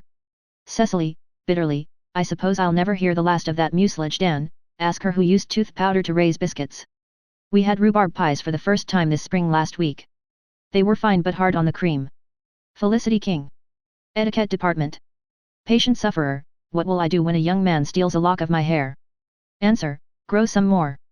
No, FLX, a little caterpillar is not called a kitten pillar. Felix, enraged, I never asked that, Dan just makes that etiquette column up from beginning to end. Felicity, I don't see what that kind of a question has to do with etiquette anyhow. Yes, PTR, it is quite proper to treat a lady friend to ice cream twice if you can afford it. No, FLCTY, it is not ladylike to chew tobacco. Better stick to spruce gum. Dan King. Fashion notes. Frilled muslin aprons will be much worn this summer. It is no longer fashionable to trim them with knitted lace. One pocket is considered smart. Clamshells are fashionable keepsakes. You write your name and the date inside one and your friend writes hers in the other and you exchange. Cecily King. Funny paragraphs. Mr. Perkins, Peter, name the large islands of the world. Peter, the island, the British Isles in Australia. Peter, defiantly, well, Mr. Perkins said he guessed I was right, so you needn't laugh. This is a true joke and really happened. It's about Mr. Samuel Clask again. He was once leading a prayer meeting and he looked through the window and saw the constable driving up and guessed he was after him because he was always in debt. So in a great hurry he called on Brother Casey to lead in prayer, and while Brother Casey was praying with his eyes shut and everybody else had their heads bowed, Mr. Clask got out of the window and got away before the constable got in because he didn't like to come until the prayer was finished. Uncle Roger says it was a smart trick on Mr. Clask's part, but I don't think there was much religion about it. Felix King. Chapter 21. Peg Bowen comes to church. When those of us who are still left of that band of children who played long years ago in the old orchard and walked the golden road together in joyous companionship, foregather now and again in our busy lives and talk over the events of those many merry moons, there are some of our adventures that gleam out more vividly in memory than the others, and are oftener discussed. The time we bought God's picture from Jerry Cowan, the time Dan ate the poison berries, the time we heard the ghostly bell ring, the bewitchment of Patty, the visit of the governor's wife, and the night we were lost in the storm, all awaken reminiscent jest and laughter, but none more than the recollection of the Sunday Peg Bowen came to church and sat in our pew. Though goodness knows, as Felicity would say, we did not think it any matter for laughter at the time, far from it. It was one Sunday evening in July. Uncle Alec and Aunt Janet, having been out to the morning service, did not attend in the evening, and we small fry walked together down the Long Hill Road, wearing Sunday attire and trying, more or less successfully, to wear Sunday faces also. Those walks to church, through the golden completeness of the summer evenings, were always very pleasant to us, and we never hurried, though, on the other hand, we were very careful not to be late. This particular evening was particularly beautiful. It was cool after a hot day, and wheat fields all about us were ripening to their harvest ready. The wind gossiped with the grasses along our way, and over them the buttercups danced, goldenly glad. Waves of sinuous shadow went over the ripe hayfields, and plundering bees sang a freebooting lilt in wayside gardens. "The world is so lovely tonight," said the Story Girl. "I just hate the thought of going into the church and shutting all the sunlight and music outside. I wish we could have the service outside in summer." "I don't think that would be very religious," said Felicity. "I'd feel ever so much more religious outside than in," retorted the Story Girl. "If the service was outside we'd have to sit in the graveyard and that wouldn't be very cheerful," said Felix. "Besides, the music isn't shut out," added Felicity. "The choir is inside." "Music has charms to soothe the savage breast," quoted Peter, who was getting into the habit of adorning his conversation with similar gems. "That's in one of Shakespeare's plays. I'm reading them now, since I got through with the Bible. They're great." "I don't see when you get time to read them," said Felicity. "Oh, I read them Sunday afternoons when I'm home." "I don't believe they're fit to read on Sundays," exclaimed Felicity. "Mother says Valeria Montague's stories ain't." "But Shakespeare's different from Valeria," protested Peter. "I don't see in what way he wrote a lot of things that weren't true, just like Valeria, and he wrote swear words too. Valeria never does that. Her characters all talk in a very refined fashion." "Well, I always skip the swear words," said Peter. "And Mr. Marwood said once that the Bible and Shakespeare would furnish any library. Well, so you see he put them together, but I'm sure that he would never say that the Bible and Valeria would make a library." "Well, all I know is, I shall never read Shakespeare on Sunday," said Felicity loftily. "I wonder what kind of a preacher young Mr. Davidson is," speculated Cecily. "Well, we'll know when we hear him tonight," said the Story Girl. "He ought to be good, for his uncle before him was a fine preacher, though a very absent-minded man. But Uncle Roger says the supply in Mr. Marwood's vacation never amounts to much. I know an awfully funny story about old Mr. Davidson. He used to be the minister in Baywater, you know, and he had a large family and his children were very mischievous. One day his wife was ironing and she ironed a great big nightcap with a frill round it. One of the children took it when she wasn't looking and hid it in his father's best beaver hat, the one he wore on Sundays. When Mr. Davidson went to church next Sunday he put the hat on without ever looking into the crown. He walked to church in a brown study and at the door he took off his hat. The nightcap just slipped down on his head, as if it had been put on, and the frill stood out around his face and the string hung down his back. But he never noticed it, because his thoughts were far away, and he walked up the church aisle and into the pulpit, like that. One of his elders had to tiptoe up and tell him what he had on his head. He plucked it off in a dazed fashion, held it up, and looked at it. "Bless me, it is Sally's nightcap," he exclaimed mildly. "I do not know how I could have got it on." Then he just stuffed it into his pocket calmly and went on with the service, and the long strings of the nightcap hung down out of his pocket all the time. "It seems to me," said Peter, amid the laughter with which we greeted the tale, "that a funny story is funnier when it is about a minister than it is about any other man. I wonder why." "Sometimes I don't think it is right to tell funny stories about ministers," said Felicity. "It certainly isn't respectful." "A good story is a good story, no matter who it's about," said the story girl with ungrammatical relish. There was as yet no one in the church when we reached it, so we took our accustomed ramble through the graveyard surrounding it. The story girl had brought flowers for her mother's grave as usual, and while she arranged them on it the rest of us read for the 100th time the epitaph on Great-Grandfather King's tombstone, which had been composed by Great-Grandmother King. That epitaph was quite famous among the little family traditions that entwine every household with mingled mirth and sorrow, smiles and tears. It had a perennial fascination for us and we read it over every Sunday. Cut deeply in the upright slab of Red Island sandstone, the epitaph ran as follows. "Sweet departed spirit, do receive the vows a grateful widow pays. Each future day and night shall hear her speak her Isaac's praise. Though thy beloved form must in the grave decay, yet from her heart thy memory no time, no change shall steal away. Do thou from mansions of eternal bliss remember thy distressed relict. Look on her with an angel's love. Soothe her sad life and cheer her end through this world's dangers and its griefs. Then meet her with thy well-known smiles and welcome at the last great day." "Well, I can't make out what the old lady was driving at," said Dan. "That's a nice way to speak of your great-grandmother," said Felicity severely. "How does the family guide say you ought to speak of your great-grandma, sweet one?" asked Dan. "There is one thing about it that puzzles me," remarked Cecily. "She calls herself a grateful widow now. What was she grateful for?" "Because she was rid of him at last," said graceless Dan. "Oh, it couldn't have been that," protested Cecily seriously. "I've always heard that great-grandfather and great-grandmother were very much attached to each other." "Maybe, then, it means she was grateful that she'd had him as long as she did," suggested Peter. "She was grateful to him because he had been so kind to her in life, I think," said Felicity. "What is a distressed relict?" asked Felix. "Relict is a word I hate," said the story girl. "It sounds so much like relic. Relict means just the same as widow, only a man can be a relict, too." "Great-grandmother seemed to run short of rhymes at the last of the epitaph," commented Dan. "Finding rhymes isn't as easy as you might think," avowed Peter, out of his own experience. "I think Grandmother King intended the last of the epitaph to be in blank verse," said Felicity with dignity. There was still only a sprinkling of people in the church when we went in and took our places in the old-fashioned, square king pew. We had just got comfortably settled when Felicity said in an agitated whisper, "Here is Peg Bowen." We all stared at Peg, who was pacing composedly up the aisle. We might be excused for so doing, for seldom were the decorous aisles of Carlisle Church invaded by such a figure. Peg was dressed in her usual short drugget skirt, rather worn and frayed around the bottom, and a waist of brilliant turkey red calico. She wore no hat, and her grizzled black hair streamed in elf locks over her shoulders. Face, arms, and feet were bare, and face, arms and feet were liberally powdered with flour. Certainly no one who saw Peg that night could ever forget the apparition. Peg's black eyes, in which shone a more than usually wild and fitful light, roved scrutinizingly over the church, then settled on our pew. "She's coming here," whispered Felicity in horror. "Can't we spread out and make her think the pew is full?" But the maneuver was too late. The only result was that Felicity and the story girl in moving over left a vacant space between them and Peg promptly plumped down in it.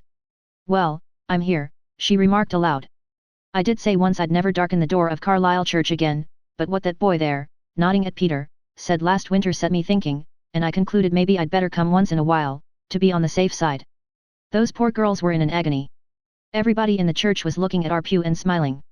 We all felt that we were terribly disgraced, but we could do nothing. Peg was enjoying herself hugely, beyond all doubt. From where she sat she could see the whole church, including pulpit and gallery, and her black eyes darted over it with restless glances. "Bless me, there's Sam Kinnaird," she exclaimed, still aloud. He's the man that done Jacob Marr for 4 cents on the church steps one Sunday I heard him. I think, Jacob, you owe me 4 cents on that cow you bought last fall. Recollect you couldn't make the change. Well, you know, 'twould a made a cat laugh. The Kinnards were almighty close, I can tell you that's how they got rich. What Sam Kinnard felt or thought during this speech, which everyone in the church must have heard, I know not. Gossip had it that he changed color. We wretched occupants of the King pew were concerned only with our own outraged feelings. And there's Melita Ross, went on Peg. She's got the same bonnet on she had last time I was in Carlisle Church 6 years ago. Some folks has the knack of making things last, but look at the style Mrs. Elmer Brewer wears. Well yes, wouldn't think her mother died in the poorhouse, would yes, now. Poor Mrs. Brewer. From the tip of her smart kid shoes to the dainty cluster of ostrich tips in her bonnet, she was most immaculately and handsomely arrayed, but I venture to think she could have taken small pleasure in her fashionable attire that evening. Some of the unregenerate, including Dan, were shaking with suppressed laughter, but most of the people looked as if they were afraid to smile, lest their turn should come next. There's old Stephen Grant coming in, exclaimed Peg viciously, shaking her floury fist at him, and looking as if butter wouldn't melt in his mouth. He may be an elder, but he's a scoundrel just the same. He set fire to his house to get the insurance and then blamed me for doing it, but I got even with him for it. Oh, yes, he knows that, and so do I, he. Peg chuckled quite fiendishly, and Stephen Grant tried to look as if nothing had been said. Oh, will the minister never come, moaned Felicity in my ear. Surely she'll have to stop then. But the minister did not come, and Peg had no intention of stopping.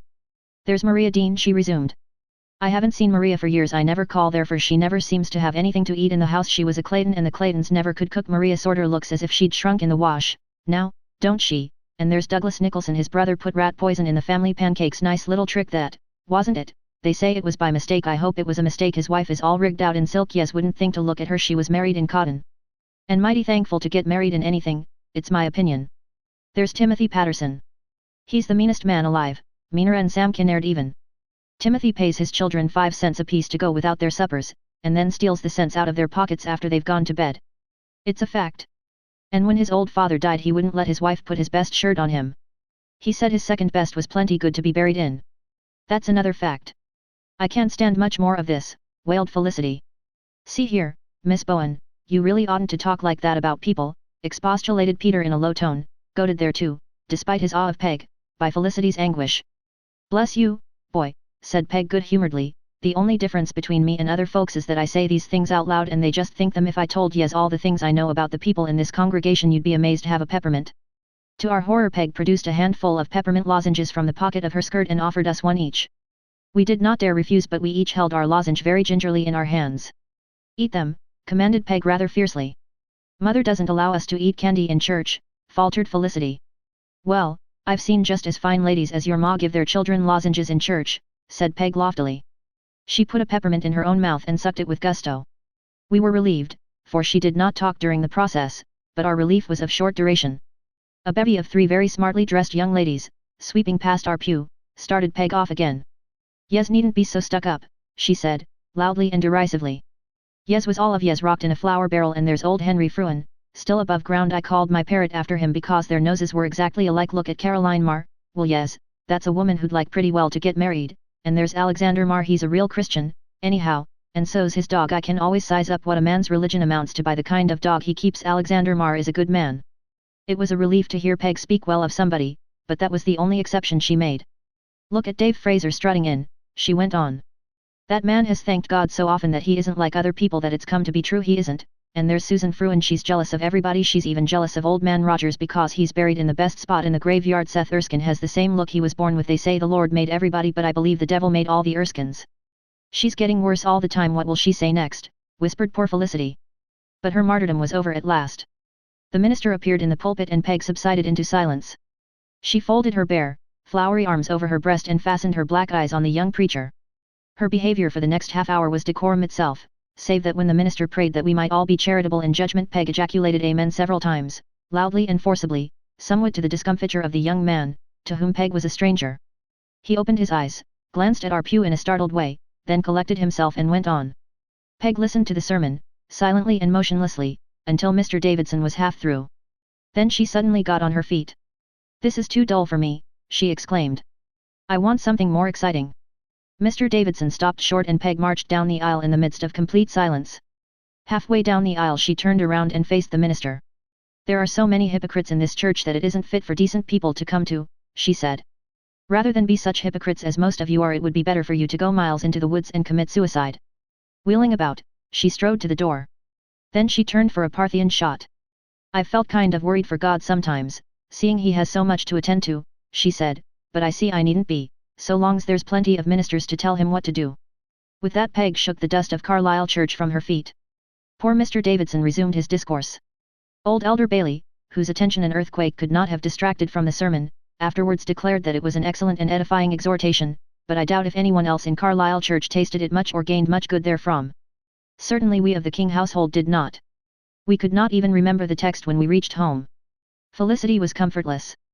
Mr. Davidson would be sure to think she belonged to our family when she was in our pew, she said bitterly. Oh, I feel as if I could never get over such a mortification, Peter. I do wish you wouldn't go telling people they ought to go to church. It's all your fault that this happened. Never mind, it will be a good story to tell sometime, remarked the story girl with relish. Chapter 22. The Yankee Storm. In an August orchard 6 children and a grown-up were sitting around the pulpit stone. The grown-up was Miss Reed, who had been up to give the girls their music lesson and had consented to stay to tea, much to the rapture of the said girls, who continued to worship her with unabated and romantic ardor. To us, over the golden grasses, came the story girl, carrying in her hand a single large poppy, like a blood-red chalice filled with the wine of August wizardry. She proffered it to Miss Reed and, as the latter took it into her singularly slender, beautiful hand, I saw a ring on her third finger. I noticed it, because I had heard the girls say that Miss Reed never wore rings, not liking them. It was not a new ring, it was handsome, but of an old-fashioned design and setting, with a glint of diamonds about a central sapphire. Later on, when Miss Reed had gone, I asked the story girl if she had noticed the ring. She nodded, but seemed disinclined to say more about it. Look here, Sarah, I said, there's something about that ring, something you know. I told you once there was a story growing, but you would have to wait until it was fully grown, she answered. Is Miss Reed going to marry anybody we know? I persisted. Curiosity killed a cat, observed the story girl coolly. Miss Reed hasn't told me that she was going to marry anybody. You will find out all that is good for you to know in due time. When the story girl put on grown-up airs, I did not like her so well, and I dropped the subject with a dignity that seemed to amuse her mightily. She had been away for a week, visiting cousins in Markdale, and she had come home with a new treasure trove of stories, most of which she had heard from the old sailors of Markdale Harbour. She had promised that morning to tell us of the most tragic event that had ever been known on the North Shore, and we now reminded her of her promise. Some call it the Yankee Storm, and others the American Gale, she began, sitting down by Miss Reed and beaming, because the latter put her arm around her waist. It happened nearly 40 years ago. In October of 1851 old Mr. Coles at the harbour told me all about it. He was a young man then, and he says he can never forget that dreadful time. You know, in those days hundreds of American fishing schooners used to come down to the Gulf every summer to fish mackerel. On one beautiful Saturday night in this October of 1851, more than 100 of these vessels could be counted from Markdale Capes. By Monday night more than 70 of them had been destroyed. Those which had escaped were mostly those which went into harbour Saturday night, to keep Sunday. Mr. Coles says the rest stayed outside and fished all day Sunday, same as through the week, and he says the storm was a judgment on them for doing it. But he admits that even some of them got into harbour later on and escaped, so it's hard to know what to think. But it is certain that on Sunday night there came up a sudden and terrible storm, the worst, Mr. Coles says, that has ever been known on the North Shore. It lasted for 2 days and scores of vessels were driven ashore and completely wrecked. The crews of most of the vessels that went ashore on the sand beaches were saved, but those that struck on the rocks went to pieces and all hands were lost. 4 weeks after the storm the North Shore was strewn with the bodies of drowned men. Think of it. Many of them were unknown and unrecognizable, and they were buried in Markdale graveyard. Mr. Coles says the schoolmaster who was in Markdale then wrote a poem on the storm, and Mr. Coles recited the first 2 verses to me. Here are the fishers' hillside graves. The church beside, the woods around. Below, the hollow moaning waves. Where the poor fishermen were drowned. A sudden tempest the blue welkin tore. The seamen tossed and torn apart. Rolled with the seaweed to the shore. While landsmen gazed with aching heart. Mr. Coles couldn't remember any more of it, but the saddest of all the stories of the Yankee Storm was the one about the Franklin Dexter. The Franklin Dexter went ashore on the Markdale Capes and all on board perished, the captain and 3 of his brothers among them. These 4 young men were the sons of an old man who lived in Portland, Maine, and when he heard what had happened he came right down to the island to see if he could find their bodies. They had all come ashore and had been buried in Markdale graveyard, but he was determined to take them up and carry them home for burial. He said he had promised their mother to take her boys home to her and he must do it. So they were taken up and put on board a sailing vessel at Markdale Harbour to be taken back to Maine, while the father himself went home on a passenger steamer. The name of the sailing vessel was the Seth Hall, and the captain's name was Seth Hall, too. Captain Hall was a dreadfully profane man and used to swear blood-curdling oaths. On the night he sailed out of Markdale Harbour, the old sailors warned him that a storm was brewing and that it would catch him if he did not wait until it was over. The captain had become very impatient because of several delays he had already met with, and he was in a furious temper. He swore a wicked oath that he would sail out of Markdale Harbour that night, and God Almighty himself shouldn't catch him. He did sail out of the harbour, and the storm did catch him, and the Seth Hall went down with all hands, the dead and the living finding a watery grave together. So the poor old mother up in Maine never had her boys brought back to her after all. Mr. Coles says it seems as if it were foreordained that they should not rest in a grave, but should lie beneath the waves until the day when the sea gives up its dead. They sleep as well beneath that purple tide as others under turf. Quoted Miss Reed softly. I am very thankful, she added, that I am not one of those whose dear ones go down to the sea in ships. It seems to me that they have treble their share of this world's heartache. Uncle Stephen was a sailor and he was drowned, said Felicity, and they say it broke Grandmother King's heart. I don't see why people can't be contented on dry land. Cecily's tears had been dropping on the autograph quilt square she was faithfully embroidering. She had been diligently collecting names for it ever since the preceding autumn and had a goodly number, but Kitty Marr had one more, and this was certainly a fly in Cecily's ointment. Besides, one I've got isn't paid for, Peg Bowen's, she lamented, and I don't suppose it ever will be, for I'll never dare to ask her for it. I wouldn't put it on at all, said Felicity. Oh, I don't dare not to. She'd be sure to find out I didn't, and then she'd be very angry. I wish I could get just one more name and then I'd be contented, but I don't know of a single person who hasn't been asked already. Except Mr. Campbell, said Dan. Oh, of course nobody would ask Mr. Campbell. We all know it would be of no use. He doesn't believe in missions at all. In fact, he says he detests the very mention of missions, and he never gives 1 cent to them. All the same, I think he ought to be asked, so that he wouldn't have the excuse that nobody did ask him, declared Dan.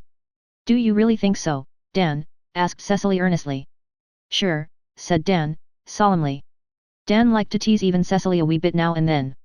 Cecily relapsed into anxious thought, and care sat visibly on her brow for the rest of the day. Next morning she came to me and said, Bev, would you like to go for a walk with me this afternoon? Of course, I replied. Any particular where? I'm going to see Mr. Campbell and ask him for his name for my square, said Cecily resolutely.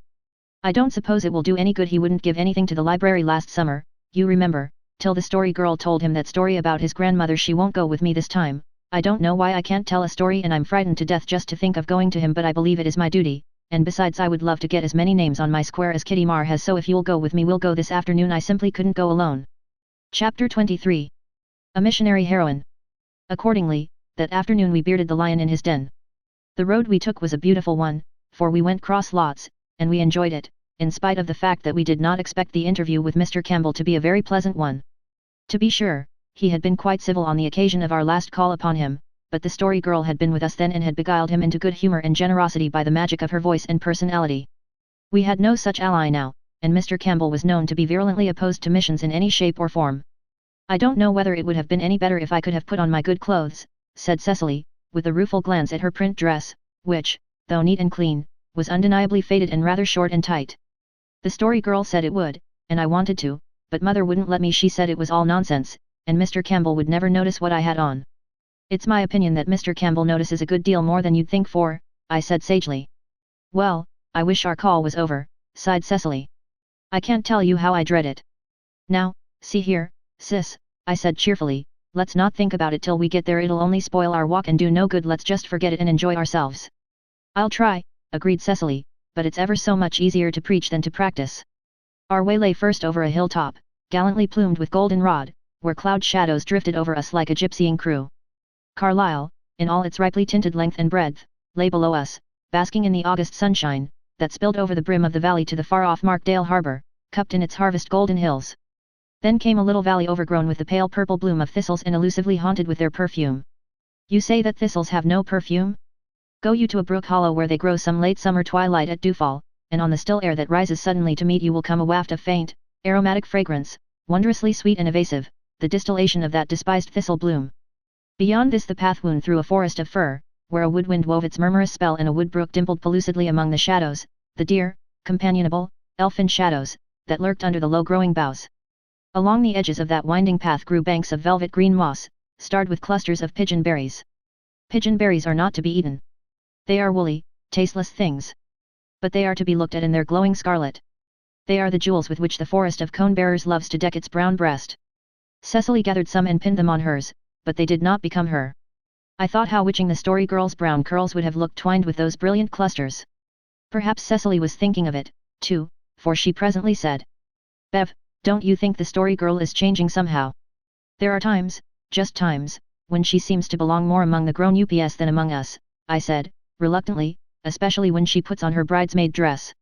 Well, she's the oldest of us, and when you come to think of it, she's 15, that's almost grown up, sighed Cecily. Then she added, with sudden vehemence, I hate the thought of any of us growing up. Felicity says she just longs to be grown up, but I don't, not a bit. I wish I could just stay a little girl forever, and have you and Felix and all the others for playmates right along. I don't know how it is, but whenever I think of being grown up I seem to feel tired.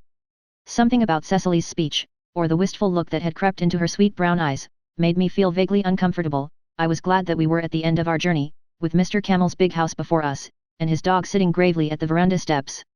Oh, dear, said Cecily, with a shiver, I'd been hoping that dog wouldn't be around. He never bites, I assured her.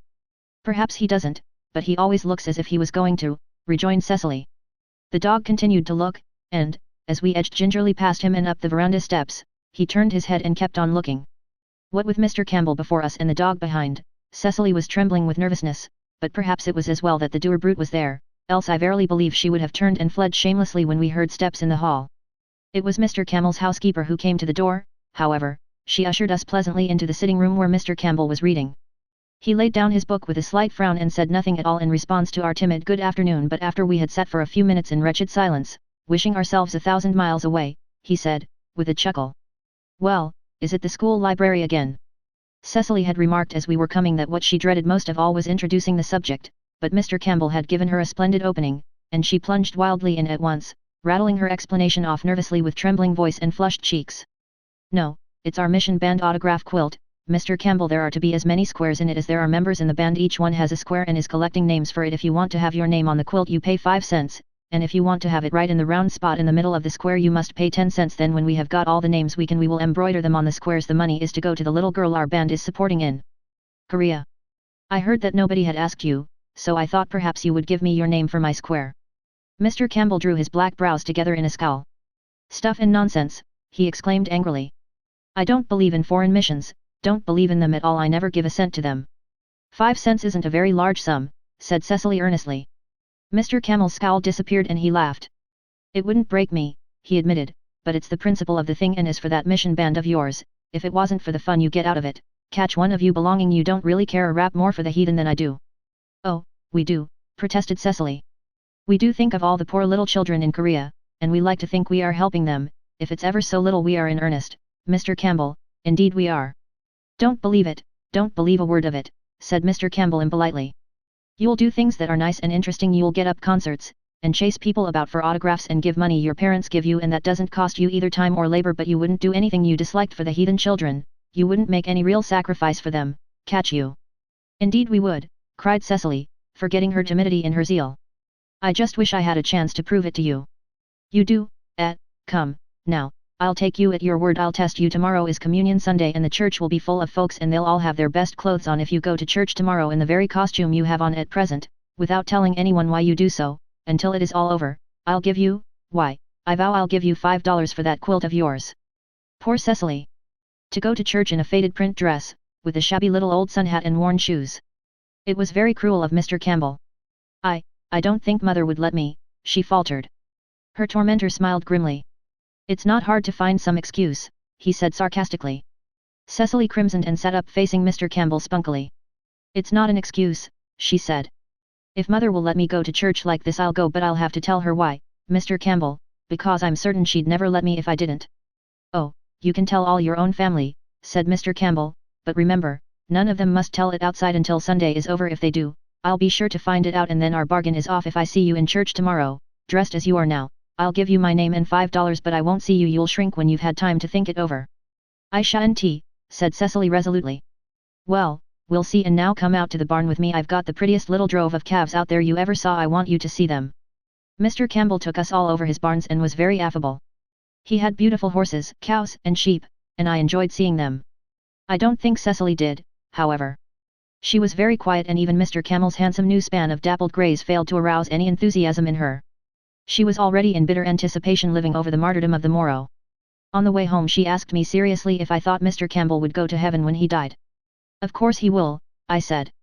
Isn't he a member of the church?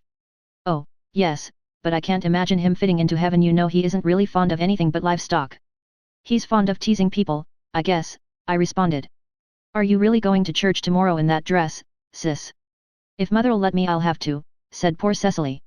I won't let Mr. Campbell triumph over me, and I do want to have as many names as Kitty has, and I do want to help the poor little Korean children, but it will be simply dreadful. I don't know whether I hope mother will or not.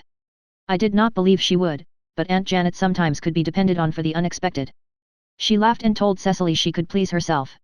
Felicity was in a rage over it, and declared she wouldn't go to church if Cecily went in such a rig. Dan sarcastically inquired if all she went to church for was to show off her fine clothes and look at other people's. Then they quarreled and didn't speak to each other for 2 days, much to Cecily's distress. I suspect poor sis wished devoutly that it might rain the next day, but it was gloriously fine.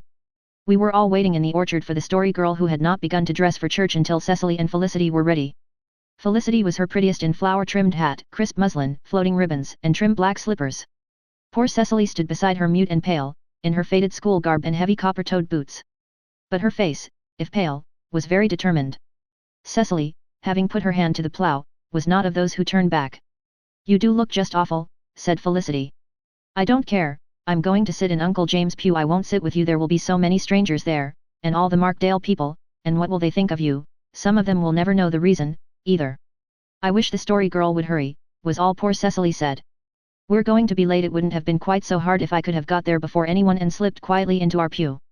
Here she comes at last, said Dan. Why, what's she got on? The story girl joined us with a quizzical smile on her face. Dan whistled. Cecily's pale cheeks flushed with understanding and gratitude. The story girl wore her school print dress and hat also, and was gloveless and heavy-shod. You're not going to have to go through this all alone, Cecily, she said. Oh, it won't be half so hard now, said Cecily, with a long breath of relief. I fancy it was hard enough even then. The story girl did not care a whit, but Cecily rather squirmed under the curious glances that were cast at her. She afterwards told me that she really did not think she could have endured it if she had been alone. Mr. Campbell met us under the elms in the churchyard, with a twinkle in his eye. Well, you did it, miss, he said to Cecily, but you should have been alone. That was what I meant. I suppose you think you've cheated me nicely. No, she doesn't, spoke up the story girl undauntedly. She was all dressed and ready to come before she knew I was going to dress the same way, so she kept her bargain faithfully, Mr. Campbell, and I think you were cruel to make her do it. You do, well, I hope you'll forgive me. I didn't think she'd do it. I was sure feminine vanity would win the day over missionary zeal. It seems it didn't, though how much was pure missionary zeal and how much just plain king spunk I'm doubtful. I'll keep my promise, miss. You shall have your $5, and mind you put my name in the round space, no 5-cent corners for me. Chapter 24. A tantalizing revelation. I shall have something to tell you in the orchard this evening, said the story girl at breakfast one morning. Her eyes were very bright and excited. She looked as if she had not slept a great deal. She had spent the previous evening with Miss Reed and had not returned until the rest of us were in bed. Miss Reed had finished giving music lessons and was going home in a few days. Cecily and Felicity were in despair over this and mourned as those without comfort. But the story girl, who had been even more devoted to Miss Reed than either of them, had not, as I noticed, expressed any regret and seemed to be very cheerful over the whole matter. Why can't you tell it now? Asked Felicity. Because the evening is the nicest time to tell things, and I only mentioned it now so that you would have something interesting to look forward to all day. Is it about Miss Reed? Asked Cecily. Never mind. I'll bet she's going to be married, I exclaimed, remembering the ring. Is she? Cried Felicity and Cecily together. The story girl threw an annoyed glance at me. She did not like to have her dramatic announcements forestalled. I don't say that it is about Miss Reed or that it isn't. You must just wait till the evening. I wonder what it is, speculated Cecily, as the story girl left the room. I don't believe it's much of anything, said Felicity, beginning to clear away the breakfast dishes. The story girl always likes to make so much out of so little anyhow. I don't believe Miss Reed is going to be married. She hasn't any beaux around here, and Mrs. Armstrong says she's sure she doesn't correspond with anybody. Besides, if she was, she wouldn't be likely to tell the story girl. Oh, she might. They're such friends, you know, said Cecily. Miss Reed is no better friends with her than she is with me and you, retorted Felicity. No, but sometimes it seems to me that she's a different kind of friend with the story girl than she is with me and you, reflected Cecily.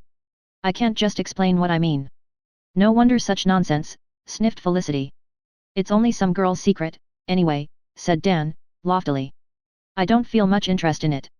But he was on hand with the rest of us that evening, interest or no interest, in Uncle Stephen's Walk, where the ripening apples were beginning to glow like jewels among the boughs. "Now, are you going to tell us your news?" asked Felicity impatiently. "Miss Reed is going to be married," said the Story Girl. "She told me so last night. She is going to be married in a fortnight's time." "Who to?" exclaimed the girls. "To," the Story Girl threw a defiant glance at me as if to say, "You can't spoil the surprise of this, anyway," "to, the awkward man." For a few moments amazement literally held us dumb. "You're not in earnest, Sarah Stanley," gasped Felicity at last. "Indeed I am. I thought you'd be astonished, but I wasn't. I've suspected it all summer, from little things I've noticed. Don't you remember that evening last spring when I went a piece with Miss Reed and told you when I came back that a story was growing? I guessed it from the way the awkward man looked at her when I stopped to speak to him over his garden fence." "But, the awkward man," said Felicity helplessly. "It doesn't seem possible. Did Miss Reed tell you herself?" "Yes. I suppose it must be true then, but how did it ever come about? He's so shy and awkward. How did he ever manage to get up enough spunk to ask her to marry him?" "Maybe she asked him," suggested Dan. The Story Girl looked as if she might tell if she would. "I believe that was the way of it," I said, "to draw her on." "Not exactly," she said reluctantly. "I know all about it, but I can't tell you. I guessed part from things I've seen, and Miss Reed told me a good deal, and the awkward man himself told me his side of it as we came home last night. I met him just as I left Mr. Armstrong's and we were together as far as his house. It was dark and he just talked on as if he were talking to himself. I think he forgot I was there at all. Once he got started he has never been shy or awkward with me, but he never talked as he did last night." "You might tell us what he said," urged Cecily. "We'd never tell." The Story Girl shook her head. "No, I can't. You wouldn't understand. Besides, I couldn't tell it just right. It's one of the things that are hardest to tell. I'd spoil it if I told it. Now perhaps someday I'll be able to tell it properly. It's very beautiful, but it might sound very ridiculous if it wasn't told just exactly the right way." "I don't know what you mean, and I don't believe you know yourself," said Felicity pettishly. "All that I can make out is that Miss Reed is going to marry Jasper Dale, and I don't like the idea one bit. She is so beautiful and sweet. I thought she'd marry some dashing young man. Jasper Dale must be nearly 20 years older than her, and he's so queer and shy, and such a hermit." "Miss Reed is perfectly happy," said the Story Girl. "She thinks the awkward man is lovely, and so he is. You don't know him, but I do." "Well, you needn't put on such airs about it," sniffed Felicity. "I am not putting on any airs, but it's true. Miss Reed and I are the only people in Carlisle who really know the awkward man. Nobody else ever got behind his shyness to find out just what sort of a man he is." "When are they to be married?" asked Felicity. "In a fortnight's time, and then they are coming right back to live at Golden Milestone. Won't it be lovely to have Miss Reed always so near us?" "I wonder what she'll think about the mystery of Golden Milestone," remarked Felicity. Golden Milestone was the beautiful name the awkward man had given his home, and there was a mystery about it, as readers of the first volume of these chronicles will recall. "She knows all about the mystery and thinks it perfectly lovely, and so do I," said the Story Girl. "Do you know the secret of the locked room?" cried Cecily. "Yes, the awkward man told me all about it last night. I told you I'd find out the mystery sometime." "And what is it?" "I can't tell you that either." "I think you're hateful and mean," exclaimed Felicity. "It hasn't anything to do with Miss Reed, so I think you might tell us." "It has something to do with Miss Reed. It's all about her." "Well, I don't see how that can be when the awkward man never saw or heard of Miss Reed until she came to Carlisle in the spring," said Felicity incredulously, "and he's had that locked room for years." "I can't explain it to you, but it's just as I've said," responded the Story Girl. "Well, it's a very queer thing," retorted Felicity. "The name in the books in the room was Alice, and Miss Reed's name is Alice," marveled Cecily. "Did he know her before she came here?" "Mrs. Griggs says that room has been locked for 10 years. 10 years ago Miss Reed was just a little girl of 10. She couldn't be the Alice of the books," argued Felicity. "I wonder if she'll wear the blue silk dress," said Sarah Ray.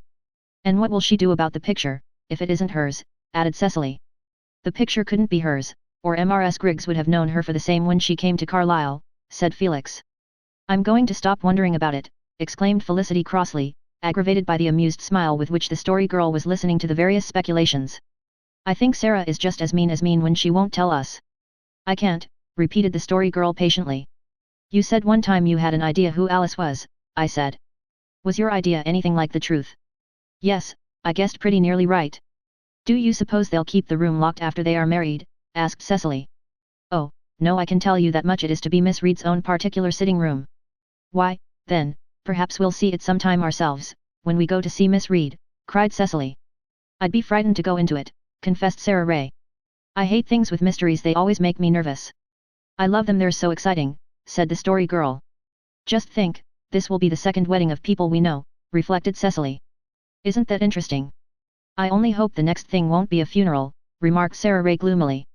There were 3 lighted lamps on our kitchen table last night, and Judy Pinot says that's a sure sign of a funeral. Well, there are funerals going on all the time, said Dan. But it means the funeral of somebody you know. I don't believe in it, much, but Judy says she's seen it come true time and again. I hope if it does it won't be anybody we know very well, but I hope it'll be somebody I know a little, because then I might get to the funeral. I'd just love to go to a funeral. That's a dreadful thing to say, commented Felicity in a shocked tone. Sarah Ray looked bewildered. I don't see what is dreadful in it, she protested. People don't go to funerals for the fun of it, said Felicity severely. And you just as good as said you hoped somebody you knew would die so you'd get to the funeral. No, I didn't mean that at all, Felicity. I don't want anybody to die, but what I meant was, if anybody I knew had to die there might be a chance to go to the funeral. I've never been to a single funeral yet, and it must be so interesting. Well, don't mix up talk about funerals with talk about weddings, said Felicity. It isn't lucky. I think Miss Reed is simply throwing herself away, but I hope she'll be happy and I hope the awkward man will manage to get married without making some awful blunder, but it's more than I expect. The ceremony is to be very private, said the story girl. I'd like to see them the day they appear out in church, chuckled Dan. How'll he ever manage to bring her in and show her into the pew? I'll bet he'll go in first, or tramp on her dress, or fall over his feet. Maybe he won't go to church at all the first Sunday and she'll have to go alone, said Peter. That happened in Markdale. A man was too bashful to go to church the first time after getting married, and his wife went alone till he got used to the idea. They may do things like that in Markdale, but that is not the way people behave in Carlisle, said Felicity loftily. Seeing the story girl slipping away with a disapproving face, I joined her. What is the matter, Sarah? I asked. I hate to hear them talking like that about Miss Reed and Mr. Dale, she answered vehemently. It's really all so beautiful, but they make it seem silly and absurd, somehow. You might tell me all about it, Sarah, I insinuated. I wouldn't tell, and I'd understand. Yes, I think you would, she said thoughtfully. But I can't tell it even to you because I can't tell it well enough yet. I've a feeling that there's only one way to tell it, and I don't know the way yet. Someday I'll know it, and then I'll tell you, Bev. Long after she kept her word. 40 years later I wrote to her, across the leagues of land and sea that divided us, and told her that Jasper Dale was dead, and I reminded her of her old promise and asked its fulfillment. In reply she sent me the written love story of Jasper Dale and Alice Reed. Now, when Alice sleeps under the whispering elms of the old Carlisle churchyard, beside the husband of her youth, that story may be given, in all its old-time sweetness, to the world. Chapter 25. The Love Story of the Awkward Man, written by the story girl. Jasper Dale lived alone in the old homestead which he had named Golden Milestone. In Carlisle this giving one's farm a name was looked upon as a piece of affectation, but if a place must be named, why not give it a sensible name with some meaning to it? Why Golden Milestone, when Pinewood or Hill Slope or, if you wanted to be very fanciful, Ivy Lodge, might be had for the taking. He had lived alone at Golden Milestone since his mother's death. He had been 20 then and he was close upon 40 now, though he did not look it. But neither could it be said that he looked young. He had never at any time looked young with common youth. There had always been something in his appearance that stamped him as different from the ordinary run of men, and, apart from his shyness, built up an intangible, invisible barrier between him and his kind.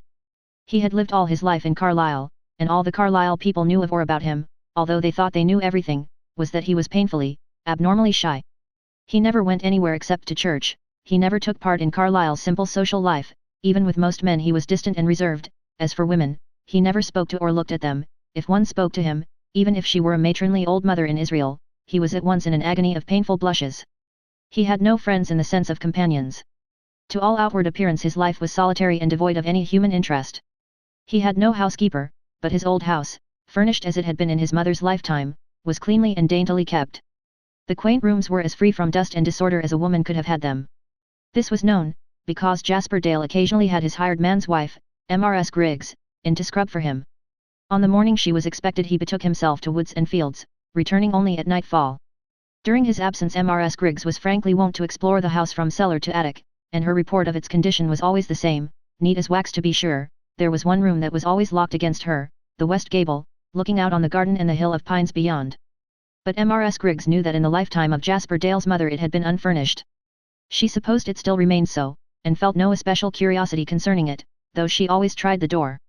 Jasper Dale had a good farm, well cultivated. He had a large garden where he worked most of his spare time in summer. It was supposed that he read a great deal, since the postmistress declared that he was always getting books and magazines by mail. He seemed well contented with his existence and people let him alone, since that was the greatest kindness they could do him. It was unsupposable that he would ever marry. Nobody ever had supposed it. Jasper Dale never so much as thought about a woman, Carlisle oracles declared. Oracles, however, are not always to be trusted. One day Mrs. Griggs went away from the Dale place with a very curious story, which she diligently spread far and wide. It made a good deal of talk, but people, although they listened eagerly, and wondered and questioned, were rather incredulous about it. They thought Mrs. Griggs must be drawing considerably upon her imagination. There were not lacking those who declared that she had invented the whole account, since her reputation for strict veracity was not wholly unquestioned. Mrs. Griggs's story was as follows. One day she found the door of the west gable unlocked. She went in, expecting to see bare walls and a collection of odds and ends. Instead she found herself in a finely furnished room. Delicate lace curtains hung before the small, square, broad-sealed windows. The walls were adorned with pictures in much finer taste than Mrs. Griggs could appreciate. There was a bookcase between the windows filled with choicely bound books. Beside it stood a little table with a very dainty work basket on it. By the basket Mrs. Griggs saw a pair of tiny scissors and a silver thimble. A wicker rocker, comfortable with silk cushions, was near it. Above the bookcase a woman's picture hung, a watercolor, if Mrs. Griggs had but known it, representing a pale, very sweet face, with large, dark eyes and a wistful expression under loose masses of black, lustrous hair. Just beneath the picture, on the top shelf of the bookcase, was a vaseful of flowers. Another vaseful stood on the table beside the basket. All this was astonishing enough. But what puzzled Mrs. Griggs completely was the fact that a woman's dress was hanging over a chair before the mirror, a pale blue, silken affair. And on the floor beside it were two little blue satin slippers. Good Mrs. Griggs did not leave the room until she had thoroughly explored it, even to shaking out the blue dress and discovering it to be a tea gown, wrapper, she called it. But she found nothing to throw any light on the mystery. The fact that the simple name Alice was written on the fly leaves of all the books only deepened it, for it was a name unknown in the Dale family. In this puzzled state she was obliged to depart, nor did she ever find the door unlocked again, and, discovering that people thought she was romancing when she talked about the mysterious west gable at Golden Milestone, she indignantly held her peace concerning the whole affair. But Mrs. Griggs had told no more than the simple truth. Jasper Dale, under all his shyness and aloofness, possessed a nature full of delicate romance and poesy, which, denied expression in the common ways of life, bloomed out in the realm of fancy and imagination. Left alone, just when the boy's nature was deepening into the man's, he turned to this ideal kingdom for all he believed the real world could never give him. Love, a strange, almost mystical love, played its part here for him. He shadowed forth to himself the vision of a woman, loving and beloved. He cherished it until it became almost as real to him as his own personality, and he gave this dream woman the name he liked best, Alice. In fancy he walked and talked with her, spoke words of love to her, and heard words of love in return. When he came from work at the close of day she met him at his threshold in the twilight, a strange, fair, starry shape, as elusive and spiritual as a blossom reflected in a pool by moonlight. With welcome on her lips and in her eyes. One day, when he was in Charlottetown on business, he had been struck by a picture in the window of a store. It was strangely like the woman of his dream love. He went in, awkward and embarrassed, and bought it. When he took it home he did not know where to put it. It was out of place among the dim old engravings of bewigged portraits and conventional landscapes on the walls of Golden Milestone. As he pondered the matter in his garden that evening he had an inspiration. The sunset, flaming on the windows of the west gable, kindled them into burning rose. Amid the splendor he fancied Alice's fair face peeping archly down at him from the room. The inspiration came then. It should be her room, he would fit it up for her, and her picture should hang there. He was all summer carrying out his plan. Nobody must know or suspect, so he must go slowly and secretly. One by one the furnishings were purchased and brought home under cover of darkness. He arranged them with his own hands. He bought the books he thought she would like best and wrote her name in them. He got the little feminine knickknacks of basket and thimble. Finally he saw in a store a pale blue tea gown and the satin slippers. He had always fancied her as dressed in blue. He bought them and took them home to her room. Thereafter it was sacred to her. He always knocked on its door before he entered, he kept it sweet with fresh flowers, he sat there in the purple summer evenings and talked aloud to her or read his favorite books to her. In his fancy she sat opposite to him in her rocker, clad in the trailing blue gown, with her head leaning on one slender hand, as white as a twilight star. But Carlisle people knew nothing of this, would have thought him tinged with mild lunacy if they had known. To them, he was just the shy, simple farmer he appeared. They never knew or guessed at the real Jasper Dale. One spring Alice Reed came to teach music in Carlisle. Her pupils worshipped her, but the grown people thought she was rather too distant and reserved. They had been used to merry, jolly girls who joined eagerly in the social life of the place. Alice Reed held herself aloof from it, not disdainfully, but as one to whom these things were of small importance. She was very fond of books and solitary rambles. She was not at all shy, but she was as sensitive as a flower, and after a time Carlisle people were content to let her live her own life and no longer resented her unlikeness to themselves. She boarded with the Armstrongs, who lived beyond Golden Milestone around the Hill of Pines. Until the snow disappeared she went out to the main road by the long Armstrong Lane, but when spring came she was wont to take a shorter way, down the Pine Hill, across the brook, past Jasper Dale's garden, and out through his lane. And one day, as she went by, Jasper Dale was working in his garden. He was on his knees in a corner, setting out a bunch of roots, an unsightly little tangle of rainbow possibilities. It was a still spring morning, the world was green with young leaves, a little wind blew down from the pines and lost itself willingly among the budding delights of the garden. The grass opened eyes of blue violets. The sky was high and cloudless, turquoise blue, shading off into milkiness on the far horizons. Birds were singing along the brook valley. Rollicking robins were whistling joyously in the pines. Jasper Dale's heart was filled to overflowing with a realization of all the virgin loveliness around him, the feeling in his soul had the sacredness of a prayer. At this moment he looked up and saw Alice Reed. She was standing outside the garden fence, in the shadow of a great pine tree, looking not at him, for she was unaware of his presence, but at the virginal bloom of the plum trees in a far corner, with all her delight in it out-blossoming freely in her face. For a moment Jasper Dale believed that his dream love had taken visible form before him. She was so like, not in feature, perhaps, but in grace and coloring, the grace of a slender, lissom form and the coloring of cloudy hair and wistful, dark grey eyes, and curving red mouth, and more than all, she was like her in expression, in the subtle revelation of personality exhaling from her like perfume from a flower. It was as if his own had come to him at last and his whole soul suddenly leaped out to meet and welcome her. Then her eyes fell upon him and the spell was broken. Jasper remained kneeling mutely there, shy man once more, crimson with blushes, a strange, almost pitiful creature in his abject confusion. A little smile flickered about the delicate corners of her mouth, but she turned and walked swiftly away down the lane. Jasper looked after her with a new, painful sense of loss and loveliness. It had been agony to feel her conscious eyes upon him, but he realized now that there had been a strange sweetness in it, too. It was still greater pain to watch her going from him. He thought she must be the new music teacher but he did not even know her name.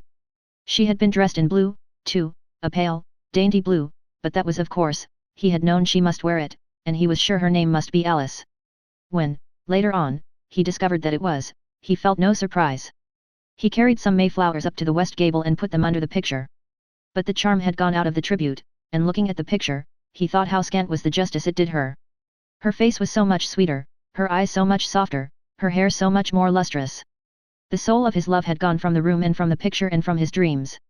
When he tried to think of the Alice he loved he saw, not the shadowy spirit occupant of the west gable, but the young girl who had stood under the pine, beautiful with the beauty of moonlight, of starshine on still water, of white, wind-swayed flowers growing in silent, shadowy places. He did not then realize what this meant. Had he realized it he would have suffered bitterly, as it was he felt only a vague discomfort, a curious sense of loss and gain commingled. He saw her again that afternoon on her way home. She did not pause by the garden but walked swiftly past. Thereafter, every day for a week he watched unseen to see her pass his home. Once a little child was with her, clinging to her hand. No child had ever before had any part in the shy man's dream life. But that night in the twilight the vision of the rocking chair was a girl in a blue print dress, with a little, golden-haired shape at her knee, a shape that lisped and prattled and called her mother, and both of them were his. It was the next day that he failed for the first time to put flowers in the west gable. Instead, he cut a loose handful of daffodils and, looking furtively about him as if committing a crime, he laid them across the footpath under the pine. She must pass that way, her feet would crush them if she failed to see them. Then he slipped back into his garden, half exultant, half repentant. From a safe retreat he saw her pass by and stooped to lift his flowers. Thereafter he put some in the same place every day. When Alice Reed saw the flowers she knew at once who had put them there, and divined that they were for her. She lifted them tenderly in much surprise and pleasure. She had heard all about Jasper Dale and his shyness, but before she had heard about him she had seen him in church and liked him. She thought his face and his dark blue eyes beautiful, she even liked the long brown hair that Carlisle people laughed at. That he was quite different from other people she had understood at once, but she thought the difference in his favor. Perhaps her sensitive nature divined and responded to the beauty in his. At least, in her eyes Jasper Dale was never a ridiculous figure. When she heard the story of the West Gable, which most people disbelieved, she believed it, although she did not understand it. It invested the shy man with interest and romance. She felt that she would have liked, out of no impertinent curiosity, to solve the mystery. She believed that it contained the key to his character. Thereafter, every day she found flowers under the pine tree. She wished to see Jasper to thank him, unaware that he watched her daily from the screen of shrubbery in his garden, but it was some time before she found the opportunity. One evening she passed when he, not expecting her, was leaning against his garden fence with a book in his hand. She stopped under the pine. "Mr. Dale," she said softly, "I want to thank you for your flowers." Jasper, startled, wished that he might sink into the ground. His anguish of embarrassment made her smile a little. He could not speak, so she went on gently. "It has been so good of you, they have given me so much pleasure, I wish you could know how much." "It was nothing, nothing," stammered Jasper. His book had fallen on the ground at her feet, and she picked it up and held it out to him. "So you like Ruskin," she said. "I do, too, but I haven't read this." "If you would care to read it, you may have it," Jasper contrived to say. She carried the book away with her. He did not again hide when she passed, and when she brought the book back they talked a little about it over the fence. He lent her others, and got some from her in return. They fell into the habit of discussing them. Jasper did not find it hard to talk to her now. It seemed as if he were talking to his dream Alice, and it came strangely natural to him. He did not talk volubly, but Alice thought what he did say was worthwhile. His words lingered in her memory and made music. She always found his flowers under the pine, and she always wore some of them, but she did not know if he noticed this or not. One evening Jasper walked shyly with her from his gate up the pine hill. After that he always walked that far with her. She would have missed him much if he had failed to do so, yet it did not occur to her that she was learning to love him. She would have laughed with girlish scorn at the idea. She liked him very much, she thought his nature beautiful in its simplicity and purity. In spite of his shyness she felt more delightfully at home in his society than in that of any other person she had ever met. He was one of those rare souls whose friendship is at once a pleasure and a benediction, showering light from their own crystal clearness into all the dark corners in the souls of others, until, for the time being at least, they reflected his own nobility. But she never thought of love. Like other girls she had her dreams of a possible Prince Charming, young and handsome and debonair. It never occurred to her that he might be found in the shy, dreamy recluse of Golden Milestone. In August came a day of gold and blue. Alice Reed, coming through the trees, with the wind blowing her little dark love locks tricksily about under her wide blue hat, found a fragrant heap of mignonette under the pine. She lifted it and buried her face in it, drinking in the wholesome, modest perfume. She had hoped Jasper would be in his garden, since she wished to ask him for a book she greatly desired to read. But she saw him sitting on the rustic seat at the further side. His back was towards her, and he was partially screened by a copse of lilacs. Alice, blushing slightly, unlatched the garden gate, and went down the path. She had never been in the garden before, and she found her heart beating in a strange fashion. He did not hear her footsteps, and she was close behind him when she heard his voice, and realized that he was talking to himself, in a low, dreamy tone. As the meaning of his words dawned on her consciousness she started and grew crimson. She could not move or speak, as one in a dream she stood and listened to the shy man's reverie, guiltless of any thought of eavesdropping. "How much I love you, Alice," Jasper Dale was saying, unafraid, with no shyness in voice or manner. "I wonder what you would say if you knew you would laugh at me, sweet as you are. You would laugh in mockery. I can never tell you, I can only dream of telling you in my dream. You are standing here by me, dear, I can see you very plainly, my sweet lady, so tall and gracious, with your dark hair and your maiden eyes. I can dream that I tell you my love, that, maddest, sweetest dream of all, that you love me in return. Everything is possible in dreams, you know, dear, my dreams are all I have. So I go far in them, even to dreaming that you are my wife. I dream how I shall fix up my dull old house for you. One room will need nothing more, it is your room, dear, and has been ready for you a long time, long before that day I saw you under the pine. Your books and your chair and your picture are there, dear, only the picture is not half lovely enough. But the other rooms of the house must be made to bloom out freshly for you. What a delight it is thus to dream of what I would do for you. Then I would bring you home, dear, and lead you through my garden and into my house as its mistress. I would see you standing beside me in the old mirror at the end of the hall, a bride, in your pale blue dress, with a blush on your face. I would lead you through all the rooms made ready for your coming, and then to your own. I would see you sitting in your own chair, and all my dreams would find rich fulfillment in that royal moment. Oh, Alice, we would have a beautiful life together. It's sweet to make believe about it.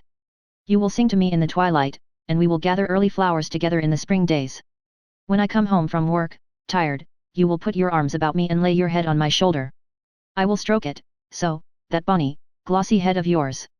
Alice, my Alice, all mine in my dream, never to be mine in real life, how I love you." The Alice behind him could bear no more. She gave a little choking cry that betrayed her presence. Jasper Dale sprang up and gazed upon her. He saw her standing there, amid the languorous shadows of August, pale with feeling, wide-eyed, trembling. For a moment shyness wrung him. Then every trace of it was banished by a sudden, strange, fierce anger that swept over him.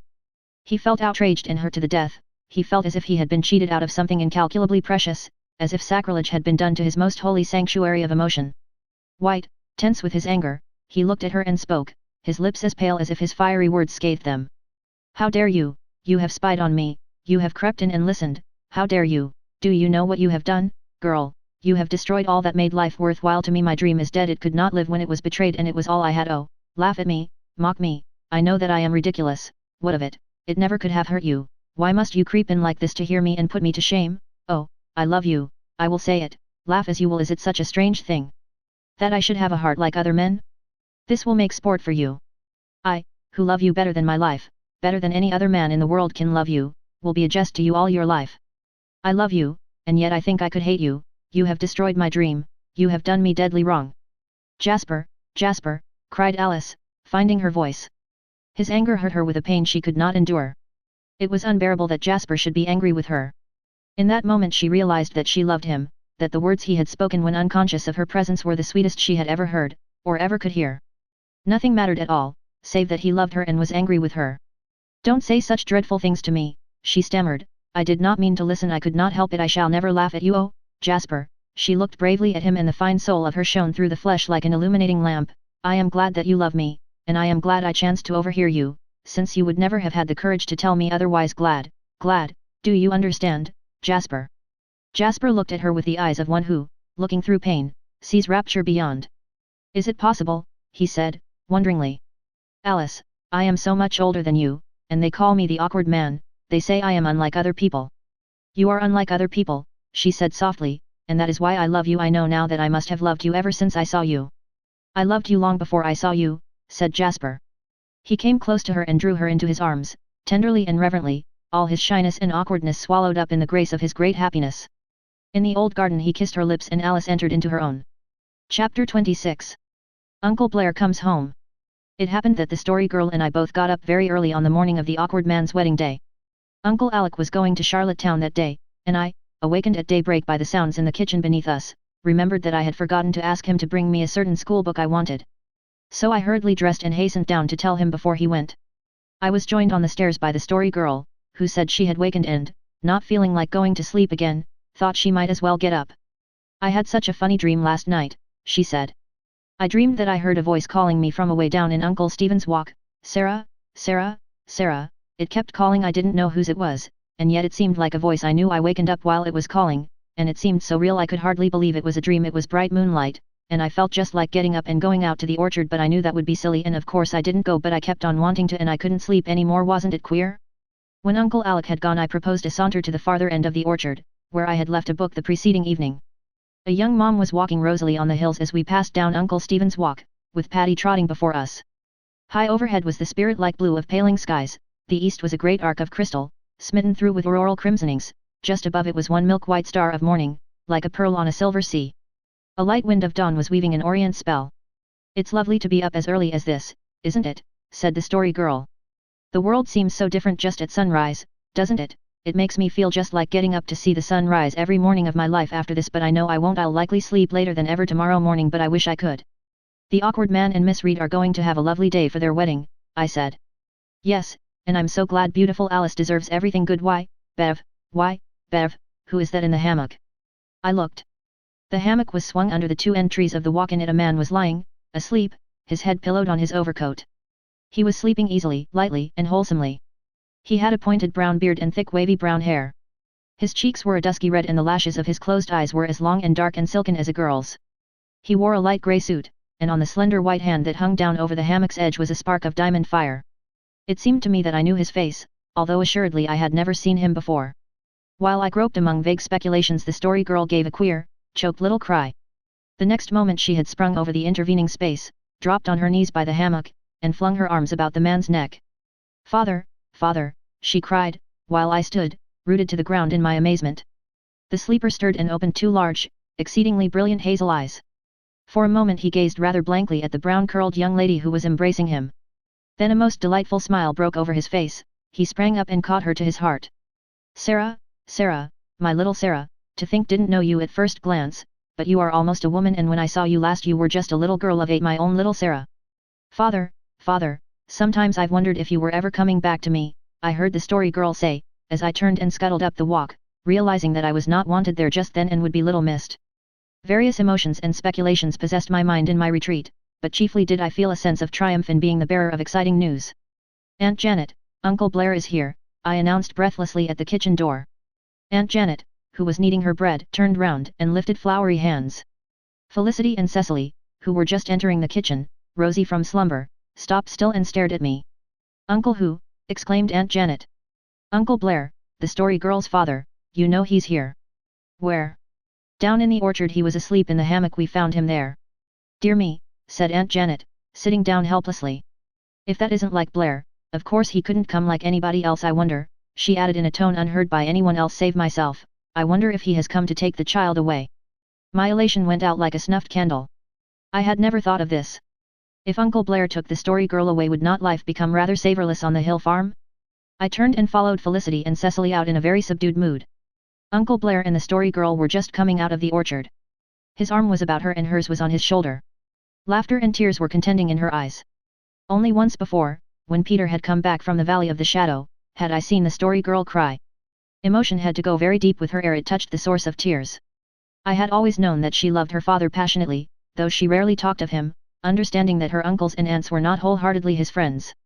But Aunt Janet's welcome was cordial enough, though a trifle flustered. Whatever thrifty, hard-working farmer folk might think of gay, bohemian Blair Stanley in his absence, in his presence even they liked him, by the grace of some winsome, lovable quality in the soul of him. He had a way with him, revealed even in the manner with which he caught staid Aunt Janet in his arms, swung her matronly form around as though she had been a slim schoolgirl, and kissed her rosy cheek. "Sister o' mine, are you never going to grow old?" he said. "Here you are at 45 with the roses of 16, and not a grey hair, I'll wager." "Blair, Blair, it is you who are always young," laughed Aunt Janet, not ill-pleased.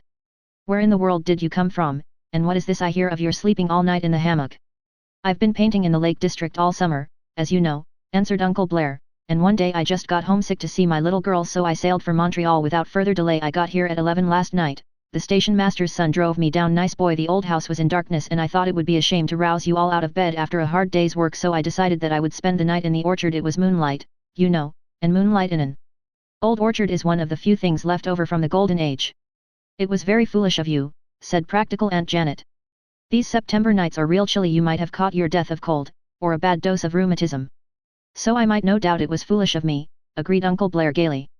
"It must have been the fault of the moonlight. Moonlight, you know, Sister Janet, has an intoxicating quality. It is a fine, airy, silver wine, such as fairies may drink at their revels, unharmed of it, but when a mere mortal sips of it, it mounts straightway to his brain, to the undoing of his daylight common sense. However, I have got neither cold nor rheumatism, as a sensible person would have done had he ever been lured into doing such a nonsensible thing. There is a special providence for us foolish folk. I enjoyed my night in the orchard. For a time I was companioned by sweet old memories, and then I fell asleep listening to the murmurs of the wind in those old trees yonder. And I had a beautiful dream, Janet. I dreamed that the old orchard blossomed again, as it did that spring 18 years ago. I dreamed that its sunshine was the sunshine of spring, not autumn. There was newness of life in my dream, Janet, and the sweetness of forgotten words. Wasn't it strange about my dream?" whispered the Story Girl to me. "Well, you'd better come in and have some breakfast," said Aunt Janet. "These are my little girls, Felicity and Cecily. I remember them as two most adorable tots," said Uncle Blair, shaking hands. "They haven't changed quite so much as my own baby child. Why, she's a woman, Janet, she's a woman." "She's child enough still," said Aunt Janet hastily. The Story Girl shook her long brown curls. "I'm 15, she said. "And you ought to see me in my long dress, Father. We must not be separated any longer, dear heart," I heard Uncle Blair say tenderly. I hoped that he meant he would stay in Canada, not that he would take the Story Girl away. Apart from this, we had a gay day with Uncle Blair. He evidently liked our society better than that of the grown-ups, for he was a child himself at heart, gay, irresponsible, always acting on the impulse of the moment. We all found him a delightful companion. There was no school that day, as Mr. Perkins was absent, attending a meeting of the teachers' convention, so we spent most of its golden hours in the orchard with Uncle Blair, listening to his fascinating accounts of foreign wanderings. He also drew all our pictures for us, and this was especially delightful, for the day of the camera was only just dawning and none of us had ever had even our photographs taken. Sarah Ray's pleasure was, as usual, quite spoiled by wondering what her mother would say of it, for Mrs. Ray had, so it appeared, some very peculiar prejudices against the taking or making of any kind of picture whatsoever, owing to an exceedingly strict interpretation of the second commandment. Dan suggested that she need not tell her mother anything about it, but Sarah shook her head. I'll have to tell her. I've made it a rule to tell Ma everything I do ever since the Judgment Day. Besides, added Cecily seriously, the family guide says one ought to tell one's mother everything. It's pretty hard sometimes, though, sighed Sarah. Ma scolds so much when I do tell her things, that it sort of discourages me, but when I think of how dreadful I felt the time of the Judgment Day over deceiving her in some things, it nerves me up. I'd do almost anything rather than feel like that the next time the Judgment Day comes. I smell a story, said Uncle Blair. What do you mean by speaking of the Judgment Day in the past tense? The story girl told him the tale of that dreadful Sunday in the preceding summer, and we all laughed with him at ourselves. All the same, muttered Peter, I don't want to have another experience like that. I hope I'll be dead the next time the Judgment Day comes. But you'll be raised up for it, said Felix. Oh, that'll be all right. I won't mind that. I won't know anything about it till it really happens. It's the expecting it that's the worst. I don't think you ought to talk of such things, said Felicity. When evening came, we all went to Golden Milestone. We knew the awkward man and his bride were expected home at sunset, and we meant to scatter flowers on the path by which she must enter her new home. It was the story girl's idea, but I don't think Aunt Janet would have let us go if Uncle Blair had not pleaded for us. He asked to be taken along, too, and we agreed, if he would stand out of sight when the newly married pair came home. You see, Father, the awkward man won't mind us, because we're only children and he knows us well, explained the story girl, but if he sees you, a stranger, it might confuse him and we might spoil the homecoming, and that would be such a pity. So we went to Golden Milestone, laden with all the flowery spoil we could plunder from both gardens. It was a clear amber-tinted September evening, and far away, over Markdale Harbour, a great round red moon was rising as we waited. Uncle Blair was hidden behind the wind-blown tassels of the pines at the gate, but he and the story girl kept waving their hands at each other and calling out gay, mirthful jests. Do you really feel acquainted with your father? Whispered Sarah Ray wonderingly. It's long since you saw him. If I hadn't seen him for 100 years it wouldn't make any difference that way, laughed the story girl. SSH, they're coming, whispered Felicity excitedly. And then they came, beautiful Alice blushing and lovely, in the prettiest of pretty blue dresses, and the awkward man, so fervently happy that he quite forgot to be awkward. He lifted her out of the buggy gallantly and led her forward to us, smiling. We retreated before them, scattering our flowers lavishly on the path, and Alice Dale walked to the very doorstep of her new home over a carpet of blossoms. On the step they both paused and turned towards us, and we shyly did the proper thing in the way of congratulations and good wishes. It was so sweet of you to do this, said the smiling bride. It was lovely to be able to do it for you, dearest, whispered the story girl, and oh, Miss Reed, M.R.S. Dale, I mean, we all hope you'll be so happy forever. I am sure I shall, said Alice Dale, turning to her husband. He looked down into her eyes, and we were quite forgotten by both of them. We saw it, and slipped away, while Jasper Dale drew his wife into their home and shut the world out. We scampered joyously away through the moonlit dusk. Uncle Blair joined us at the gate and the story girl asked him what he thought of the bride. When she dies white violets will grow out of her dust, he answered. Uncle Blair says even queerer things than the story girl, Felicity whispered to me. And so that beautiful day went away from us, slipping through our fingers as we tried to hold it. It hooded itself in shadows and fared forth on the road that is lighted by the white stars of evening. It had been a gift of paradise. Its hours had all been fair and beloved. From dawn flush to fall of night there had been naught to mar it. It took with it its smiles and laughter. But it left the boon of memory. Chapter 27. The old order changeth. I am going away with father. When he goes he is going to spend the winter in Paris, and I am to go to school there. The story girl told us this one day in the orchard. There was a little elation in her tone, but more regret. The news was not a great surprise to us. We had felt it in the air ever since Uncle Blair's arrival.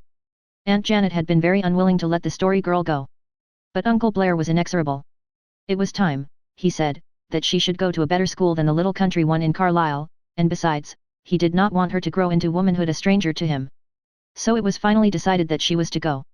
Just think, you are going to Europe, said Sarah Ray in an awestruck tone. Won't that be splendid? I suppose I'll like it after a while, said the story girl slowly, but I know I'll be dreadfully homesick at first. Of course, it will be lovely to be with father, but oh, I'll miss the rest of you so much. Just think how we'll miss you, sighed Cecily. It will be so lonesome here this winter, with you and Peter both gone. Oh, dear, I do wish things didn't have to change. Felicity said nothing. She kept looking down at the grass on which she sat, absently pulling at the slender blades. Presently we saw 2 big tears roll down over her cheeks. The story girl looked surprised. Are you crying because I'm going away, Felicity? She asked. Of course I am, answered Felicity, with a big sob. Do you think I've no feeling? I didn't think you'd care much, said the story girl frankly. You've never seemed to like me very much. I don't wear my heart on my sleeve, said poor Felicity, with an attempt at dignity. I think you might stay. Your father would let you stay if you coaxed him. Well, you see I'd have to go sometime, sighed the story girl, and the longer it was put off the harder it would be, but I do feel dreadfully about it. I can't even take poor Patty. I'll have to leave him behind, and oh, I want you all to promise to be kind to him for my sake. We all solemnly assured her that we would. I'll give him cream every morning and night, sobbed Felicity, but I'll never be able to look at him without crying. He'll make me think of you. Well, I'm not going right away, said the story girl, more cheerfully.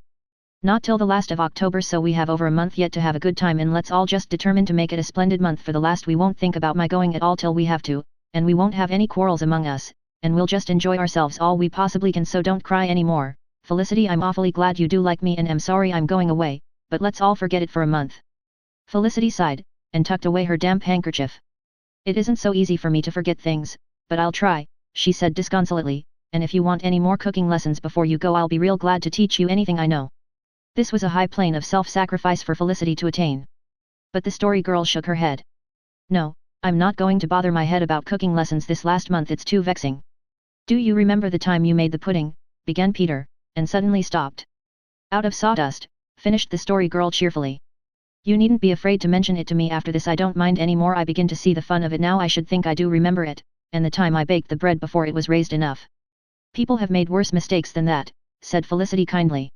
Such as using tooth powder, but here Dan stopped abruptly, remembering the story girl's plea for a beautiful month. Felicity colored, but said nothing, did not even look anything. We have had lots of fun together one way or another, said Cecily, retrospectively. Just think how much we've laughed this last year or so, said the story girl. We've had good times together, but I think we'll have lots more splendid years ahead. Eden is always behind us, paradise always before, said Uncle Blair, coming up in time to hear her. He said it with a sigh that was immediately lost in one of his delightful smiles. I like Uncle Blair so much better than I expected to, Felicity confided to me. Mother says he's a rolling stone, but there really is something very nice about him, although he says a great many things I don't understand. I suppose the story girl will have a very gay time in Paris. She's going to school and she'll have to study hard, I said. She says she's going to study for the stage, said Felicity. Uncle Roger thinks it is all right, and says she'll be very famous someday, but Mother thinks it's dreadful, and so do I. Aunt Julia is a concert singer, I said. Oh, that's very different, but I hope poor Sarah will get on all right, sighed Felicity. You never know what may happen to a person in those foreign countries, and everybody says Paris is such a wicked place, but we must hope for the best, she concluded in a resigned tone. That evening the story girl and I drove the cows to pasture after milking, and when we came home we sought out Uncle Blair in the orchard. He was sauntering up and down Uncle Stephen's walk, his hands clasped behind him and his beautiful, youthful face uplifted to the western sky where waves of night were breaking on a dim primrose shore of sunset. See that star over there in the southwest, he said, as we joined him. The one just above that pine, an evening star shining over a dark pine tree, is the whitest thing in the universe, because it is living whiteness, whiteness possessing a soul. How full this old orchard is of twilight. Do you know, I have been trysting here with ghosts. The family ghost? I asked, very stupidly. No, not the family ghost. I never saw beautiful, broken-hearted Emily, yet your mother saw her once, Sarah. That was a strange thing, he added absently, as if to himself. Did Mother really see her? Whispered the story girl. Well, she always believed she did. Who knows? Do you think there are such things as ghosts, Uncle Blair? I asked curiously. I never saw any, Beverly. But you said you were trysting with ghosts here this evening, said the story girl. Oh, yes, the ghosts of the old years. I love this orchard because of its many ghosts. We are good comrades, those ghosts and I. We walk and talk, we even laugh together, sorrowful laughter that has sorrow's own sweetness, and always there comes to me one dear phantom and wanders hand in hand with me, a lost lady of the old years. My mother, said the story girl very softly. Yes, your mother here, in her old haunts. It is impossible for me to believe that she can be dead, that her laughter can be dead. She was the gayest, sweetest thing, and so young, only 3 years older than you. Sarah, yonder old house had been glad because of her for 18 years when I met her first. I wish I could remember her, said the story girl, with a little sigh. I haven't even a picture of her. Why didn't you paint one, Father? She would never let me. She had some queer, funny, half playful, half earnest superstition about it, but I always meant to when she would become willing to let me, and then, she died. Her twin brother Felix died the same day. There was something strange about that, too. I was holding her in my arms and she was looking up at me. Suddenly she looked past me and gave a little start. Felix, she said. For a moment she trembled and then she smiled and looked up at me again a little beseechingly. Felix has come for me, dear, she said. We were always together before you came, you must not mind, you must be glad I do not have to go alone. Well, who knows? But she left me, Sarah, she left me. There was that in Uncle Blair's voice that kept us silent for a time. Then the story girl said, still very softly. What did mother look like, father? I don't look the least little bit like her, do I? No, I wish you did, you brown thing. Your mother's face was as white as a wood lily, with only a faint dream of rose in her cheeks. She had the eyes of one who always had a song in her heart, blue as a mist, those eyes were. She had dark lashes, and a little red mouth that quivered when she was very sad or very happy like a crimson rose too rudely shaken by the wind. She was as slim and lithe as a young, white-stemmed birch tree. How I loved her, how happy we were, but he who accepts human love must bind it to his soul with pain, and she is not lost to me. Nothing is ever really lost to us as long as we remember it. Uncle Blair looked up at the evening star. We saw that he had forgotten us, and we slipped away, hand in hand, leaving him alone in the memory-haunted shadows of the old orchard. Chapter 28. The Path to Arcady. October that year gathered up all the spilled sunshine of the summer and clad herself in it as in a garment. The story girl had asked us to try to make the last month together beautiful, and nature seconded our efforts, giving us that most beautiful of beautiful things, a gracious and perfect moon of falling leaves. There was not in all that vanished October one day that did not come in with auroral splendor and go out attended by a fair galaxy of evening stars, not a day when there were not golden lights in the wide pastures and purple hazes in the ripened distances. Never was anything so gorgeous as the maple trees that year.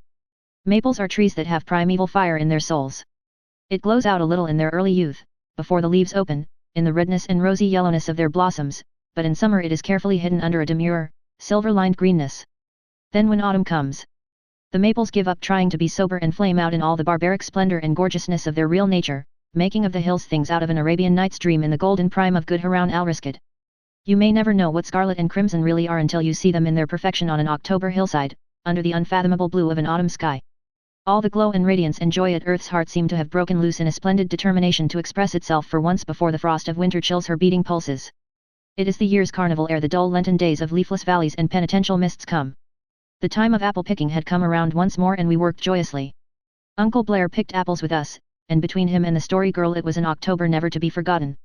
Will you go far afield for a walk with me today, he said to her and me, one idle afternoon of opal skies, pied meadows and misty hills. It was Saturday and Peter had gone home, Felix and Dan were helping Uncle Alec top turnips, Cecily and Felicity were making cookies for Sunday, so the story girl and I were alone in Uncle Stephen's walk. We liked to be alone together that last month, to think the long thoughts of youth and talk about our futures. There had grown up between us that summer a bond of sympathy that did not exist between us and the others.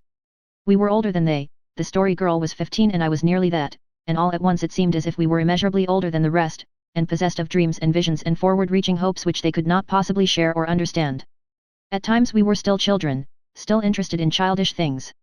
But there came hours when we seemed to our two selves very grown up and old, and in those hours we talked our dreams and visions and hopes, vague and splendid, as all such are, over together, and so began to build up, out of the rainbow fragments of our childhood's companionship, that rare and beautiful friendship which was to last all our lives, enriching and enstarring them.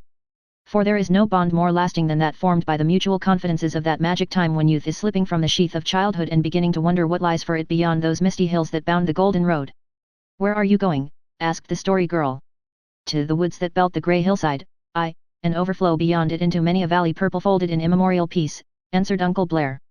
I have a fancy for one more ramble in Prince Edward Island woods before I leave Canada again, but I would not go alone, so come, you two gay youthful things to whom all life is yet fair and good, and we will seek the path to Arcady. There will be many little things along our way to make us glad, joyful sounds will come ringing down the wind, a wealth of gypsy gold will be ours for the gathering, we will learn the potent, unutterable charm of a dim spruce wood and the grace of flexile mountain ashes fringing a lonely glen, we will tryst with the folk of fur and feather, we'll hearken to the music of grey old firs. Come, and you'll have a ramble and an afternoon that you will both remember all your lives. We did have it, never has its remembrance faded, that idyllic afternoon of roving in the old Carlisle woods with the story girl and Uncle Blair gleams in my book of years, a page of living beauty. Yet it was but a few hours of simplest pleasure, we wandered pathlessly through the sylvan calm of those dear places which seemed that day to be full of a great friendliness. Uncle Blair sauntered along behind us, whistling softly, sometimes he talked to himself, we delighted in those brief reveries of his. Uncle Blair was the only man I have ever known who could, when he so willed, talk like a book, and do it without seeming ridiculous. Perhaps it was because he had the knack of choosing fit audience, though few, and the proper time to appeal to that audience. We went across the fields, intending to skirt the woods at the back of Uncle Alec's farm and find a lane that cut through Uncle Roger's woods, but before we came to it we stumbled on a sly, winding little path quite by accident, if, indeed, there can be such a thing as accident in the woods, where I am tempted to think we are led by the good people along such of their fairy ways as they have a mind for us to walk in. Go to, let us explore this, said Uncle Blair. It always drags terribly at my heart to go past a wood lane if I can make any excuse at all for traversing it, for it is the byways that lead to the heart of the woods and we must follow them if we would know the forest and be known of it when we can really feel its wild heart beating against ours. Its subtle life will steal into our veins and make us its own forever, so that no matter where we go or how wide we wander in the noisy ways of cities or over the lone ways of the sea, we shall yet be drawn back to the forest to find our most enduring kinship. I always feel so satisfied in the woods, said the Story Girl dreamily, as we turned in under the low swinging fir boughs. Trees seem such friendly things. They are the most friendly things in God's good creation, said Uncle Blair emphatically.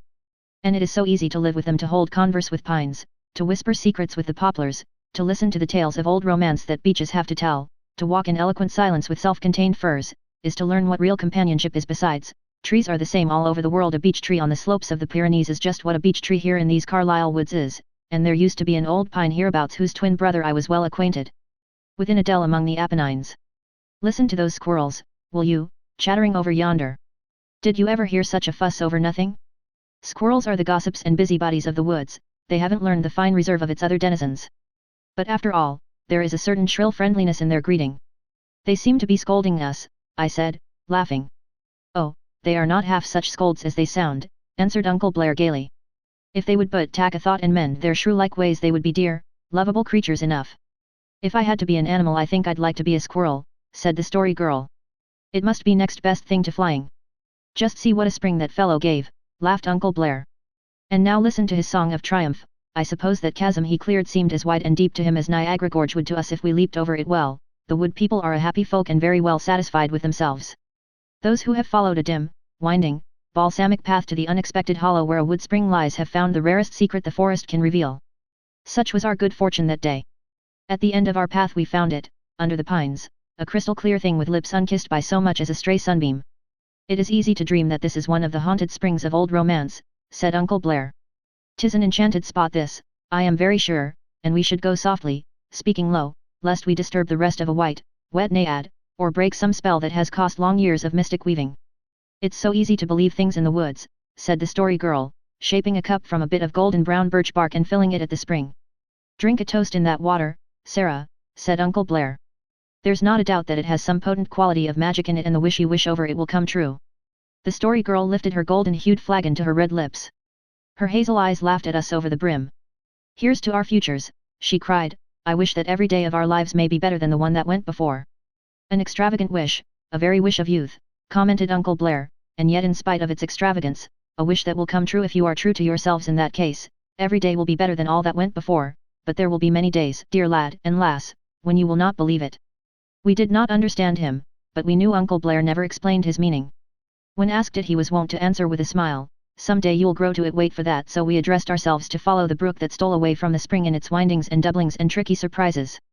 A brook, quoth Uncle Blair, is the most changeful, bewitching, lovable thing in the world. It is never in the same mind or mood. 2 minutes here it is sighing and murmuring as if its heart were broken, but listen, yonder by the birches it is laughing as if it were enjoying some capital joke all by itself. It was indeed a changeful brook. Here it would make a pool, dark and brooding and still, where we bent to look at our mirrored faces. Then it grew communicative and gossiped shallowly over a broken pebble bed where there was a diamond dance of sunbeams and no troutling or minnow could glide through without being seen. Sometimes its banks were high and steep, hung with slender ashes and birches, again they were mere, low margins, green with delicate mosses, shelving out of the wood. Once it came to a little precipice and flung itself over undauntedly in an indignation of foam, gathering itself up rather dizzily among the mossy stones below. It was some time before it got over its vexation. It went boiling and muttering along, fighting with the rotten logs that lie across it, and making far more fuss than was necessary over every root that interfered with it. We were getting tired of its ill humor and talked of leaving it, when it suddenly grew sweet-tempered again, swooped around a curve, and presto! We were in fairyland. It was a little dell far in the heart of the woods. A row of birches fringed the brook, and each birch seemed more exquisitely graceful and golden than her sisters. The woods receded from it on every hand, leaving it lying in a pool of amber sunshine. The yellow trees were mirrored in the placid stream, with now and then a leaf falling on the water, mayhap to drift away and be used, as Uncle Blair suggested, by some adventurous wood sprite who had it in mind to fare forth to some far-off, legendary region where all the brooks ran into the sea. Oh, what a lovely place, I exclaimed, looking around me with delight. A spell of eternity is woven over it, surely, murmured Uncle Blair. Winter may not touch it, or spring ever revisit it. It should be like this forever. Let us never come here again, said the story girl softly. Never, no matter how often we may be in Carlisle, then we will never see it changed or different. We can always remember it just as we see it now, and it will be like this forever for us. I'm going to sketch it, said Uncle Blair.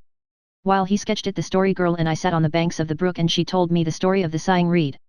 It was a very simple little story, that of the slender brown reed which grew by the forest pool and always was sad and sighing because it could not utter music like the brook and the birds and the winds. All the bright, beautiful things around it mocked it and laughed at it for its folly. Who would ever look for music in it, a plain, brown, unbeautiful thing?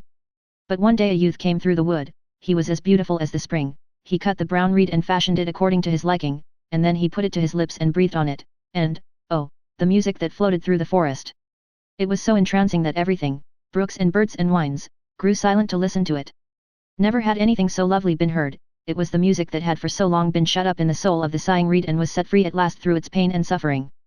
I had heard the story girl tell many a more dramatic tale, but that one stands out for me in memory above them all, partly, perhaps, because of the spot in which she told it, partly because it was the last one I was to hear her tell for many years, the last one she was ever to tell me on the Golden Road. When Uncle Blair had finished his sketch, the shafts of sunshine were turning crimson and growing more and more remote. The early autumn twilight was falling over the woods.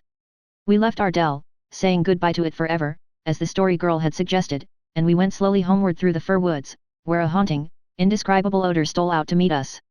There is magic in the scent of dying fir, Uncle Blair was saying aloud to himself, as if forgetting he was not quite alone. It gets into our blood like some rare, subtly compounded wine, and thrills us with unutterable sweetnesses, as of recollections from some other fairer life, lived in some happier star compared to it. All other scents seem heavy and earthborn, luring to the valleys instead of the heights, but the tang of the fir summons onward and upward to some far-off, divine event, some spiritual peak of attainment whence we shall see with unfaltering, unclouded vision the spires of some aerial city. Beautiful, or the fulfillment of some fair, fadeless land of promise. He was silent for a moment, then added in a lower tone. Felicity, you loved the scent of dying fir if you were here tonight with me, Felicity, Felicity. Something in his voice made me suddenly sad. I was comforted when I felt the story girl slip her hand into mine. So we walked out of the woods into the autumn dusk. We were in a little valley. Halfway up the opposite slope a brush fire was burning clearly and steadily in a maple grove. There was something indescribably alluring in that fire, glowing so redly against the dark background of forest and twilit hill. Let us go to it, cried Uncle Blair, gaily, casting aside his sorrowful mood and catching our hands. A wood fire at night has a fascination not to be resisted by those of mortal race. Hasten, we must not lose time. Oh, it will burn a long time yet, I gasped, for Uncle Blair was whisking us up the hill at a merciless rate. You can't be sure. It may have been lighted by some good, honest farmer man, bent on tidying up his sugar orchard, but it may also, for anything we know, have been kindled by no earthly woodman as a beacon or summons to the tribes of fairyland, and may vanish away if we tarry. It did not vanish, and presently we found ourselves in the grove. It was very beautiful. The fire burned with a clear, steady glow and a soft crackle. The long arcades beneath the trees were illuminated with a rosy radiance, beyond which lurked companies of grey and purple shadows. Everything was very still and dreamy and remote. It is impossible that out there, just over the hill, lies a village of men, where tame household lamps are shining, said Uncle Blair. I feel as if we must be thousands of miles away from everything we've ever known, murmured the story girl. So you are, said Uncle Blair emphatically. You're back in the youth of the race, back in the beguilement of the young world. Everything is in this hour, the beauty of classic myths, the primal charm of the silent and the open, the lure of mystery. Why, it's a time and place when and where everything might come true, when the men in green might creep out to join hands and dance around the fire, or dryads steal from their trees to warm their white limbs, grown chilly in October frosts. By the blaze, I wouldn't be much surprised if we should see something of the kind. Isn't that the flash of an ivory shoulder through yonder gloom? And didn't you see a queer little elfin face peering at us around that twisted grey trunk? But one can't be sure. Mortal eyesight is too slow and clumsy a thing to match against the flicker of a pixie-litten fire. Hand in hand we wandered through that enchanted place, seeking the folk of Elfland, and heard their mystic voices calling, from fairy knoll and haunted hill. Not till the fire died down into ashes did we leave the grove. Then we found that the full moon was gleaming lustrously from a cloudless sky across the valley. Between us and her stretched up a tall pine, wondrously straight and slender and branchless to its very top, where it overflowed in a crest of dark boughs against the silvery splendor behind it. Beyond, the hill farms were lying in a suave, white radiance. Doesn't it seem a long, long time to you since we left home this afternoon? asked the story girl. And yet it is only a few hours. Only a few hours, true, yet such hours were worth a cycle of common years untouched by the glory and the dream. Chapter 29. We lose a friend. Our beautiful October was marred by one day of black tragedy, the day Patty died. For Patty, after 7 years of as happy a life as ever a cat lived, died suddenly, of poison, as was supposed.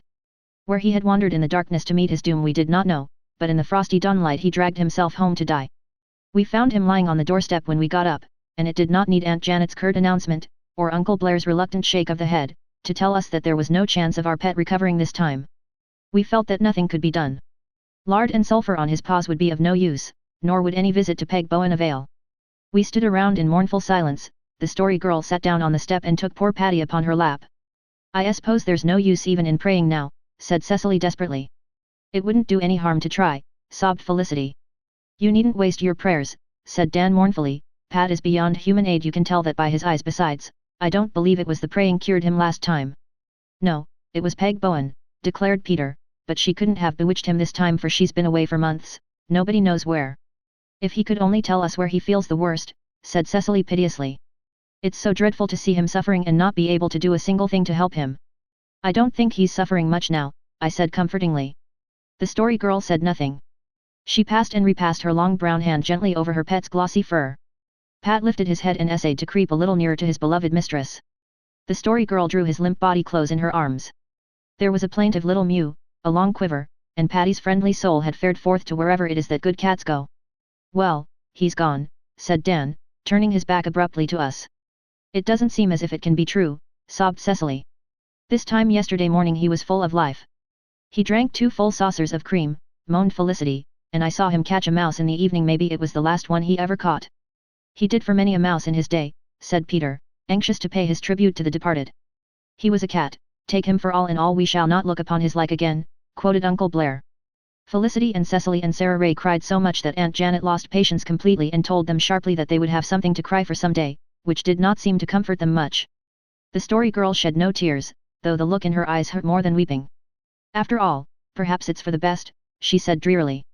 "I've been feeling so badly over having to go away and leave Patty. No matter how kind you'd all be to him, I know he'd miss me terribly. He wasn't like most cats who don't care who comes and goes as long as they get plenty to eat. Patty wouldn't have been contented without me." "Oh, no, no," wailed Sarah Ray lugubriously. Felix shot a disgusted glance at her. "I don't see what you are making such a fuss about," he said unfeelingly. "He wasn't your cat." "But I love him," sobbed Sarah, "and I always feel bad when my friends do. I wish we could believe that cats went to heaven, like people," sighed Cecily.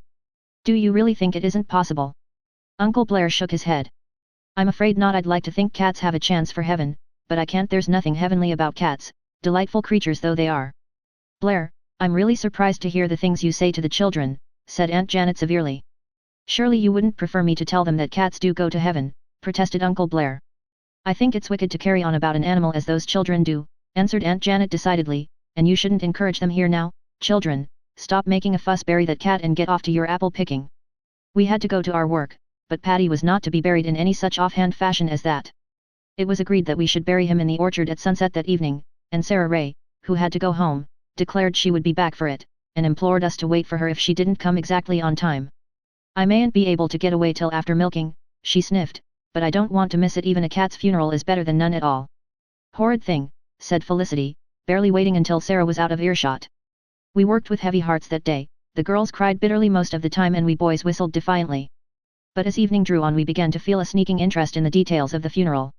As Dan said, the thing should be done properly, since Patty was no common cat.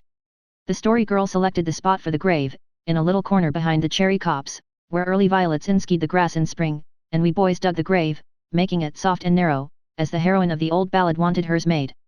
Sarah Ray, who managed to come in time after all, and Felicity stood and watched us, but Cecily and the story girl kept far aloof. "This time last night you never thought you'd be digging Pat's grave tonight," sighed Felicity. "We little know what a day will bring forth," sobbed Sarah. "I've heard the minister say that and it is true." "Of course it's true, it's in the Bible, but I don't think you should repeat it in connection with a cat," said Felicity dubiously. When all was in readiness the story girl brought her pet through the orchard where he had so often frisked and prowled. No useless coffin enclosed his breast, but he reposed in a neat cardboard box. "I wonder if it would be right to say ashes to ashes and dust to dust," said Peter. "No, it wouldn't," averred Felicity. It would be real wicked. I think we ought to sing a hymn, anyway, asseverated Sarah Ray. Well, we might do that, if it isn't a very religious one, conceded Felicity. How would Pull for the Shore, Sailor, Pull for the Shore, do? Asked Cecily. That never seemed to me a very religious hymn. But it doesn't seem very appropriate to a funeral occasion either, said Felicity. I think Lead, Kindly Light, would be ever so much more suitable, suggested Sarah Ray, and it is kind of soothing and melancholy too. We are not going to sing anything, said the Story Girl coldly. Do you want to make the affair ridiculous? We will just fill up the grave quietly and put a flat stone over the top. It isn't much like my idea of a funeral, muttered Sarah Ray discontentedly. Never mind, we're going to have a real obituary about him in our magazine, whispered Cecily consolingly. And Peter is going to cut his name on top of the stone, added Felicity. Only we mustn't let on to the grown ups until it is done, because they might say it wasn't right. We left the orchard, a sober little band, with the wind of the grey twilight blowing round us. Uncle Roger passed us at the gate. So the last sad obsequies are over, he remarked with a grin. And we hated Uncle Roger. But we loved Uncle Blair because he said quietly. And so you've buried your little comrade. So much may depend on the way a thing is said. But not even Uncle Blair's sympathy could take the sting out of the fact that there was no Patty to get the froth that night at milking time. Felicity cried bitterly all the time she was straining the milk. Many human beings have gone to their graves unattended by as much real regret as followed that one grey pussy cat to his.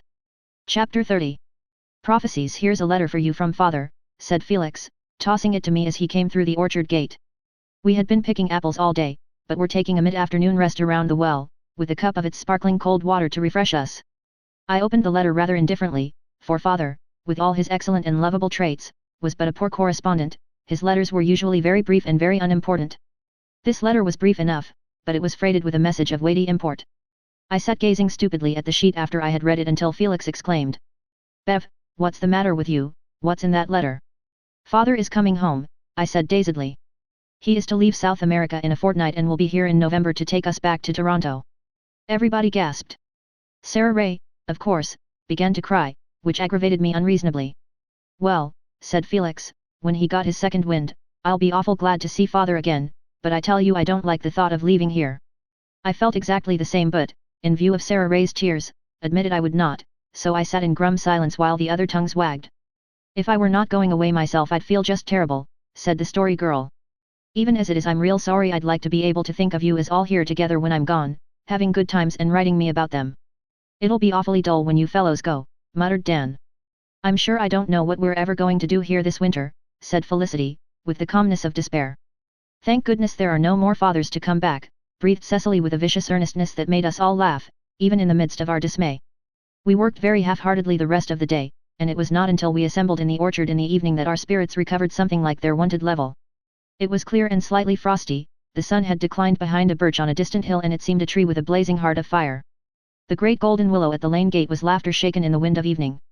Even amid all the changes of our shifting world we could not be hopelessly low-spirited, except Sarah Ray, who was often so, and Peter, who was rarely so. But Peter had been sorely vexed in spirit for several days. The time was approaching for the October issue of our magazine and he had no genuine fiction ready for it. He had taken so much to heart Felicity's taunt that his stories were all true that he had determined to have a really truly false one in the next number. But the difficulty was to get anyone to write it. He had asked the Story Girl to do it, but she refused, then he appealed to me and I shirked. Finally Peter determined to write a story himself. It oughtn't to be any harder than writing a poem and I managed that, he said dolefully. He worked at it in the evenings in the granary loft, and the rest of us forbore to question him concerning it, because he evidently disliked talking about his literary efforts. But this evening I had to ask him if he would soon have it ready, as I wanted to make up the paper. It's done, said Peter, with an air of gloomy triumph. It don't amount to much, but anyhow I made it all out of my own head, not one word of it was ever printed or told before, and nobody can say there was. Then I guess we have all the stuff in and I'll have our magazine ready to read by tomorrow night, I said. I suppose it will be the last one we'll have, sighed Cecily. We can't carry it on after you all go, and it has been such fun. Bev will be a real newspaper editor someday, declared the Story Girl, on whom the spirit of prophecy suddenly descended that night. She was swinging on the bough of an apple tree, with a crimson shawl wrapped about her head, and her eyes were bright with roguish fire. How do you know he will? Asked Felicity. Oh, I can tell futures, answered the Story Girl mysteriously. I know what's going to happen to all of you. Shall I tell you? Do, just for the fun of it, I said. Then someday we'll know just how near you came to guessing right. Go on, what else about me? You'll write books, too, and travel all over the world, continued the story girl. Felix will be fat to the end of his life, and he will be a grandfather before he is 50, and he will wear a long black beard. I won't, cried Felix disgustedly. I hate whiskers. Maybe I can't help the grandfather part, but I can help having a beard. You can't, it's written in the stars. Tainty, the stars can't prevent me from shaving. Won't Grandpa Felix sound awful funny, reflected Felicity. Peter will be a minister, went on the story girl. Well, I might be something worse, remarked Peter, in a not ungratified tone. Dan will be a farmer and will marry a girl whose name begins with K, and he will have 11 children and he'll vote Grit. I won't, cried scandalized Dan. You don't know a thing about it. Catch me ever voting Grit. As for the rest of it, I don't care. Farming's well enough, though I'd rather be a sailor. Don't talk such nonsense, protested Felicity sharply. What on earth do you want to be a sailor for and be drowned? All sailors aren't drowned, said Dan. Most of them are. Look at Uncle Stephen.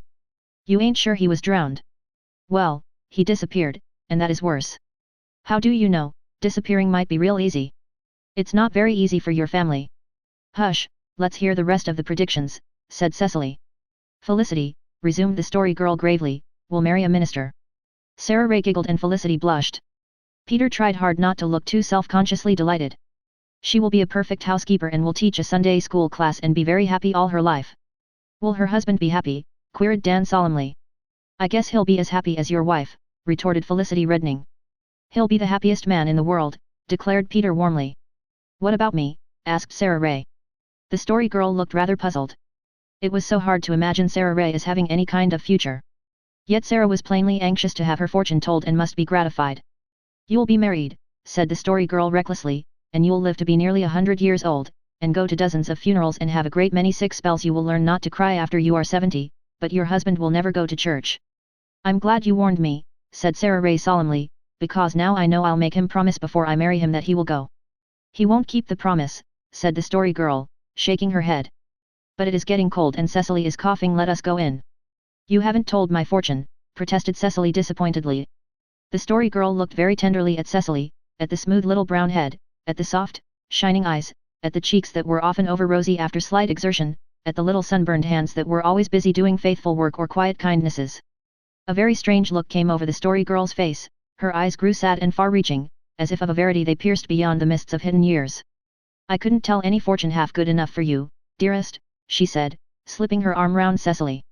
You deserve everything good and lovely, but you know I've only been in fun. Of course I don't know anything about what's going to happen to us. Perhaps you know more than you think for, said Sarah Ray, who seemed much pleased with her fortune and anxious to believe it, despite the husband who wouldn't go to church. But I'd like to be told my fortune, even in fun, persisted Cecily. Everybody you meet will love you as long as you live, said the story girl. There, that's the very nicest fortune I can tell you, and it will come true whether the others do or not, and now we must go in. We went, Cecily still a little disappointed. In later years I often wondered why the story girl refused to tell her fortune that night. Did some strange gleam of foreknowledge fall for a moment across her mirth-making? Did she realize in a flash of prescience that there was no earthly future for our sweet Cecily? Not for her were to be the lengthening shadows or the fading garland. The end was to come while the rainbow still sparkled on her wine of life, ere a single petal had fallen from her rose of joy. Long life was before all the others who tryst that night in the old homestead orchard, but Cecily's maiden feet were never to leave the golden road. Chapter 31. The last number of our magazine editorial. It is with heartfelt regret that we take up our pen to announce that this will be the last number of our magazine. We have edited 10 numbers of it and it has been successful beyond our expectations. It has to be discontinued by reason of circumstances over which we have no control and not because we have lost interest in it. Everybody has done his or her best for our magazine. Prince Edward Island expected everyone to do his and her duty and everyone did it. Mr. Dan King conducted the etiquette department in a way worthy of the Family Guide itself. He is especially entitled to commendation because he labored under the disadvantage of having to furnish most of the questions as well as the answers. Miss Felicity King has edited our helpful household department very ably, and Miss Cecily King's fashion notes were always up to date. The personal column was well looked after by Miss Sarah Stanley and the story page has been a marked success under the able management of Mr. Peter Craig, to whose original story in this issue, The Battle of the Partridge Eggs, we would call a special attention. The exciting adventure series has also been very popular. And now, in closing, we bid farewell to our staff and thank them one and all for their help and cooperation in the past year. We have enjoyed our work and we trust that they have too. We wish them all happiness and success in years to come, and we hope that the recollection of our magazine will not be held least dear among the memories of their childhood. Sobs from the girls. Indeed it won't. Obituary. On October 18th, Patrick Grayford departed for that bourne whence no traveller returns. He was only a cat, but he had been our faithful friend for a long time and we aren't ashamed to be sorry for him. There are lots of people who are not as friendly and gentlemanly as Paddy was, and he was a great mouser. We buried all that was mortal of poor Pat in the orchard and we are never going to forget him. We have resolved that whenever the date of his death comes round we'll bow our heads and pronounce his name at the hour of his funeral. If we are anywhere where we can't say the name out loud we'll whisper it. Farewell, dearest Paddy, in all the years that are to be we'll cherish your memory faithfully. 1. My most exciting adventure. My most exciting adventure was the day I fell off Uncle Roger's loft 2 years ago. I wasn't excited until it was all over because I hadn't time to be. The story girl and I were looking for eggs in the loft. It was filled with wheat straw nearly to the roof and it was an awful distance from us to the floor. And wheat straw is so slippery. I made a little spring and the straw slipped from under my feet and there I was going head first down from the loft. It seemed to me I was an awful long time falling, but the story girl says I couldn't have been more than 3 seconds. But I know that I thought 5 thoughts and there seemed to be quite a long time between them. The first thing I thought was, what has happened, because I really didn't know at first, it was so sudden. Then after a spell I thought the answer, I am falling off the loft. And then I thought, what will happen to me when I strike the floor, and after another little spell I thought, I'll be killed. And then I thought, well, I don't care. I really wasn't a bit frightened. I just was quite willing to be killed.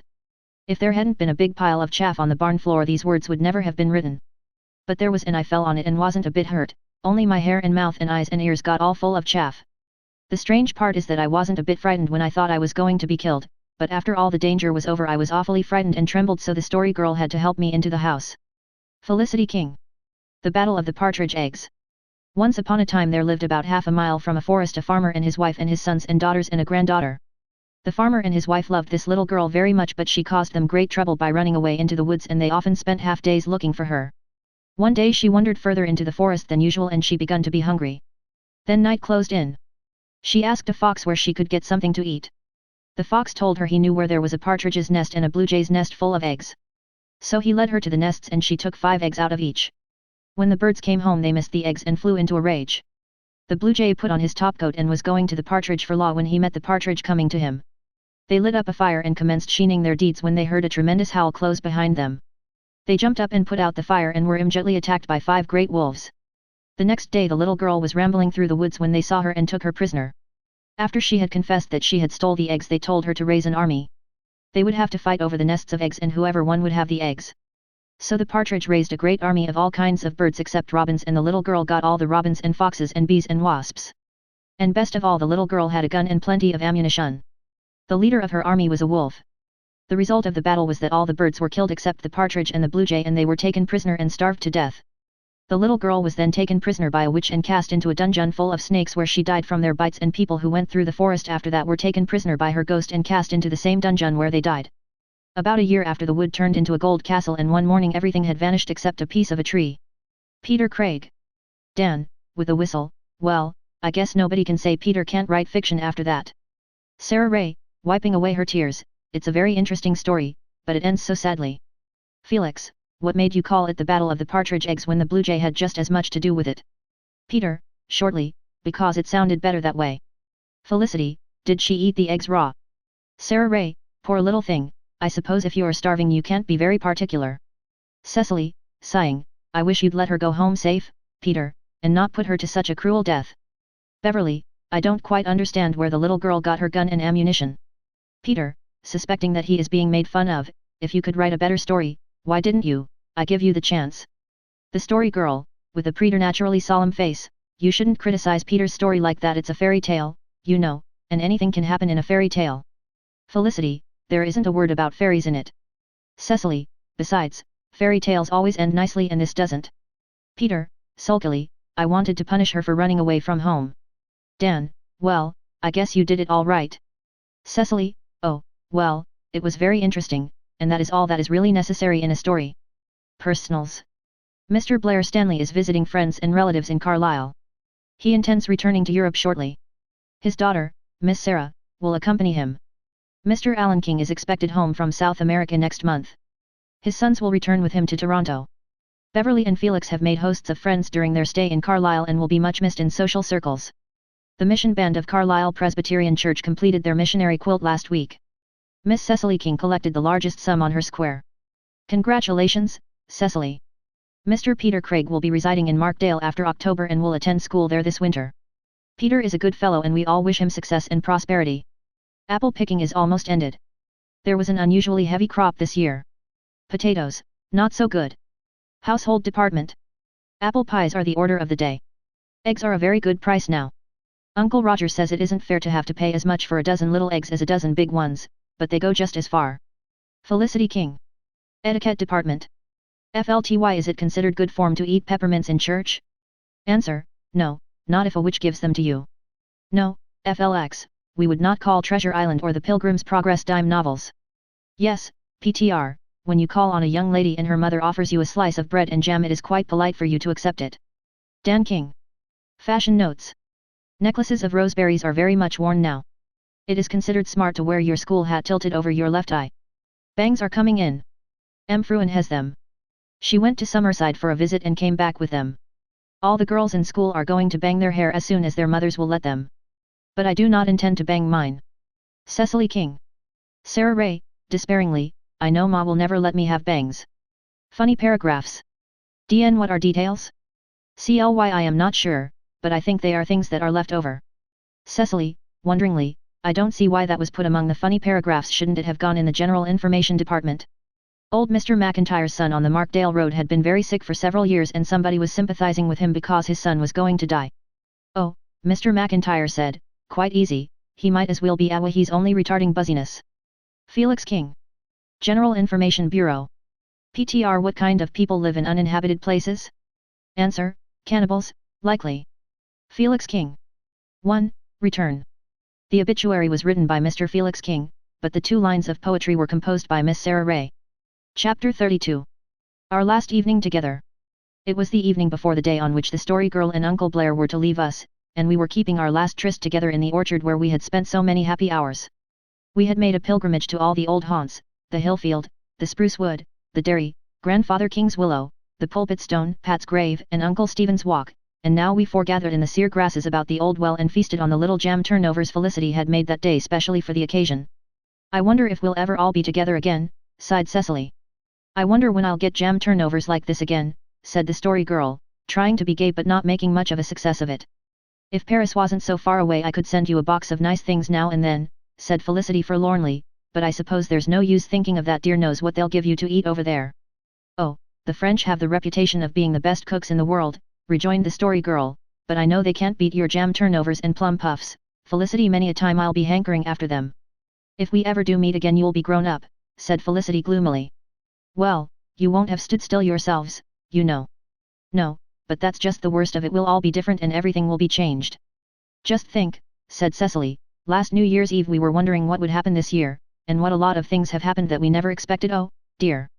If things never happened life would be pretty dull, said the Story Girl briskly. Oh, don't look so dismal, all of you. It's hard to be cheerful when everybody's going away, sighed Cecily. Well, let's pretend to be, anyway, insisted the Story Girl. Don't let's think of parting, let's think instead of how much we've laughed this last year or so. I'm sure I shall never forget this dear old place, we've had so many good times here. And some bad times, too, reminded Felix. Remember when Dan ate the bad berries last summer? And the time we were so scared over that bell ringing in the house, grinned Peter. And the Judgment Day, added Dan. And the time Patty was bewitched, suggested Sarah Ray. And when Peter was dying of the measles, said Felicity. And the time Jimmy Patterson was lost, said Dan. Gee whiz, but that scared me out of a year's growth. Do you remember the time we took the magic seed, grinned Peter. Weren't we silly, said Felicity. I really can never look Billy Robinson in the face when I meet him, I'm always sure he's laughing at me in his sleeve. It's Billy Robinson who ought to be ashamed when he meets you or any of us, commented Cecily severely. I'd rather be cheated than cheat other people. Do you mind the time we bought God's picture, asked Peter. I wonder if it's where we buried it yet, speculated Felix. I put a stone over it, just as we did over Pat, said Cecily. I wish I could forget what God looks like, sighed Sarah Ray. I can't forget it, and I can't forget what the bad place is like either, ever since Peter preached that sermon on it. When you get to be a real minister you'll have to preach that sermon over again, Peter, grinned Dan. My Aunt Jane used to say that people needed a sermon on that place once in a while, retorted Peter seriously. Do you mind the night I eat the cucumbers and milk to make me dream, said Cecily. And therewith we hunted out our old dream books to read them again, and, forgetful of coming partings, laughed over them till the old orchard echoed to our mirth. When we had finished we stood in a circle around the well and pledged eternal friendship in a cup of its unrivaled water. Then we joined hands and sang Auld Lang Syne. Sarah Ray cried bitterly in lieu of singing. Look here, said the Story Girl, as we turned to leave the old orchard, I want to ask a favor of you all. Don't say goodbye to me tomorrow morning. Why not? Demanded Felicity in astonishment. Because it's such a hopeless sort of word. Don't let's say it at all, just see me off with a wave of your hands. It won't seem half so bad then, and don't any of you cry if you can help it. I want to remember you all smiling. We went out of the old orchard where the autumn night wind was beginning to make its weird music in the russet boughs, and shut the little gate behind us. Our revels there were ended. Chapter 33. The Story Girl Goes. The morning dawned, rosy and clear and frosty. Everybody was up early, for the travelers must leave in time to catch the 9 o'clock train. The horse was harnessed and Uncle Alec was waiting by the door. Aunt Janet was crying, but everybody else was making a valiant effort not to. The awkward man and Mrs. Dale came to see the last of their favorite. Mrs. Dale had brought her a glorious sheaf of chrysanthemums, and the awkward man gave her, quite gracefully, another little, old, limp book from his library. Read it when you are sad or happy or lonely or discouraged or hopeful, he said gravely. He has really improved very much since he got married, whispered Felicity to me. Sarah Stanley wore a smart new traveling suit and a blue felt hat with a white feather. She looked so horribly grown up in it that we felt as if she were lost to us already. Sarah Ray had vowed tearfully the night before that she would be up in the morning to say farewell. But at this juncture Judy Pineau appeared to say that Sarah, with her usual luck, had a sore throat, and that her mother consequently would not permit her to come. So Sarah had written her parting words in a three-cornered pink note. My own darling friend, words cannot express my feelings over not being able to go up this morning to say goodbye to one I so fondly adore. When I think that I cannot see you again my heart is almost too full for utterance, but mother says I cannot and I must obey, but I will be present in spirit. It just breaks my heart that you are going so far away. You have always been so kind to me and never hurt my feelings as some do, and I shall miss you so much, but I earnestly hope and pray that you will be happy and prosperous wherever your lot is cast and not be seasick on the great ocean. I hope you will find time among your many duties to write me a letter once in a while. I shall always remember you, and please remember me. I hope we will meet again sometime, but if not, may we meet in a far better world where there are no sad partings. Your true and loving friend, Sarah Ray. Poor little Sarah, said the Story Girl, with a queer catch in her voice, as she slipped the tear-blotted note into her pocket. She isn't a bad little soul, and I'm sorry I couldn't see her once more, though maybe it's just as well, for she'd have to cry and set us all off. I won't cry, Felicity, don't you dare. Oh, you dear, darling people, I love you all so much and I'll go on loving you always. Mind you write us every week at the very least, said Felicity, winking furiously. Blair, Blair, watch over the child well, said Aunt Janet. Remember, she has no mother. The Story Girl ran over to the buggy and climbed in. Uncle Blair followed her. Her arms were full of Mrs. Dale's chrysanthemums, held close up to her face, and her beautiful eyes shone softly at us over them. No goodbyes were said, as she wished. We all smiled bravely and waved our hands as they drove out of the lane and down the moist red road into the shadows of the firwood in the valley. But we still stood there, for we knew we should see the Story Girl once more. Beyond the firwood was an open curve in the road, and she had promised to wave a last farewell as they passed around it. We watched the curve in silence, standing in a sorrowful little group in the sunshine of the autumn morning. The delight of the world had been ours on the golden road. It had enticed us with daisies and rewarded us with roses. Blossom and lyric had waited on our wishes. Thoughts, careless and sweet, had visited us. Laughter had been our comrade and fearless hope our guide. But now the shadow of change was over it. There she is, cried Felicity. The Story Girl stood up and waved her chrysanthemums at us. We waved wildly back until the buggy had driven around the curve. Then we went slowly and silently back to the house. The Story Girl was gone.